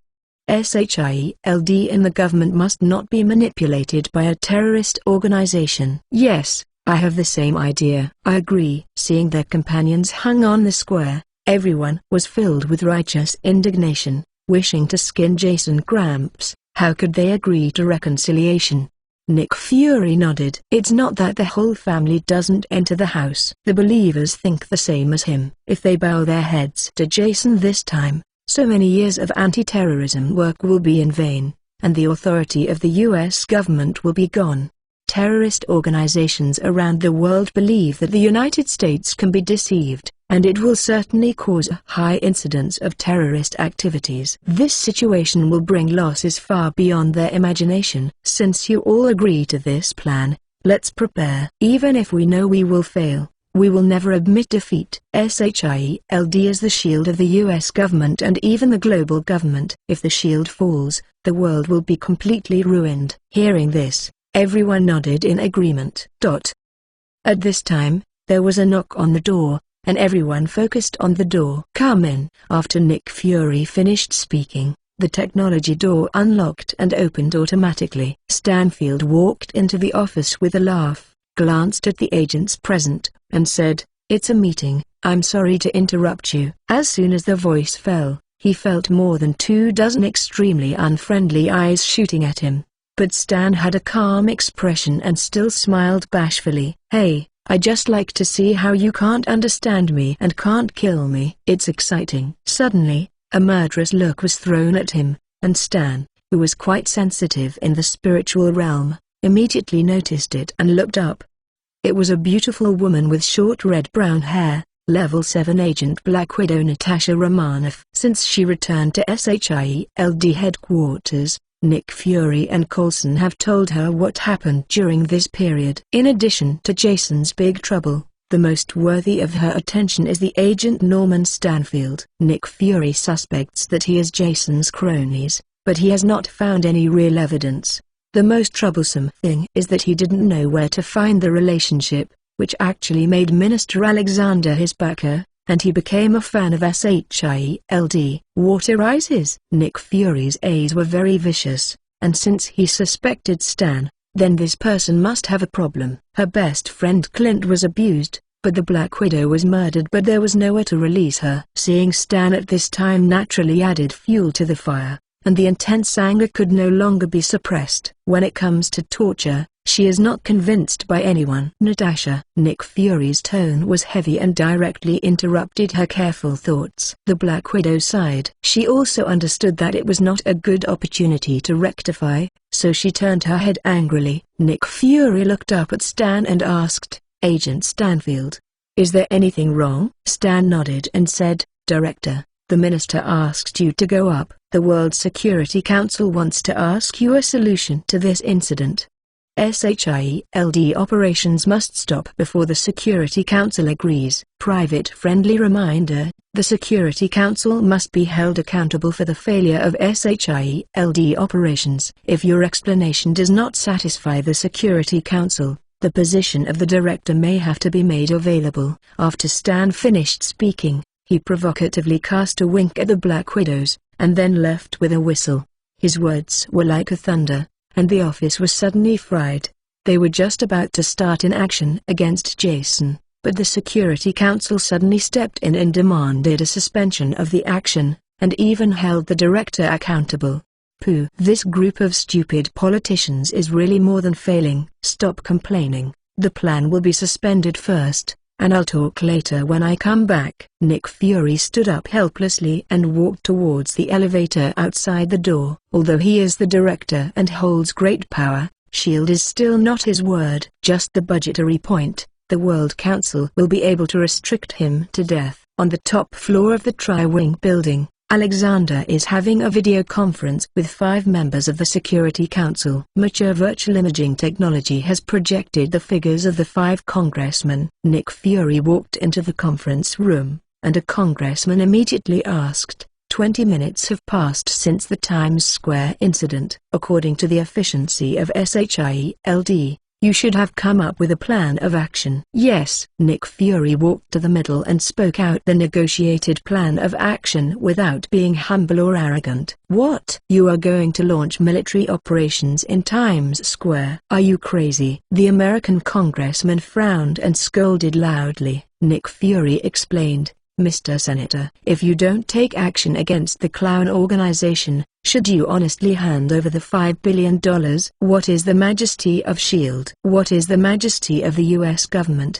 The congressman sarcastically said, the majesty of the government? I think you are venting your anger. Your agents were abused by the clown organization. You did this to avenge your men. Without waiting for Nick Fury to refute, the congressman went on to say, why do you think Jason put the live broadcast in Times Square? Is it just to show the limelight? He is to make you cast a rat. Times Square is the business guard of New York and even the United States. There are more than 30 listed companies' headquarters and the more than 40 large shopping malls. Helicopter missiles hit anywhere, and the damage caused is far more than $5 billion. The words of the 5 congressmen are like a shotgun, which does not give Nick Fury a chance to refute. What's more, from the perspective of economic losses, spending money to eliminate disasters is the most affordable option, and Nick Fury has no point to refute. The 5 congressmen spoke in turn, and finally the American congressman spoke. In view of your performance during this period, the Security Council believes that you are no longer suitable for the post of Director of S.H.I.E.L.D. Nick Fury said with an unchanged expression, I accept this result, and at the same time nominate 9th Level Agent Maria Hill as the new director. We will consider it, but before we find a suitable director, S.H.I.E.L.D. will be managed vertically by the Security Council, and all actions must be approved by the Security Council. Nick Fury asked, then what will the Security Council do with Jason? Alexander, standing aside, said, the Security Council has just discussed it. First of all, from the funds of SHIELD, a ransom of $5 billion will be used to compensate the clown organization to settle the matter. Then, mobilize reconnaissance satellites to monitor all the cameras, cell phones, computers around the world, and closely monitor the members of the clown organization. Because Nick Fury has resigned, Alexander didn't say a word. His insight plan approved by the Security Council. Chapter 148. The ransom is paid. Global surveillance started. Please subscribe. Nick Fury was fired. The authority of the 10th level agent was also restricted, and he could no longer give orders as before. Obviously a loser, but like a winner, he strode out of the conference room. Looking at his still strong back, both the council and Alexander knew that this man would not be silent for too long and would return soon. After the video call ended, 5 congressmen went offline, and the conference room fell silent. Alexander sat down in his chair and thought about the next layout. At this moment, Stan knocked on the glass and walked in from the door. Alexander said, you are here just right. Inform Jason immediately that SHIELD's global surveillance will be activated in half an hour. Ask him to quickly find a place to hide, and don't come out for activities in the short term. Hearing this, Stan suddenly showed a different color. SHIELD's global surveillance can be different from general law enforcement agencies. It's not an exaggeration to use the word Skynet to be slender and slender. Once global surveillance is activated, SHIELD will mobilize all that networked devices around the world. Unless Jason hides in the mountains and forests, he will be discovered by SHIELD as long as he is active in society. In the short term, it doesn't matter if Jason reveals his flaws, but once SHIELD finds a way to kill Jason, it will definitely launch an action in the shortest possible time. Jason was in the light and S.H.I.E.L.D. was in the dark, so they fell into a passive state of being beaten. Stan frowned and asked, you are the Minister of the Security Council. Can't you do something in it? Alexander shook his head and explained, from now on, SHIELD does not belong to Nick Fury or me. but to the World Council. All the actions of SHIELD will be closely monitored by agents stationed by the Security Council. It is difficult to engage in small actions under their noses, especially those involving the clown organization and Jason. Alexander paused and sighed. Jason really played too much this time. He made the US government lose face in front of the global government. In retaliation, the United States will use the nation's power to encircle him. I suggest that he keep a low profile during this period. If it doesn't work, he will go abroad to avoid the limelight. After listening to Alexander's words, Stan also realized the seriousness of the matter. A terrorist live-streamed the execution of an American agent in Times Square. This is holding a shoehorn and slapped the American face. In addition, next year is the general election year, and the president and other party candidates will definitely use the clown organization to win votes. It can be said that whoever manages the clown organization is equivalent to getting the admission ticket to the White House. Under the temptation of huge political interests, Jason's future situation will become very difficult. Okay, I will notify him immediately. Stan left the office with a serious expression and drove to a Chinese restaurant a few kilometers away from the headquarters. The situation was urgent, and Stan had to use a special contact channel again. Sanquia headquarters, director's office. Nick Fury, Maria Hill, Phil Coulson, Natasha Romanoff. The four important figures in SHIELD all stood by the office window, watching the black Mercedes-Benz car. After a long silence, Nick Fury said, "After I leave, you must keep an eye on Stanfield. His suspicion is growing." Hearing this, all three were shocked. Coulson quickly said, "Director, even if you are fired, the Security Council will not drive you out of S.H.I.E.L.D." Nick Fury said, "Of course not. I took the initiative to leave temporarily." "Why?" Nick Fury squinted his eyes and looked at the scenery outside the window and said, "After staying in S.H.I.E.L.D. for a long time, the field of vision to see the problem will become narrow. Leaving S.H.I.E.L.D. and becoming an ordinary person, he may be able to see what he can't normally see. I have recommended Hill to the Security Council as the next director. At present, only you can take on the important tasks of S.H.I.E.L.D. The Security Council will definitely agree." Maria Hill, in her 30s, has short black hair. She is a 9th-level SHIELD agent and the initiator of the SHIELD agent hierarchy. She is considered a veteran figure, and it is reasonable to assume that she will take over as the director. The four of them were silent for a moment, and Nick Fury said, "Calculate the time. Jason should have received the ransom. Send 3 gunships immediately to take our hero home."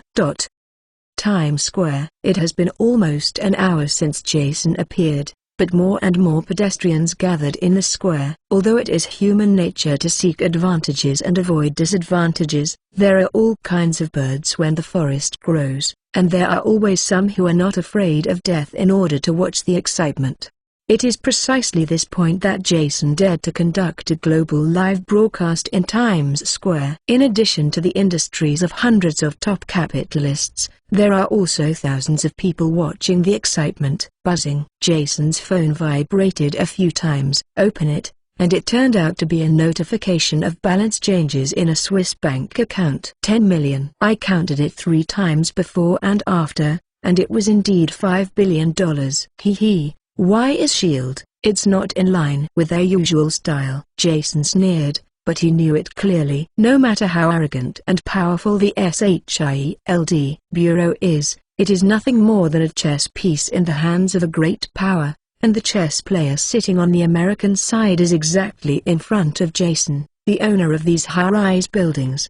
Unless Nick Fury's head gets flooded, he would definitely not dare to be here and have a head-on military conflict with Jason. The most reasonable way is to yield on the surface and slay a knife behind the back. With a thought, Jason recharged all the money in his account into the system. Points, 146,250. Rechargeable points, 500,000. Recharge. Ding.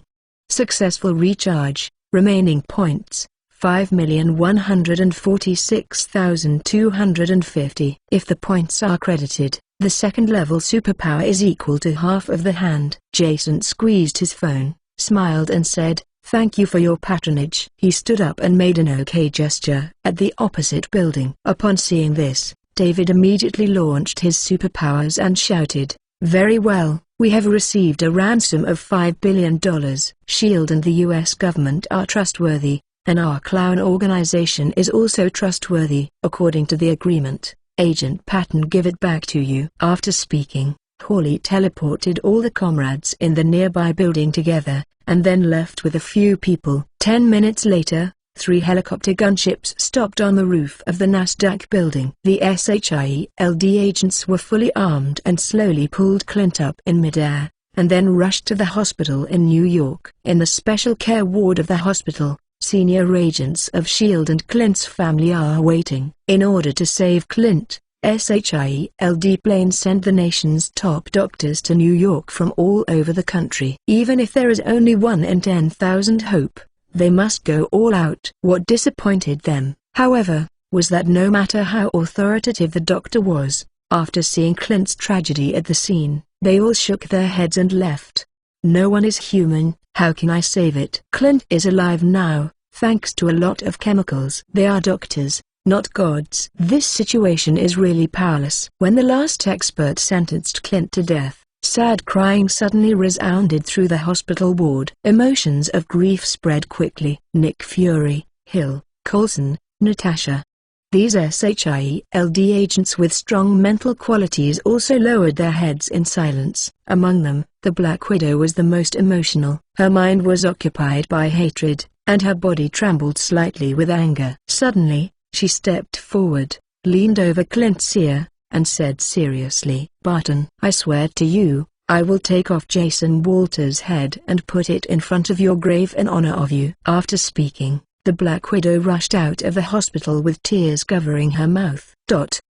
Unlike the sadness and despair of the hospital, the clown organization is like a sea of joy, and they are partying in the stronghold. Boxes of beer piled up into a hill, and dishes filled the dining table. With dynamic music, all the core members gathered together to sing and dance, and have a drink. Not long after the party started, Jason received a call from the liaison officer, and he walked to the lawn outside the stronghold with a bottle of Priest beer. "Boss, Stan has written." "Well, how to say?" "He said that Nick Fury has been fired and SHIELD is now under the control of the World Security Council. The main purpose is to get rid of us." Jason took a sip of his beer and smiled. "If I made such a big mistake, the dismissal would be considered light. SHIELD had such a big reaction, and I expected it." "What else?" "This information is not worthwhile. He takes risks." "Also, in order to find the whereabouts of the clown organization, SHIELD has concentrated all its resources and monitored all internet devices around the world." Stan said, "Let you be a bit low-key during this time and be careful to be found by SHIELD." Upon hearing this, Jason frowned. "Global monitoring. This is a bit troublesome." Franklin's electrical control can only control electronic products within a range of more than 10 meters, and can only control one at a time, which obviously cannot meet the requirements.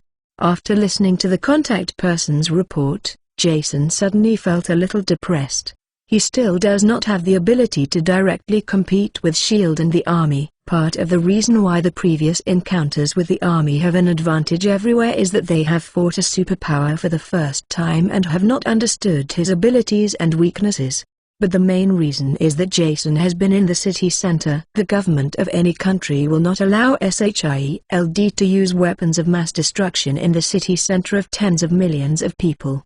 If Jason is in a small country such as the Middle East or South America, SHIELD may just launch several million-ton nuclear bombs if it is cruel, and Jason cannot escape 100%.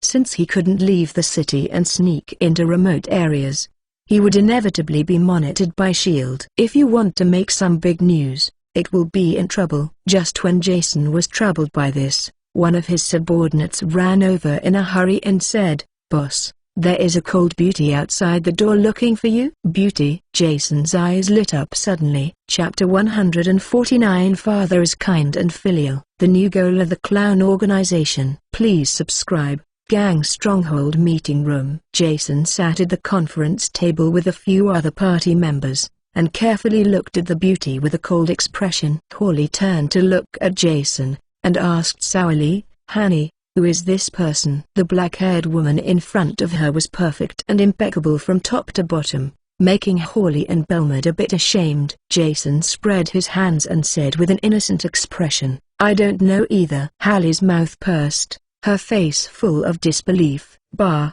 it must be the love debt from the past. Now they are all coming." Franklin on the side quietly poked John Wick with his elbow, and then whispered, "John, how come I feel that the atmosphere is a bit wrong? It seems to be developing in the direction of a dog blood idol drama." John's eyes were torch. He looked carefully at the eyes of the black-haired beauty, then smiled and said, "You think too much. She is not a human at all." Hearing that, Franklin only felt a chill in his back, and swallowed. "Don't scare me. She is not a human being. Is she a ghost?" John shook his head and said, "I don't know if it is a ghost, but there is no human emotion in her eyes." Jason stared at the black-haired beauty, suddenly thought of the comrade named Tex in his mind, and then quickly asked, "Are you TX?" The brunette beauty nodded. Jason breathed a sigh of relief.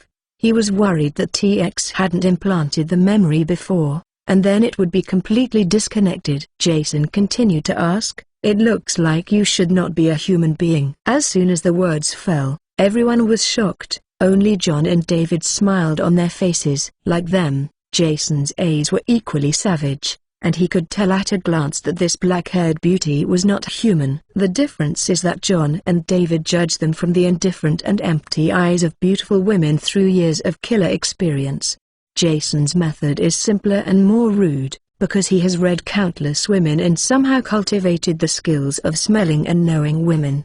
But this skill failed in front of the black-haired beauty, so I came to this conclusion. TX said in a more standard oral language than the announcer, "I am not a human being, I'm a liquid metal companion robot, codenamed TX." After finishing speaking, the liquid metal on TX's body changed, and the white and tender skin cracked into small slits, and a large amount of silver-white liquid metal poured out. This appalling scene shocked everyone present. The real beauty turned into this look before her eyes. It was really terrifying. A few seconds later, the robot changed into Jason's appearance. The only thing that remained unchanged was her indifferent eyes. Newbie, this trick can kill Belmode's disguise in a flash. Everyone was stunned, and only after a few seconds did they have to accept this reality. Jason was amazed by this transformation technology, but he was still a little confused. With the current level of technology in various countries, it seems that there is no way to make you out. "Are you from an alien or?" TX returned to its original appearance and said, "It is not from an alien, but from 50 years later." Everyone took a breath, and their bodies leaned back unconsciously. 50 years later. This is time travel. Made, a romance film for a while, a thriller for a while, and now a sci-fi film. If this kind of script is made into a movie, the box office will probably hit the street. Among those present, Jason is the most receptive. He quickly reacted and asked, "Then who sent you from 50 years to the present?" TX turned to look at Hallie, pointed to her belly and said, "Your son, Mr. Brian Walter." Jason's mouth opened wide in surprise. "What?" In the next second, everyone turned their faces and turned their eyes to Hawley and her belly. Hearing this, after a flustered, Hawley touched her stomach and smiled carelessly. "Hey, my son is so filial. And he knows to give gifts to his parents." "Brian, this name sounds so good." "Gift? How can I give this gift to my old father?" Jason asked curiously. "Why did my son send you to the present?" TX said in a broadcasting voice. "Today, 50 years later, the technology of time travel has matured." Mr. Blair Walter, knowing that her mother cannot have sex with her father during pregnancy. "In order to solve your physical needs, he sent me to here." As soon as the voice fell, the audience was silent. Everyone's eyes widened and their eyes dull. Even the most heartless Hawley was completely dumbfounded. "Ha ha." A few seconds later, Jason's face was full of black lines, and he said without a smile, "My son is so filial. Other people's children are sending cigarettes, alcohol, tea and everything, so he actually gave an inflatable doll. Jason squinted his eyes, thinking that this kind of child would be better off. "Boss, I think this gift is very innovative and different." Franklin said a few words, and then snickered his mouth. Hearing that, Jason's face was even more clouded. Holly was a little flustered, and quickly took his hand and explained for her unborn child, "This must be a problem with childhood education. Think about it, we fight and kill all day, the child can be healthy if you don't like it. Wait until your child is born and discipline him." After listening to Hallie's explanation, Jason's grievances eased a bit. "I'm not reliable, so where can my son go normally?" Jason snorted coldly, and when he looked at the black-haired beauty again, there was a lot of dissatisfaction in his eyes. "In addition to a company, what ability do you have?" "If you only have this, you can go back and forth wherever you go," TX said blankly. "In the future society, the greatest value of robots is escort, but in order to protect the safety of the owner, it also comes with some combat capabilities." Her body was surging, and she took out a chip from her heart and said, "All my functions and settings are on this chip. You only need to connect to a home computer to view instructions and modify settings." Jason reached out and took the chip and examined it carefully. Franklin went to find a laptop and a tool to load chips. Because this robot is going to be delivered to today 50 years ago, all chips have been improved to fit most computers of the current era. After the chip was loaded successfully, Jason leaned to the screen and looked at it carefully. As she said, "This escort robot really has billions of combat capabilities. The chip stores more than 150 special skills that have reached the peak of humanity, including driving, firearms, fighting, cold weapons and so on.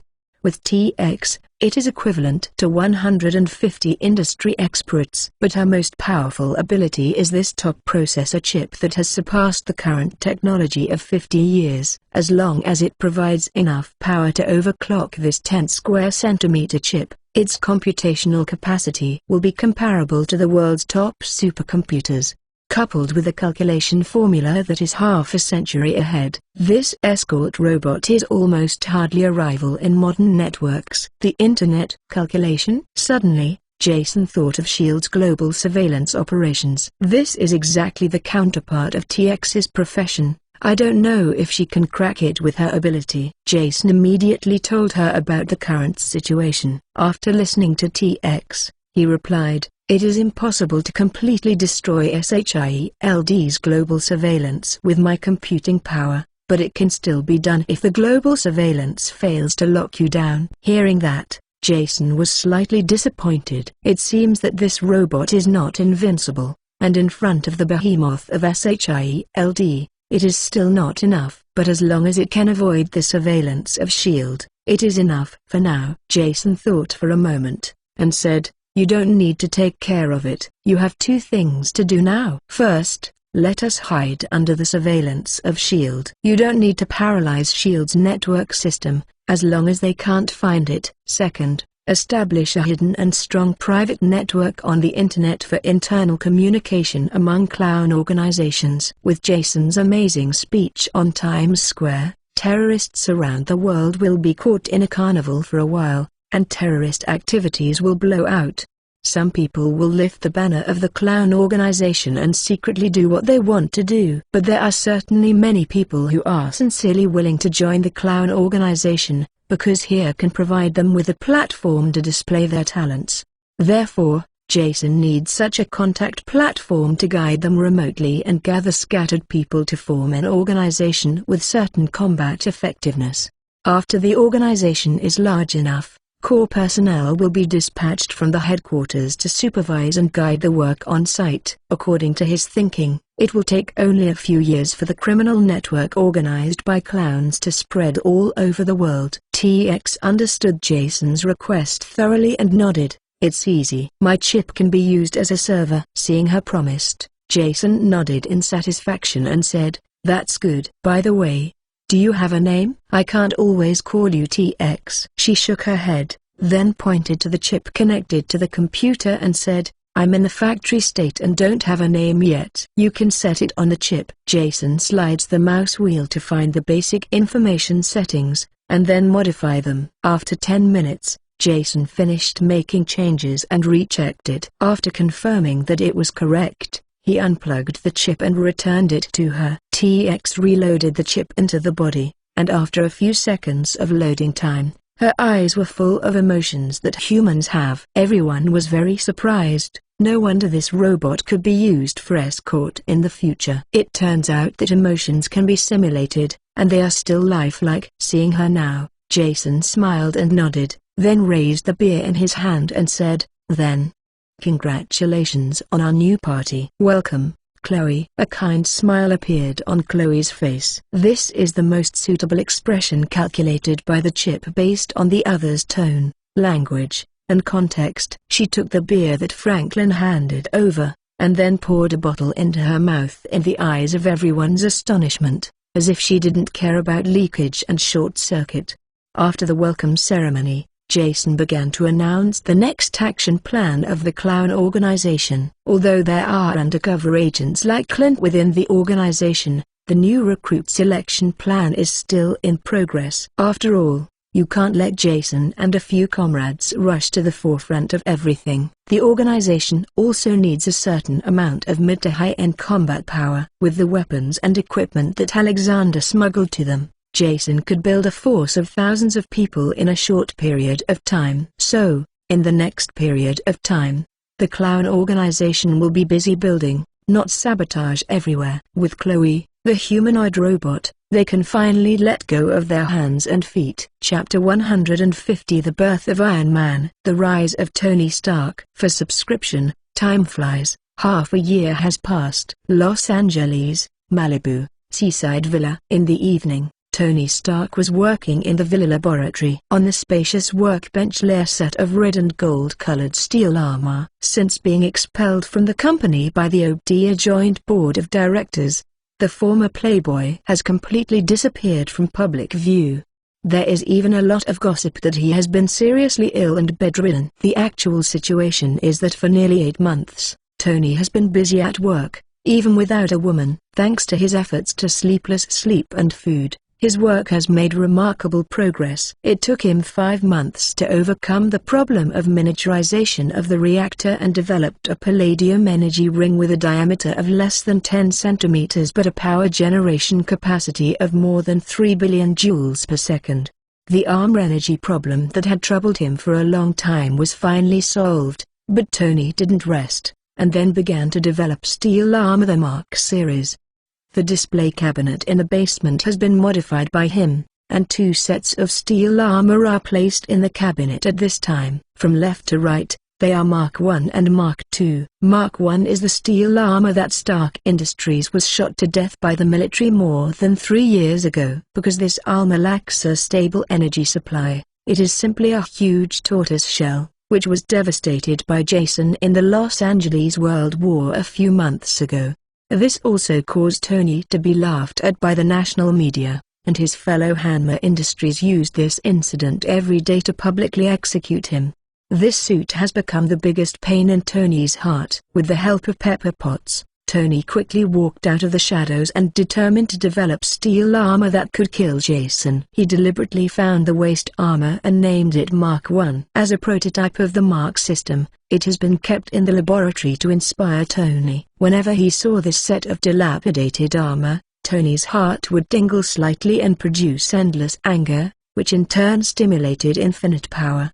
On the right-hand side of Mark I is Mark II in steel and silver. This steel armor was born more than 2 months ago. Its body is much thinner than Mark I. It is mainly used to test and explore the performance of all aspects of the armor. Mark II is equipped with the Jarvis operating system, which can scan targets and lock multiple targets at the same time. In addition, it also has a global positioning system and provides data on the user's vital signs. The Mark II is powered by a palladium energy ring. Its hands and boots can release arc pulses at the same time, allowing the armor to fly at high speed or hover in the air. However, due to material problems, the Mark II will freeze at high altitudes, causing the entire armor system to collapse. Overall, the Mark II is a great attempt. This gave Tony a great encouragement, and started to develop the Mark III, which is the suit on the workbench. Based on his classic car, Tony gave the Mark III a classic red and yellow color, which is the most attractive of the three suits. In terms of weapons, the Mark III is equipped with 6-barreled armor-piercing shells on both shoulders, Stark Industries miniature anti-tank missiles, and incendiary bombs that interfere with tracking. The combat effectiveness is quite good. It also replaced the armor material, which perfectly solved the icing phenomenon in high-altitude areas. Okay, finally done. Tony wiped the sweat from his forehead and put the repaired robotic arm into the fully automated armor deployment procedure. Going upstairs and taking a shower, he found that Pepper had not yet returned. Seeing the time was only 7 o'clock, Tony decided to go for a drive. He changed into his tights, walked to the smart floor of the laboratory, and initiated a fully automated armor deployment procedure. The smart floor opened, the armor hidden in the ground slowly rose, and several robotic arms quickly installed the armor on Tony's body. The mask is closed. The head-mounted display is activated, and the Jarvis system is activated. Good evening, Sir Jarvis. Let's go for a drive. After speaking, Tony's hands and boots ejected dark pulses, slowly lifting him from the ground. Tony changed his posture and quickly flew out of the underground garage exit. The armor flew out of the villa and dashed towards the dark sky. Ha ha ha. Since he began to develop the steel armor, Tony has conducted more than 100 flight tests, but every time he felt his blood spurt, he reached the peak. This kind of free-flying experience is so good that he can't give many women sleep. The flight speed of Mark III is extremely fast, and the maximum power can maintain supersonic flight. In just a few minutes, he had already made a full circle of Los Angeles. Just after Tony's orgasm, when he was about to go home, Jarvis's voice sounded. "Sir, an alarm signal has been detected." Where? Tony suddenly came to his mind. These days, he has secretly done many things to punish evil and promote good. It is not how noble his personality is, but he enjoys the feeling of being worshipped as a god. The location is in the southern suburbs warehouse. Hearing that, Tony changed his flight attitude and flew towards the southern suburbs warehouse. In the southern suburbs warehouse, a group of 5 armed robbers are robbing a passing car. This group has committed many crimes recently. They forced the car to stop through obstacles, then rushed to the robbery with a gun, and then killed the victim after the robbery. Boom! With 2 gunshots, the couple next to the Audi car suddenly fell to the side of the road, with bright red blood seeping into the ground from their chests. Brother, this Audi driver is rich. The cash alone is more than 20,000 yuan, not including the woman's jewelry. The leader was also very satisfied with what he had gained tonight. He urged, "Get the car away first, and try to get rid of it tonight." The man nodded, ready to sit in the car and feel what it is like to drive an Audi. At this moment, there was a roar from the dark sky. The 5 quickly raised their heads, only to see a firelight in the sky approaching them quickly. Tony fell quickly, knelt on one knee with a bang, and appeared in a super handsome posture. The 5-member gang is just a bunch of gangsters. No matter where they have seen this scene, they are immediately scared. Tony looked at the person who fell on the ground not far away, and quickly asked, "Jarvis." "Sir, they have no signs of life." Tony was sad. He was still late. He frowned and raised his head, looking at the murderer not far away. A sudden anger rose in his heart. He slowly walked towards the 5 people, and the palm cannons of both hands began to gather energy. Only then did the 5 robbers react and shouted, "Shoot! Shoot!" Boom boom boom. The 5 took out their pistols and squeezed the trigger continuously at Tony's armor. Ding! Ding! Ding! The 5.56 mm bullet hit the red gold color armor, except that it could rub off a little paint, and did not cause any damage. Click! The bullet was empty, and the other party had nothing to do, and the 5-member gang suddenly panicked. The leader was very clever. He quickly picked up a Joker playing card from the ground and threatened, We are members of the clown organization. You should know the rules. If you dare to move us, you will get revenge from Mr. Walter. Clown organization. Tony looked at the hideous smiling face. His eyes suddenly narrowed slightly.